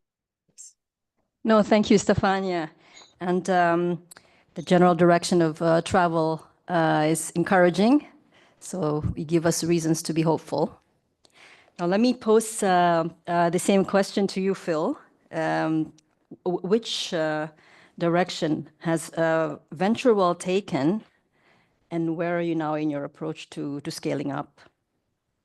Yeah, so we are an organization that focuses on creating scalable network programs and innovation, providing support to the emergent innovators, and through that experience and through the support mechanisms that we have, enabling others to join in the process. The networks that we develop are based in the creation of partnership around the innovator and a partnership around the network. And those networks consist of mentors and advisors and coaches, as well as folks from the investment and resource providing side of the necessary inputs to the program. We do this really so that the innovators are able to thrive and not fail in their efforts. You know, they're taking an enormous amount of risk. We just heard that one of the key elements here is de-risking this process. That needs to start from the bottom up. And so we do that by taking a practiced approach to innovation. We did this in the pilot phase of the M4D program to enable those innovators to access resources, demonstrate their capabilities, and move forward. And what I've heard today throughout the panels is actually that process is well understood. It's been studied, it's been proven, and we need to move to sort of a post-pilot phase of this work to think about scaling it. And that really is where I think we can add a lot of value through the experiences we've gained, and the model that we hope to be implementing here is to create partnerships with the large institutions that enable a rigorous approach. We've done this in the past, not only here with IFAD, but with other international organizations, and over a period of decades with large science funding agencies in ways that have brought incredible ideas to scale very quickly and with relatively low rates of failure or high rates of success, sometimes over 50 or 60%, enabling those innovators to access billions of dollars in private capital beyond the essentially subsidized capital that they're provided in the form of grants or program participation opportunities, so that that scale can happen repeatedly, quickly, and do it scaling the scale. Yeah, there we go. So to do this, we need to wear a number of hats in the ecosystem in the work that we do, both networking our partners, providing processes, and very importantly, providing a rigorous but adaptable infrastructure, sort of the ligaments that hold together this collaboration and enable it to move to where the need is and to have the strength and resilience to push through. We had a conversation over lunch about the process of moving fast in a slow-moving environment and thinking about how you do that by reducing risk and increasing predictability and providing lots of replicable pathways, not only for the innovation process, but also for the funding process, the mundane parts of this, the contracting process, the things that you really don't want to have to worry about being the source of failure. So we're looking forward to doing more of this work and building on what we've learned, so that actually, rather than talking about scaling innovations and talking about individual examples, we're actually talking at the next level about translating this to a much broader solution to rural poverty. Thank you, Phil. So indeed, change happens when brilliant minds come together in an ecosystem that supports innovation. So now let's go to you, Marcelo. Thank you. How are you getting along with your strategies for scaling up at IDB Lab? It is challenging, and thank you for being here at this time. So let me take on what Stefania was saying. Stefania was talking about de-risking financially. I think that our next risk, or our next step, is to de-risking operationally. And there's 4 things that we are trying to do to de-risk operationally, because doing early stage technology and trying to get to the poor and vulnerable, it's a triple mandate that needs a lot of de-risking. The first point that is important to us is to actually make new technologies operational. And for that, you need a lot of knowledge. You need to apply the knowledge. So we are trying to muscle up in terms of people that can come from the high technology to the application of technology. And that's not easy. I mean, it's a magic leap that we do. Here's the technology, magic solution. It doesn't happen that way. So we need more and more people doing that. So for IDB Lab, that's one of the challenges that we have. The second one is when we look at early stage investment, and when we look where the money is going for venture capital, we don't see it coming this way. So agri-tech, fintech for the last mile, edutech and health tech too, they're underinvested out there. I mean, solutions for, you know, another platform for buying things out there. Electronic commerce are aplenty. Money is going to fintech, but at the highest possible level, aplenty. But when we look at the investment going there, so I'm saying this because it's difficult for us, but it's also difficult to find co-investors for this. So that's the second de-risking that we need to do. We need to put more money into these verticals that are not invested nowadays. And that's why we're here, basically, today. I didn't say climate tech. I should say climate tech, by the way. It's not as fashionable as it used to be, but I think that we need to come back to that. Let me give you two more issues that we are struggling with. The first one is to create value from natural capital. And we had a conversation with Finnish companies in the Finnish delegation about that, essentially, which is, you know, how to use blockchain to actually put into value the assets at the very last mile. And again, to my first point, that translation is not automatic. So I think that that's another issue that we have there. So yeah, we do have the financial tools, bonds, etc. But the risking operationally is more than the risking financially. And let me go to my last point. My last point is the mandate that we have as international financial organizations. The de-risking is also coordinating, complementing. So we have a public sector that is very much, you know, the most important part of the IDB group. They work on upskilling. They work certainly on gender issues. So let me say gender too here. How do we put together what we do in this area with what the solutions and the needs that you have at the public sector? So when we're talking about skilling for smallholders, what are we talking? How we can use what we are doing in the horizontal work that we do in upskilling, reskilling, to actually focus on this kind of populations. So those are the four de-risking areas that are a challenge to us. We have no easy solutions for all of them, for any of them, but we are working to integrate them and try to solve it. Thank you, Marcelo. Thank you for giving us some color on that. And as you face some barriers to progress, the most heartening news of all is that you keep on moving forward anyway at the IDB lab. So let me direct the question now to you, Max. If you could please come in on the key points about the financing aspects of scaling innovations from where you sit at IFAD, please. Thank you very much.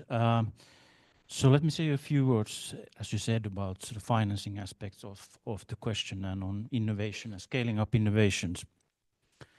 I mean, financing is obviously a key part of the innovation process, together with other sort of co-creation, private sector collaboration, and learning.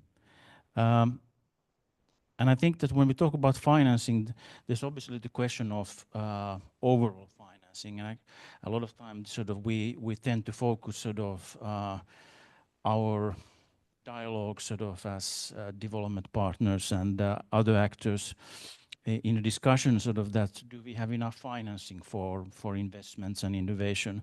But I think it's a key challenge is in this regard, and I think it's been alluded to, is to having the right kind of financing and funding tools at the right time of the innovation process. And I think there's a lot to do. And in terms of saying it in other ways, having an ecosystem of tools for innovation financing. And in IFAD, I mean, innovation has always been a part of what we do as a part of our program designs and a part of its implementation and learning from them, do evaluations and other assessments. And but I think the key sort of constraint and challenge, and especially in terms of working working with private sector, which of course is key for the innovation project, and increasing private sector engagement is a key priority for IFAD. So especially in this context, so that I said, sort of having an improved continuum of financing tools. And I think key issues here are, and I think Marcel also mentioned many of them, is I think having a, of course, having a sort of high-risk financing tool for early stage of development, having financial, often high-risk tool for further piloting and expanding piloting to other countries, and of course having tools for scaling up some more commercial financing, etc.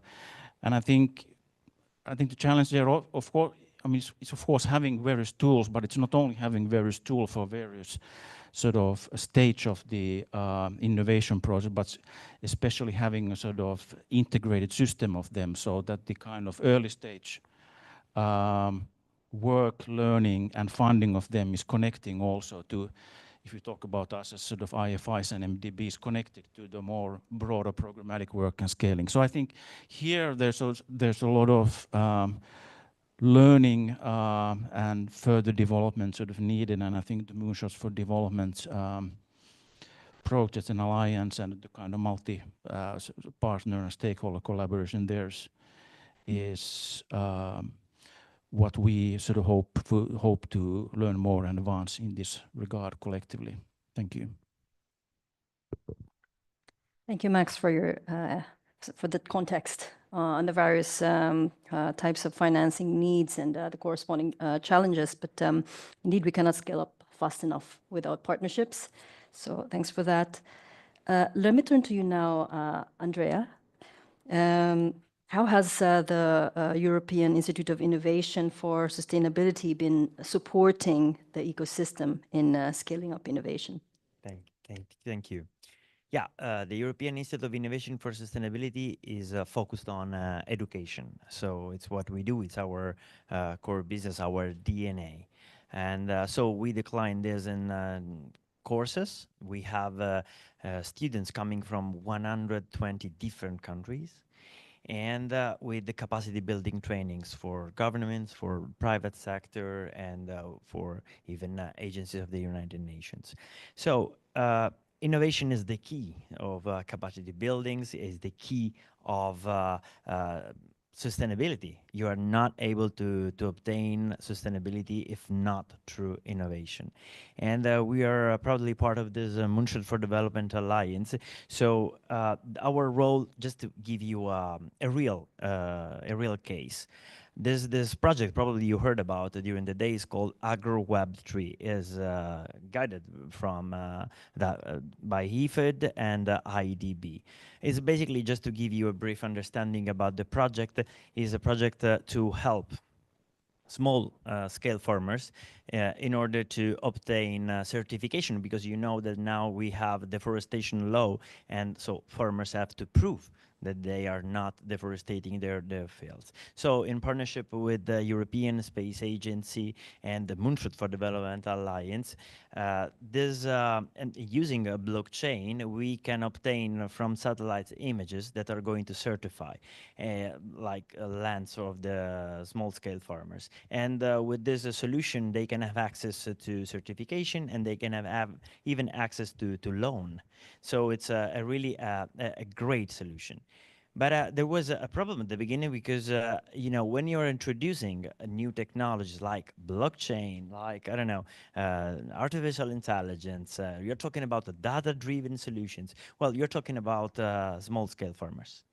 And well, if you're going to change something in what they do, you have you know, a resistance.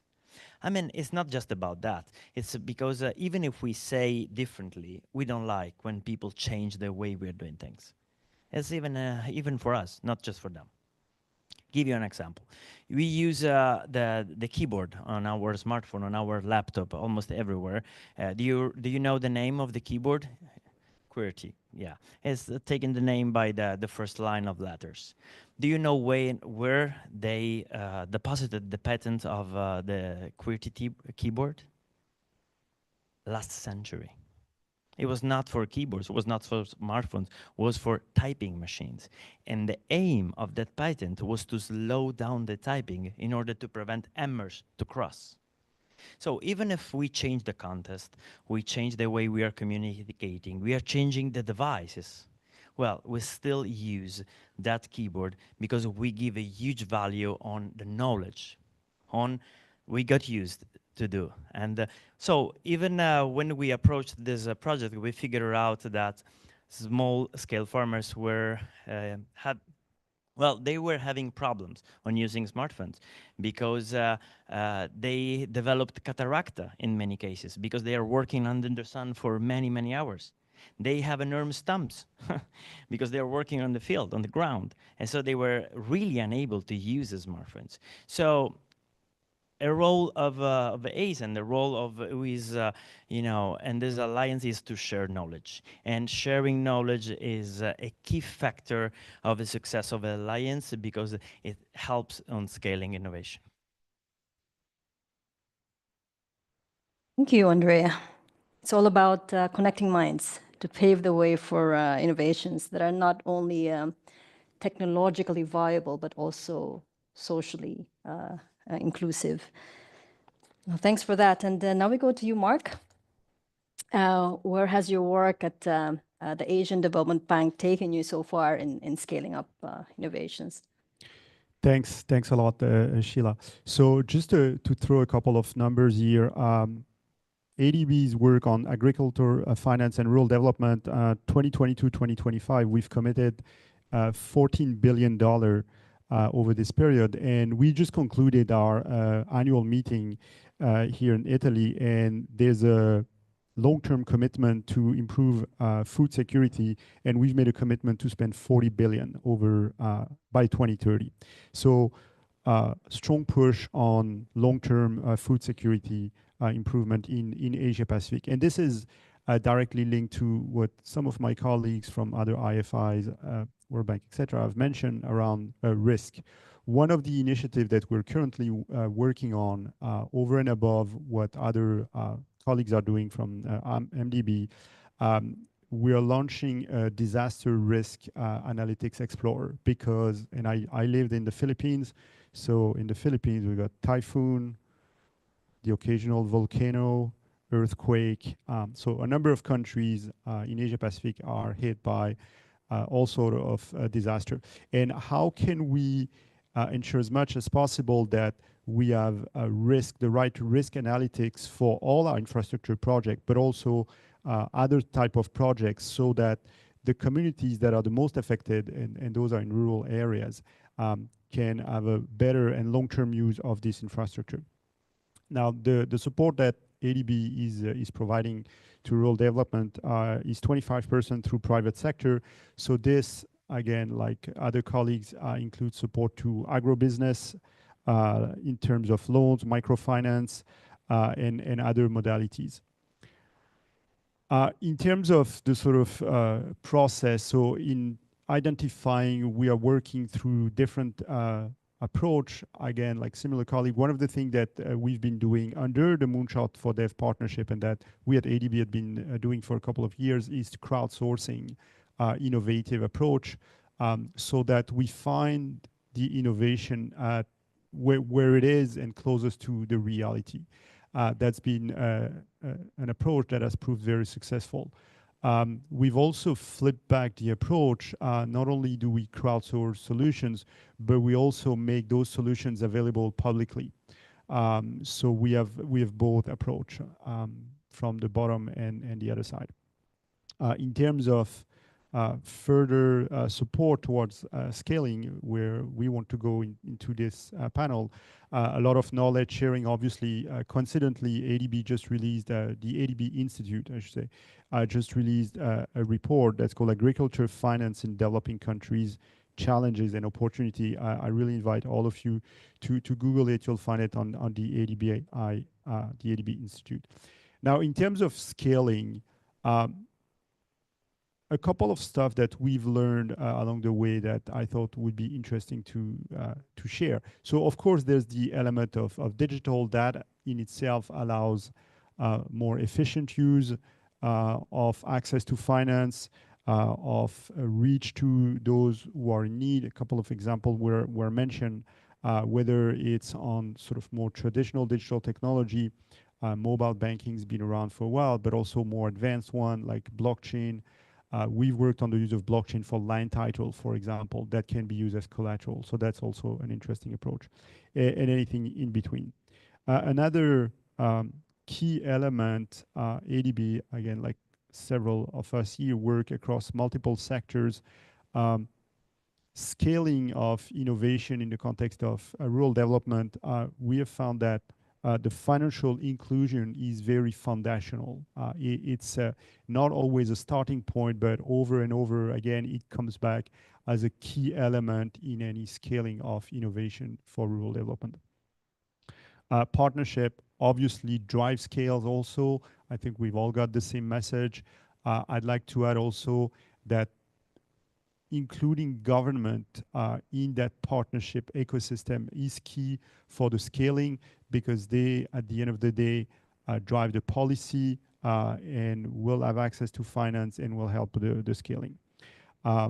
So I think collectively, we've got the different sort of building blocks towards improving access to financing and other means towards improving the lives of those in the rural area. Thank you. Thank you very much, Mark, and thank you everyone for such an engaging and insightful conversation. Unfortunately, we are out of time, so we'll do a round of just rapid fire wrap-ups from everyone, 1 minute each. So maybe let's start with you, Stefania, please.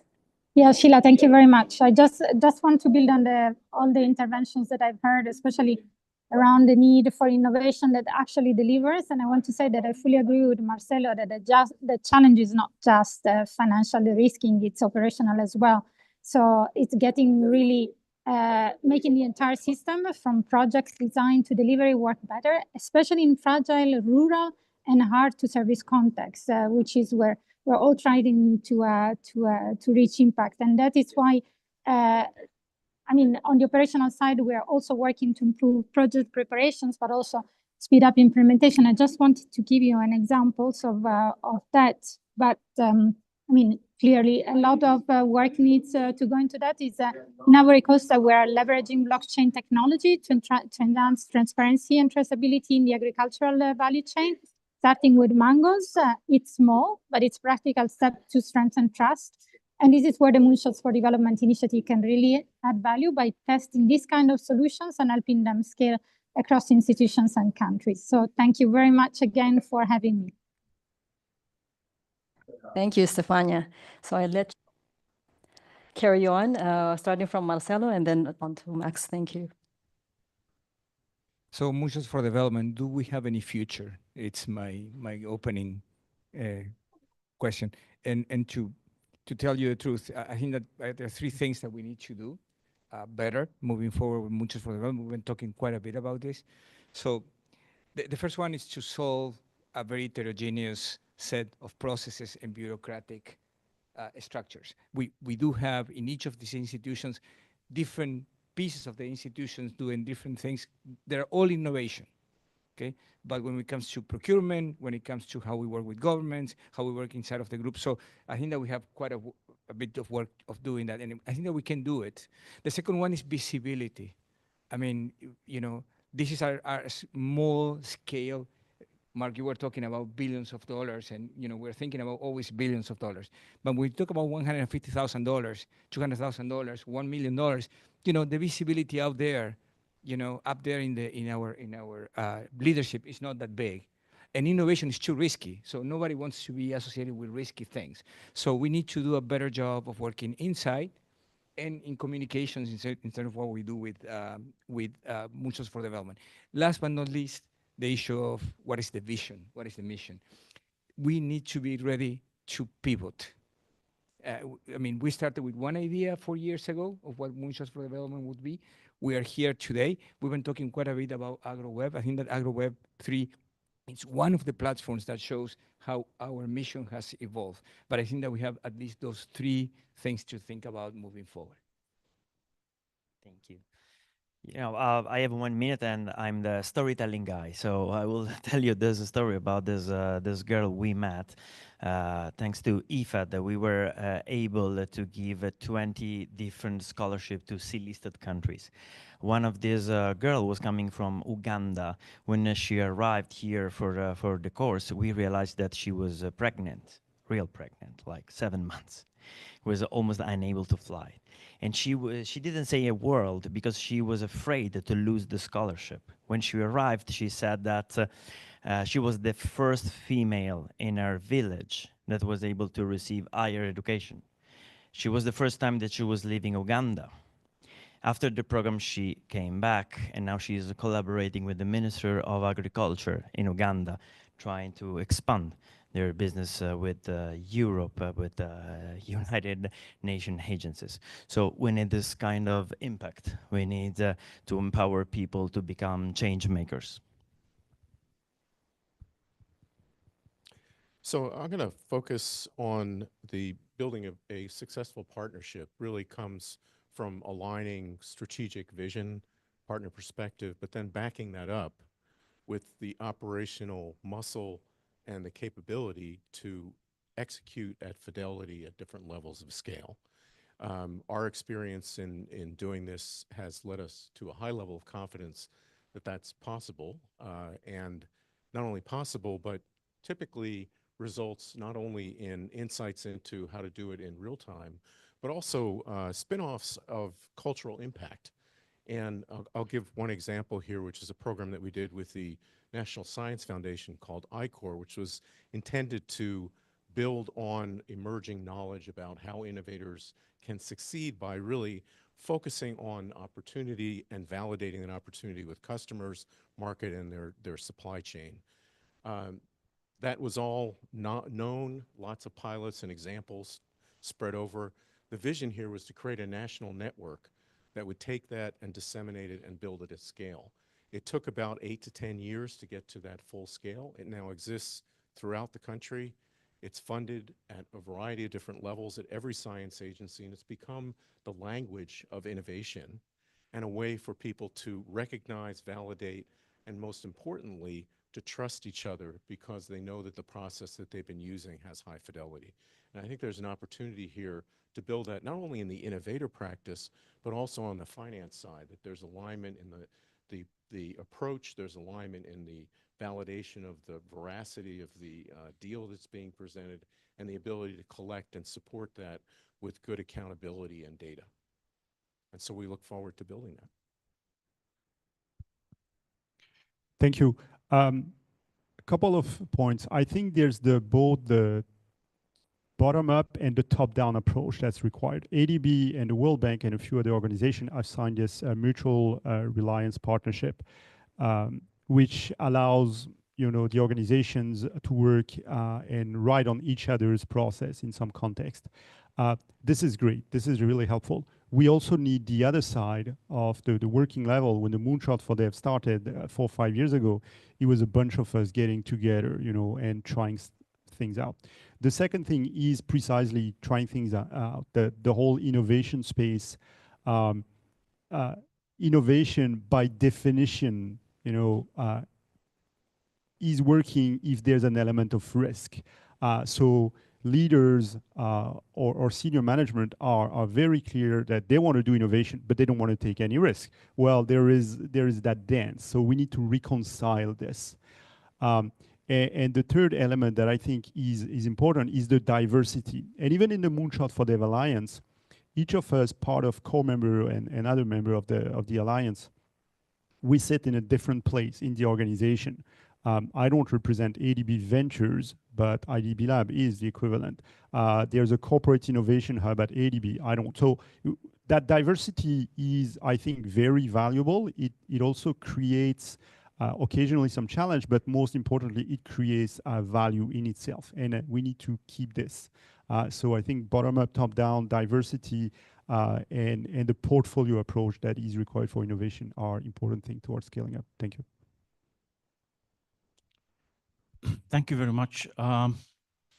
There's been a lot of talk today and also at the EIIS summit during the weekend about partnerships and the importance of partnership and collaboration.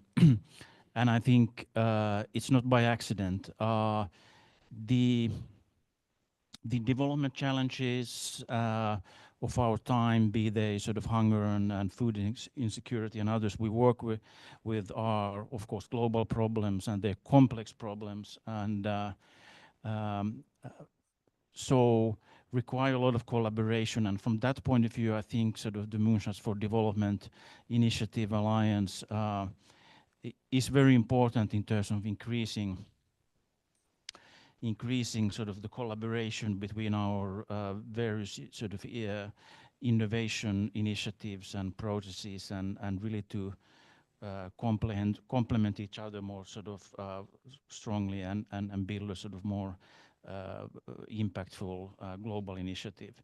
I think I wanted to end up by saying that sort of I, for instance, agree with sort of everything that many of you said. For instance, Marcelo, you said about sort of the M4D, that we have the organizational challenge, we have the internal visibility in our organizations, and the vision externally. I would add one thing as sort of by concluding that I also think that the international community is basically to requesting us or the global community to do something like this, what I'm referring to. So the financing for development negotiations are ongoing at the moment, to be ended very early July, hopefully in a global agreement on financing for development. And the negotiations cover a lot of topics, everything from ODA to trade to debt to many other financing issues, but also science, technology, and innovation. And in the draft outcome document on the sort of technology innovation part, there's explicit language sort of calling for two things: multi-stakeholder collaboration to strengthen national innovation plan for SDGs, and international collaboration between mentioning MDBs, DFIs, and other stakeholders and national actors. So there's an explicit call there, I think, for something like sort of M4D. So that's why I think is also very important. Thank you. Thank you, everyone. We have a lot to mull over from all the remarks made in this panel.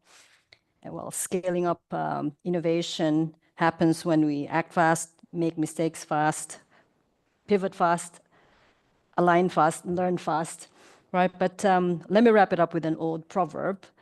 If we want to go fast, we go it alone. If we want to go far, we do it together. So let's keep on moving forward together. And that brings us to time. Let's give a round of applause to our panelists. Thank you so much for joining us today. Okay, thank you very much, Sheila, and thank you to our excellent panelists for that very insightful conversation. Thank you. Thank you. It's now time that we move on to the next speaker. So we're very lucky to have Mr. Daniel Anavitate from Innovatech here with us. And Daniel is going to talk to us about their evidence and results-driven proven model for harnessing the power of digital solutions to drive rural transformation. Please join me in welcoming Daniel to the stage. Up to you. Take either one.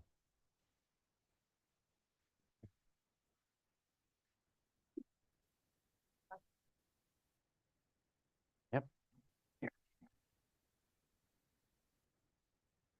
I need to move a bit, so I may fall. I think we're ready. Okay. Well, thank you for having me. I'm Daniela Navitarte. I'm the country director for Mexico, Belize, and Guyana.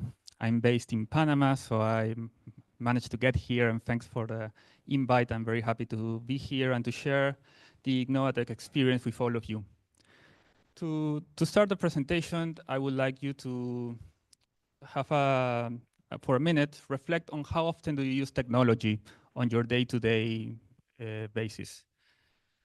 Everyone here, we tap to pay, we scroll to read, we swipe to meet. For us, technology could be omnipresent, constant. But here's the truth that not often gets told, and I think the event today helped us to address it, is that we are building a technological innovation economy that may be profoundly unequal. This is not moving. If you can pass, please. Yeah, okay. We, for example, track our sleep patterns with our smartwatches. I have one here. But at the same time, millions of rural smallholder farmers are tracking weather patterns with their memories. While we are discussing about the benefits and potentials of artificial intelligence, a typical rural farmer still struggles to access local price data. And it's not that these rural farmers or these rural areas don't want to embrace innovation. It's just that innovation rarely reaches out to them. Innovation systems, accelerators, incubators, venture capital, technological hubs, you name it, are not usually designed to have a rural farmer as a target population. In addition, accelerators usually look for fast scaling urban technological solutions. Investors chase quick returns, leaving impact and inclusion as a nice to have. And modern technological solutions are usually built on high internet access, strong infrastructure, high purchasing power. Conditions that usually a rural farmer does not have. And so, one of the most important contributors to our food systems, the people that grow the food that we eat, are left excluded, using out-of-date tools and without any access to the latest global trends on innovation. Today, I want to tell you the story of Innovatech, the story of an idea built out of necessity that is helping us to shape up the digital ecosystem in rural transformation.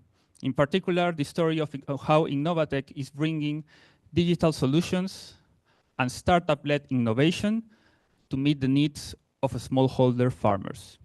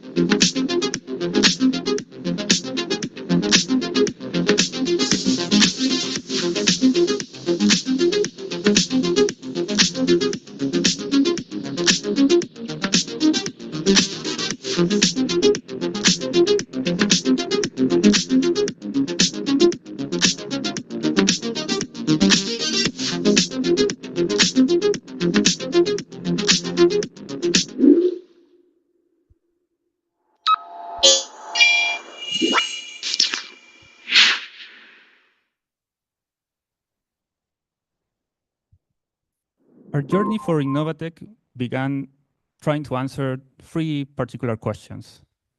How can we make sure technology solves real problems for rural people? Next one. How do we incentivize startups to engage in places where connectivity is low, margins are thin, and market structures are complex? And how can these startups scale up their solutions through IFAD projects to take the most advantage of our comparative advantage that we have? This is when Innovatex comes in. Funded by IFAD, European Union, and implemented by the German Sparkasse-Stiftung, Innovatec has a unique business model. It seeks to provide tools, funding, and local support for startups to adapt their business models to rural realities. We saw dozens of brilliant ideas sitting in labs and tech hubs, but they were not able to address some of the real rural problems that we found in the field. Why is this? Because for rural innovation, you at least need 3 things. You need time, you need a specific expertise, and you need patient capital. Startups usually don't have any of these.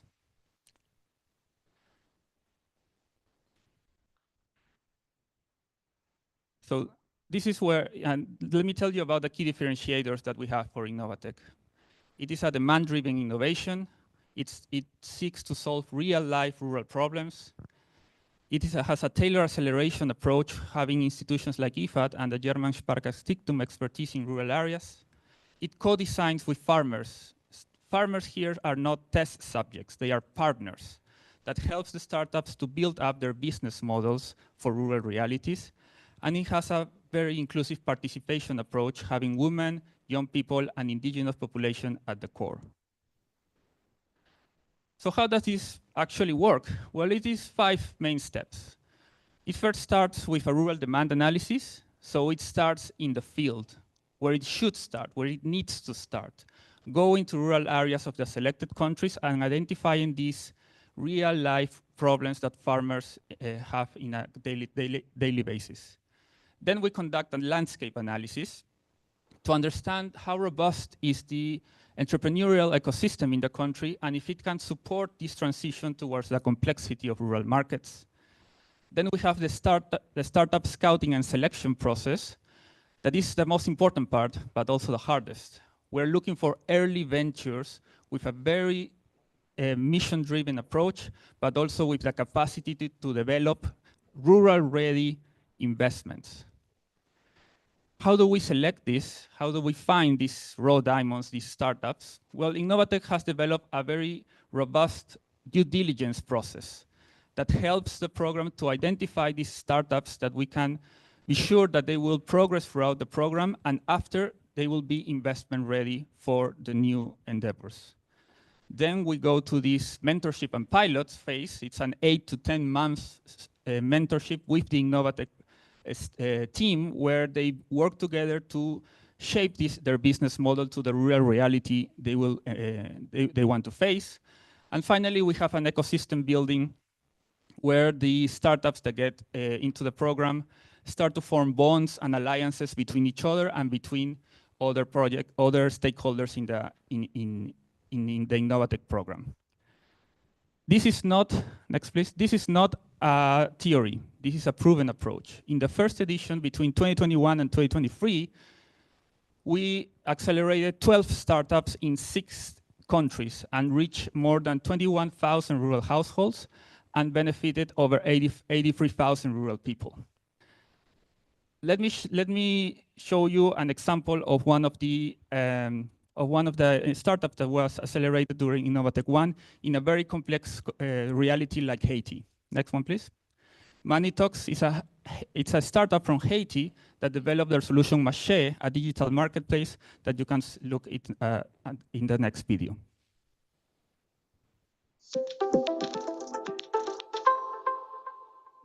Manitox joined Innovatec in 2022 to launch a marketplace that connects smaller farmers to buyers and financing working capital of agri-food companies in rural area in Haiti. Since 2024, through a partnership with we have facilitated more than 2,500 farmer families selling fresh milk or 25 dairies across the country every year. Moi, l'héritage gentil, m'habite dans la localité Lina. Moi, fais agriculture. Moi, garde bœuf. Longtemps, moi, te kon vendre lait bœuf. Moi, te gen difficulté pour me vendre sur marché. Mais grâce à réseau marché, moi, pas gen problème pour me vendre lait là. Moi, vendre lait chaque jour. Moi, touche chaque samedi. Yo paye m sous téléphone moi. L'argent ça, li aide m travail la terre pi plus. Li aide m paye l'école si moun moi yo. Li aide m mette manger. Our objective for 26-27 is to reach more than 5,000 families. In that way, we will have a bigger impact on people living in rural area in Haiti. For the next edition of Innovatech, we aim to accelerate 15 tech startups in 6 countries: Bolivia, Guatemala, Honduras, El Salvador, Peru, and for the first time outside of Latin America, Bangladesh. We will seek to reach about 17,000 rural households with a strong focus still on women, youth, and ethnic minority people. And in this edition, we will support the development of technology to help local farmers transition towards agroecology, looking for a more nutritious, sustainable, and local food system. Next one, please. We already have a first selection of startups that we can look into in the marketplace below. If you want to have more information about the new cohort of startups, including Agribest, that is a startup, Mexican startup landing in Honduras to expand their success in the agroecological approach. We'll skip the video because of time, and so I can close. Next one, please. So Innovatech is the first seed of rural innovation, of rural tech innovation, but it won't be enough. We need a structural change. We need an embedded permanent mechanism, hopefully within IFAD, that can make this digital transformation a permanent part of our rural operations. How do we encourage more startups to look into the rural sector, look into rural farmers as a profitable opportunity? How can IFAD respond to the financing needs these startups will require to transition the complexities of a rural market? During Innovatech 2, we will explore and design a permanent facility or fund that could help us to achieve this structural change. This design, of course, will be aligned with this new engagement that IFAD is looking towards private sector. To close, as you may have noticed, Innovatech is a very collaborative approach. So I invite you to join the innovative community. If you are part of a IFAD staff, I invite you to have a discussion how Innovatech help you to scale up your technological solutions in your country program. If you are an investor or a donor, let's talk about our pipeline of startups that has passed already the Innovatech program or will pass in the next year to look for possible interesting investments or collaborations. If you're another innovation agency, let's talk about how we can connect platforms and amplify impact. Let's grow together the rural innovation, and let's continue closing the digital divide. We will be at the marketplace above for the rest of the event, so happy to continue the discussion there. Thank you very much. Thank you very much, Daniel. Thank you very much, Daniel. Again, very insightful, and glad to hear things continue to move on from when I last was involved with Innovatech the end of last year. It's been a fantastic day so far. It's not quite over yet. We still have some special guests to talk to you. Before we get into our final string of sessions, we would love to have one more contribution from you through another barcode question. And this question is, what makes an innovation worth scaling? Again, very quick question, quick answer. If you can let us know what makes an innovation worth scaling. You'll see once we get through the next couple of presentations, then we will round up with what some of this feedback is. So we're not going to leave you hanging on this feedback. We are going to play it back to you, which is all important. So please give us your feedback on that, and we will kick off the next session in just one moment.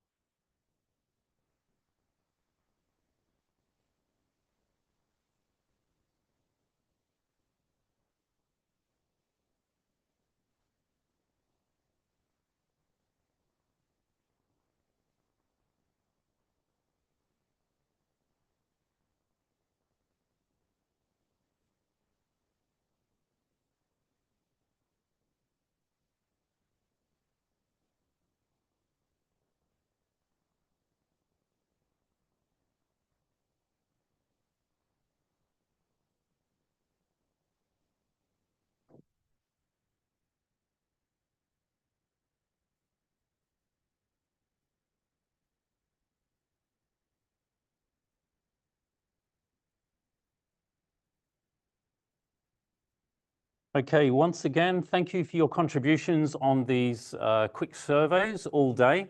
We will get to play back what some of this feedback is for you very shortly. But now we have concluded the formal, or not concluded the formal part, we need to conclude the formal part of today's Innovation Day. So it's been an incredible day so far, lots of information sharing, synergies discussed, connections made, forward-looking solutions presented and discussed, and a real collaborative dialogue. So thank you very much for that. It's been really good. I'm now pleased to kickstart the closing plenary session, From Inspiration to Action. I'm honored to invite to the stage Her Excellency Jennifer Maria Mojica Flores, hope I said that okay, Ambassador Extraordinary and Plenipotentiary Permanent Representative of the Permanent Mission of Colombia to the Specialized Agencies of the United Nations in Rome. Ambassador, welcome to the stage. Would you like to use this or not?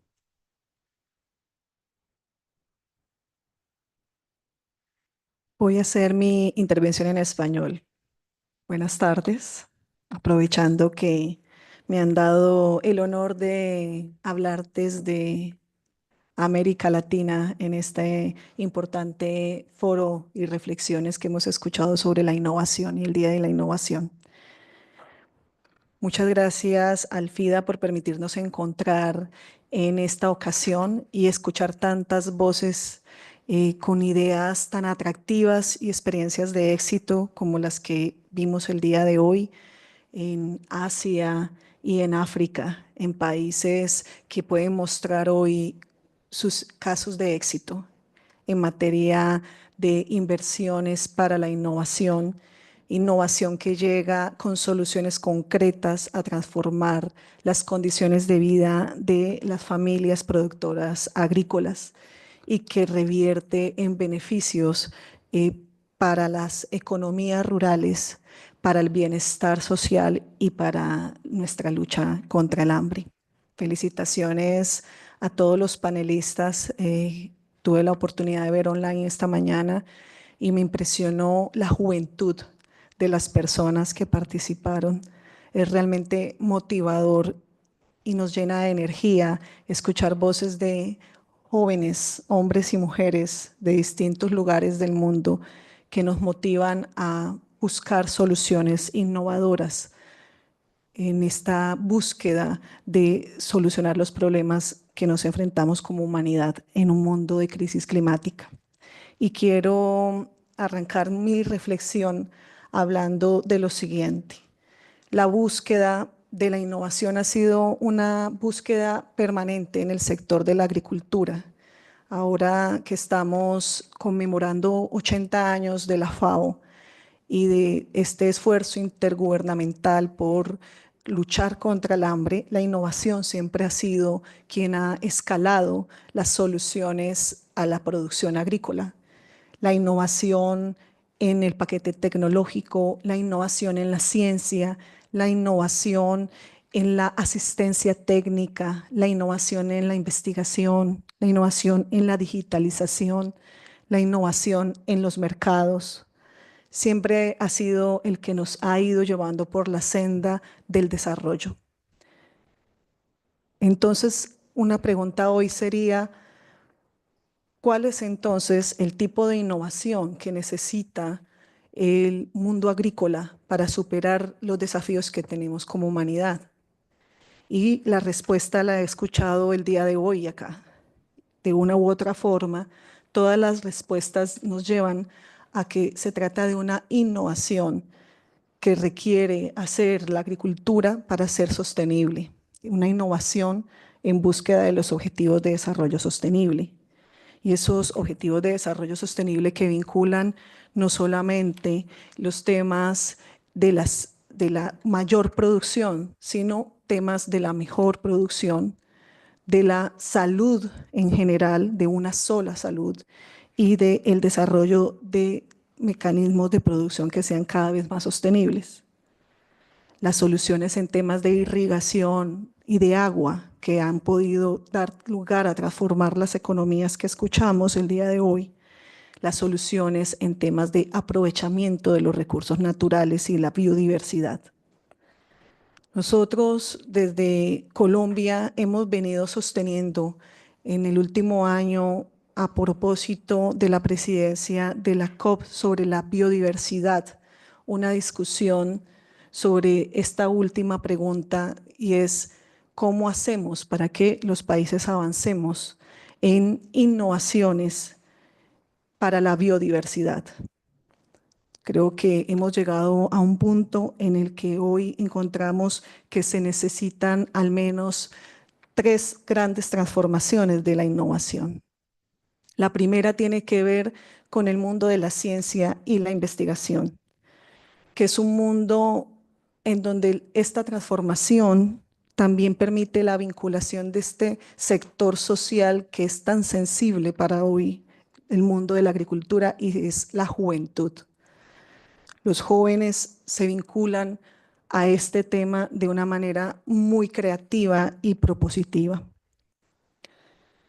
La segunda transformación tiene que ver con quién va a financiar entonces la innovación. Y en esa medida poder entender que es a través del sistema financiero, no solamente el sistema financiero mundial, sino también el sistema financiero que desde lo regional busque el apalancamiento de inversiones públicas y privadas hacia la estimulación de la innovación es esencial. Y en el marco de los acuerdos sobre biodiversidad estamos hoy en ese punto. ¿Cómo hacemos que el sector financiero sea el eje que transforme y maxifique los impactos de la innovación en la sostenibilidad? Creo que los ejemplos que vimos hoy son ejemplos que pueden ser replicables en distintos escenarios. Los ejemplos que tenemos en nuestros países, por ejemplo en Colombia, que llevamos 25 años de inversiones del FIDA en apoyo a asociaciones y pequeñas cooperativas de productores locales, en particularmente de las mujeres rurales, ha mostrado éxito, pero falta inversión en estas experiencias. Entonces, el rol del sector financiero sumado al de la ciencia y la investigación es central. Y el tercero, en mi criterio, tiene que ver con las transformaciones sociales. Podemos avanzar mucho en producción de información y digitalización, en sistematización de nuestras agriculturas. Podemos tener sistemas de información muy eficientes. Podemos usar la inteligencia artificial, pero no podemos resolverlo si no se hace una garantía del acceso de las comunidades locales a esta información. Y creo que ahí es donde la transformación social torna una prioridad. Y es parte del vacío que debemos llenar tanto el sector público como el sector multilateral como el sector privado. Es el rol de los gremios de producción, de la academia, de las asociaciones y sector cooperativo, y en esa medida ver a esos ejercicios de innovación propio que pueden escalar, puede ser más sencillo que establecer modelos o paquetes de innovación que se quieran bajar. Es un proceso de reducir costos en la producción, de buscar soluciones que cada vez hagan una producción más justa y más sostenible. Cierro diciéndoles que en Colombia tendremos lugar como la segunda sede de la Conferencia de Reforma Agraria y Desarrollo Rural, que será en Colombia, en Cartagena, en febrero del año entrante. Esta segunda conferencia se da después de 25 años. La primera conferencia se hizo en Brasil y a partir de allí fue donde surgieron las directrices voluntarias sobre la tierra, que han sido muy importantes. Nosotros quisiéramos que esta segunda conferencia nos permita hablar también de una reforma agraria que involucre todas estas discusiones, que impulse el acceso equitativo a la tierra y a los recursos asociados a la producción hacia una sostenibilidad ambiental y hacia el fortalecimiento de comunidades rurales. Y en esa medida nos gustaría también que se entienda que la innovación, los campos del conocimiento, de la ciencia, de la asistencia técnica, de la digitalización de datos, de las soluciones de adaptación al cambio climático, del acceso al mundo digital, pueda ser parte también de una reforma necesaria. Nos gustaría poder llevar estos casos de éxito también a Colombia y que esta implementación de solidaridad de lo que consideramos es la cooperación triangular o cooperación sur-sur pueda motivar a que cada vez más comunidades locales, en particular las comunidades más excluidas en el acceso a estos recursos de innovación, puedan permitirse un acceso más equitativo, como lo son las mujeres, como lo son los jóvenes, como lo son las víctimas de conflictos, como lo son los pueblos indígenas. Muchas gracias y felicitaciones. Espero que estos temas también podamos seguirlos evaluando en los distintos escenarios del multilateralismo y esperemos que cada vez haya más y mejores ideas, cada vez de más fácil acceso a las comunidades rurales para hacer una producción agrícola adecuada para el cambio climático. Gracias.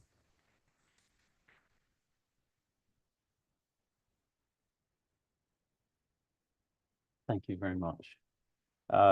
Very inspiring indeed.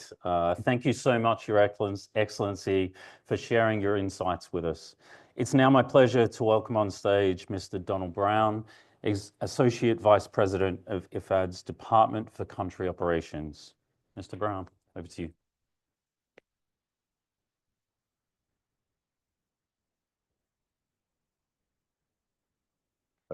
Okay, great, thank you. So good evening to everyone in the room. Good night to any of you in Asia and good morning to those in Latin America. I'm Donald Brown. I'm in charge of our global country operations. So I'm really pleased to be able to talk to you or to give some closing remarks today on innovation. Because it's something I think that's really important, not only really important for IFAD, but globally. And maybe just by starting saying why I think it's so important for IFAD. IFAD has been in existence. We're very nearly coming up to our 50th anniversary. And the world's changed significantly over those 50 years. So we need to change significantly. We cannot continue to do the same things we were doing 50 years or 40 or 30 or 20 or 10 years ago.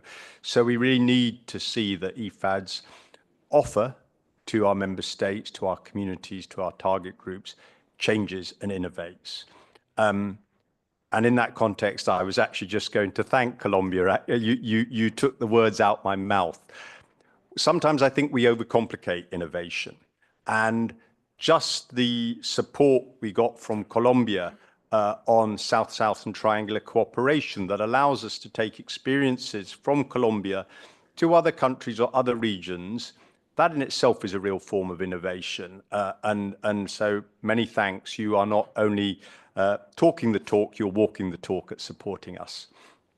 So I'd just also like to thank, as I start, all the farmers, community leaders, and everyone who's participated today, because for me, that's grounding this conversation in reality, and having your voices there is really important. And innovation generally, but in IFAD, needs to be a mindset. It's not a sort of an add-on, it's not a nice to have, it's not a in-fashion word for the moment. Because for us, innovation needs to focus on what IFAD's core values are, on inclusion, on participation, on resilience. And this was recently reminded to us in a corporate level evaluation by our independent office of evaluation, who confirmed that in IFAD, the most effective innovations actually address genuine problems, are co-created with users and driven by partnerships. They're not supply-led, they're demand-led. The evaluation also highlighted the transformative power of bundling innovations, so trying to combine multiple solutions to tackle interconnected challenges. And I think we've seen a few examples of that today. For example, from the AI-driven tools on climate resilience, some of the emerging technology examples helping smallholders, for example, to meet EU compliance, and to some of the digital governance solutions for land and water management. And across the board, IFAD needs to invest in innovation that is locally relevant, digitally enabled, and directly responds to the needs of our rural communities. You heard today of one example of AgriWeb 3, which was developed with the Inter-American Development Bank and using geospatial analysis from the European Space Agency. I must say, when I first came to IFAD and someone told me we had a partnership with the European Space Agency, I wasn't sure what planet they were on, but I've learned how valuable it's been in the work that we see every day coming through our projects. And that was funded by the Global Environmental Facility and supports over 5,000 smallholders, 50% of whom are women. And particularly important to our beneficiaries, because the georeference compliance data allows these communities to benefit significantly from market access on EU deforestation regulation. So I think that's one, not only example of innovation, but of the sort of creative partnerships that are needed for innovation, thinking outside the box. Another example is we launched today the new phase of Moonshots for Development, which is also a partnership with the Inter-American Development Bank, World Bank, Asian Development Bank, and 48 other organizations. In 2023-24, 75% of those funded were actually startups, Africa-based, and 55% were women-led. And the next phase very much focuses on trying to address issues of fragility, something which you also mentioned, Excellency. There is so much fragility in the world, increasing, that ensuring that we can innovate to address some of those causes of fragility. And you just heard from my colleague Danielle on Innovatech 1, which supported 12 startups. I set the challenge with Innovatech that if they wanted to do another phase, they needed to be able to show it was applicable and get partnerships in other regions. So we've got Bangladesh. I've given them a pass on Bangladesh. I want to see at least 3 or 4 more countries outside of Latin America and the Caribbean. In IFAD, our division of Latin America and the Caribbean are extremely good at innovating. The challenge is to make sure all our other regions also take up that, and that the lessons coming out of LAC also go elsewhere. So well done, Danielle, but as I say, you're not done yet, some more please. So I think we also heard a bit about Somalia, and again, I think addresses the issue about fragility and how you can work in addressing fragility in some quite challenging areas. And I really like the partnership we have with the Ministry of Agriculture there and SIAD on Women's Innovation Challenge for Market Access. None of these efforts occur in isolation. Scaling innovations really, as I've said, depends on partnerships. And so whether it's governments, grassroots organizations, scientific communities, private sector, we actually all need to work together, and we all need to work together in different sorts of pertinent partnerships. And I think really challenge ourselves to create partnerships which are not naturally probably our most traditional partnerships, because I think with innovation, you really need to release that creativity, and we all tend to approach the world in a very different way. So if we're tending to talk to people we always talk to, I'm not sure the innovation really starts flowing. Innovation and scaling has been core to our mandate since 2007, but we've only really started to have dedicated funding towards it since 2019. And I hope today can mark the start of a new chapter, because as we develop IFAD's innovation strategy, we really want to not only integrate the lessons that have been learned, maintaining farmer practices at its core and their priorities, but also have a big conversation here. So I'm just going to conclude with three invitations. So the first one is please stay engaged. This is Innovation Week. This is the first day. So tomorrow, we have a session on co-designing the new innovation strategy for IFAD with our regional teams that will focus on farmer-centered approaches. Please very much engage in that. And then secondly, on Thursday, we're turning to youth and academia, recognizing innovations shaped in the field, classrooms, research labs. So again, please engage with that. My second invitation is visit the marketplace if you haven't done so already upstairs in the foyer, where you'll see some more tangible examples from today's discussions, showcasing a range of different tools that we've developed in partnership. And finally, hold us in IFAD accountable. I invite you to hold us accountable. Innovation thrives on direct feedback and measurable results. And if we're not delivering them, please hold us accountable. So let's ensure the solutions we create are really genuinely impactful, practical, and as I said, based on demand coming from the field, from our rural communities, from our farmers. So thank you all very much for your time today. We've got plenty more to go this week, and we look forward to further conversations. Thank you.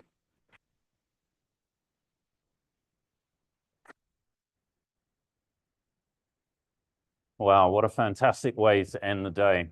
Thank you very much, Mr. Brown, for your invaluable insights on today's proceedings. I couldn't agree more. Innovation is indeed a mindset, and it's often very difficult to take forward sort of this idea of creating something new and creating value without actually changing the way in which we operate and the way in which we do it.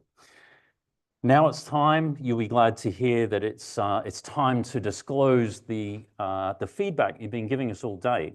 So we're going to take a look at each of these questions. There's only 5. It will only take a moment, but just to highlight what we saw and what, more importantly, what you said to us through the day. To the first question, what makes an innovation strategy impactful? Here are some of your replies. Feedback. Feedback was by far the central answer here. Sustainability and scalability, also very important. And having that vision and locking on to what you want to achieve, and then being innovative with a purpose. Can we have a look at the second one, please? What one word defines a great innovation partnership? Here's what you said. Trust. Is anyone surprised by that? Not me. Synergy, commitment, mutual learning, a shared vision. Here we hear that vision again. It's important to sort of have direction as much as innovative actions take us in and open the door to new thinking, having that vision of what you want to achieve. Okay, what else have we got? What barrier slows down innovation? What did you come up with? Bureaucracy, legislation, and silos. Surprised? I don't think so either, Gladys. Operating in silos, corruption can certainly hold us back. Interesting mindset comes up there. And I think that's not a bad admission that sometimes, as much as mindset is important for innovation, it also gets in the way because we don't adopt a free mindset. What value is essential for innovation to flourish? Here we go. We hear trust again, collaboration, curiosity. I like that one. You've got to be curious to change before you can drive change. Empathy. Hearing what we have heard today, I think empathy is really important because We're creating change not to the lives of us, but to the lives of many others. So having empathy for their situations is also very important. And coaching and mentoring to change that mindset. We hear this again, common themes.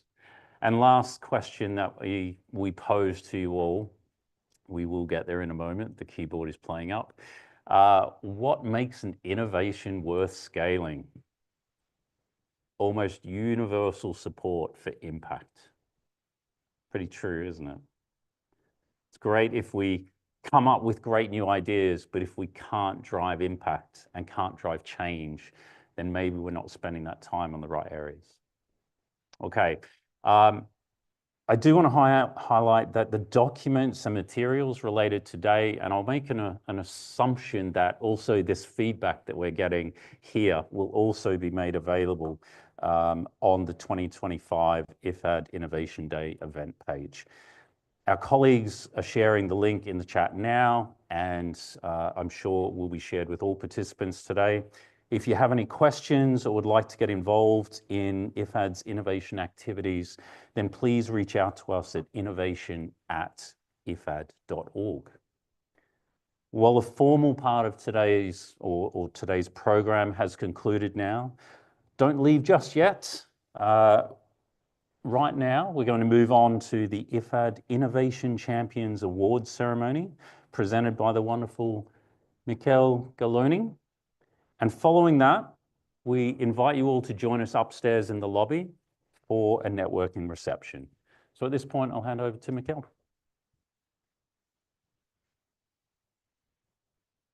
Good evening. Okay.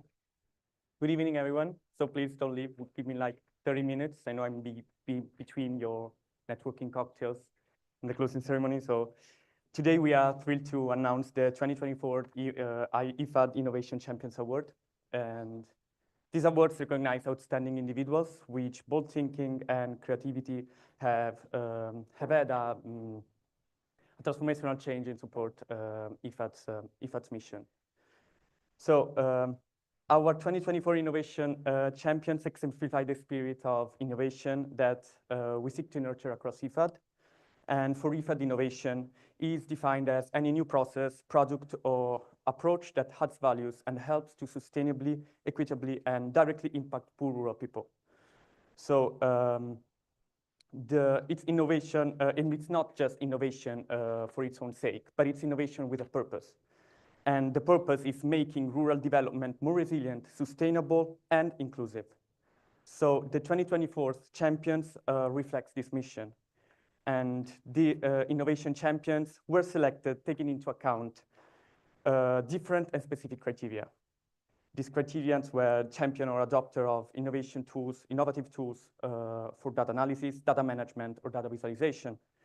Those adopter or user of innovative methodologies like UN Innovation Toolkit, Lean Startup, Innovation and Innovation Scorecards. Champions or adopter of frontier technologies in IFAD Works. And those who worked on a project that aligns with IFAD's definition of innovation, contributed to innovation initiatives like innovation talks or in the Innovation Day, contributed to the establishment of partnership for innovation, and advocated and champions diversity, equity, and inclusion as catalyzers of idea origination and development. So let's now meet our 2024 IFAD Innovation Champions. And as I read their names and contribution, please join me in celebrating their work. So Moses Abukari for his exceptional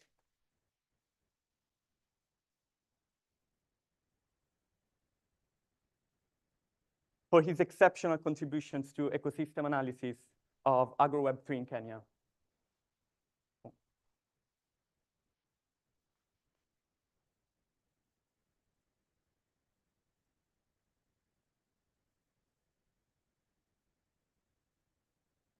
Mattia Barina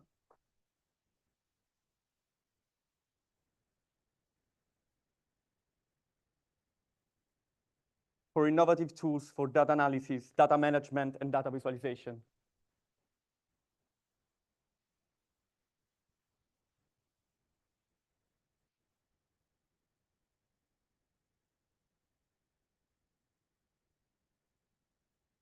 Marcus James Block, who we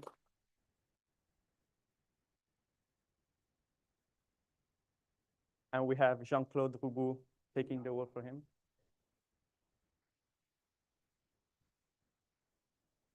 We're awarding Marcus for contributions to addressing challenges and idea generation for improved procurement practices for innovation. Then Gaetano Favia.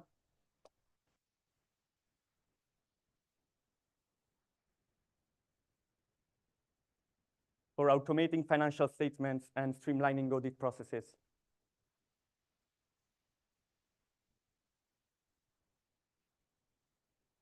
Ahmed Gure.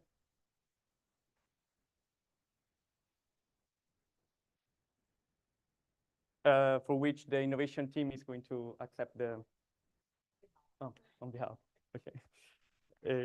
For innovation scouting on AgroWeb3 environment in Somalia. Loretta Kazangsiu.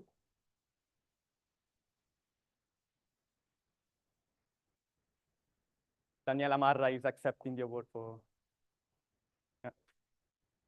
Daniela Tapp, right. For automating disbursement, payroll, FCD statement, and payment references. Krista Ketting, for which the other again for innovation, for innovation scouting and environment scans in Somalia.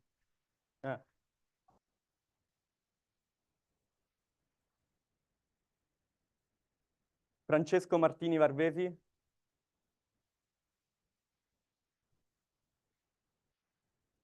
On behalf, we have Gaetano Favia for development of digital tools, enhancing ICO efficiency and streamlining operations.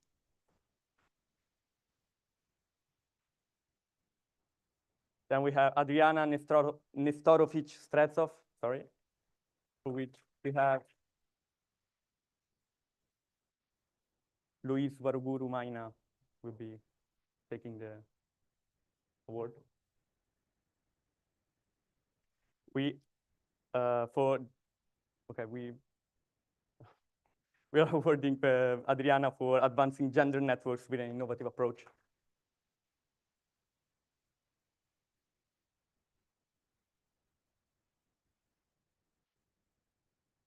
Yewande Ololade Ogunobi.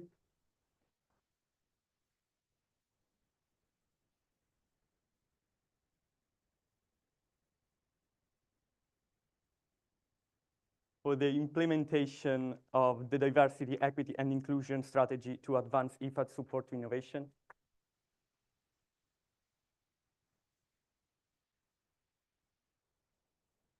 Maxime Thibon.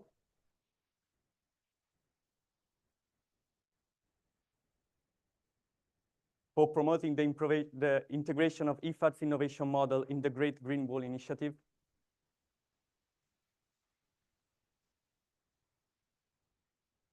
Natalia Toski, and the Innovation Unit is accepting the prize on behalf for leading the design and listing of IFAD's bonds on the London Stock Exchange.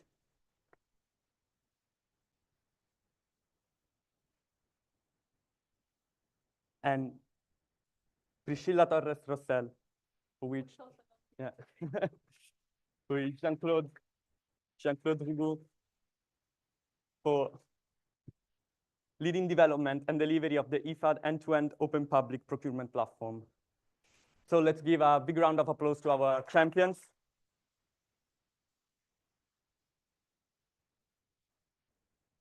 So thank you to our champions. You're not only shaping the future of IFAD, but you are inspiring your peers to think differently, take risks, and embrace innovation as a driver of real change. So to all of you attending, let these stories remind us that innovation doesn't always have to be flashy, but sometimes it's about small experiments, thoughtful partnership, and the courage to challenge the status quo. So thank you for spending this day with us, and keep dreaming boldly, testing bravely and collaborating widely. Thank you. We look forward to seeing you many more of you recognized for as innovation champions in the year to come, and have a wonderful evening, and see you at the next Innovation Day. Thank you.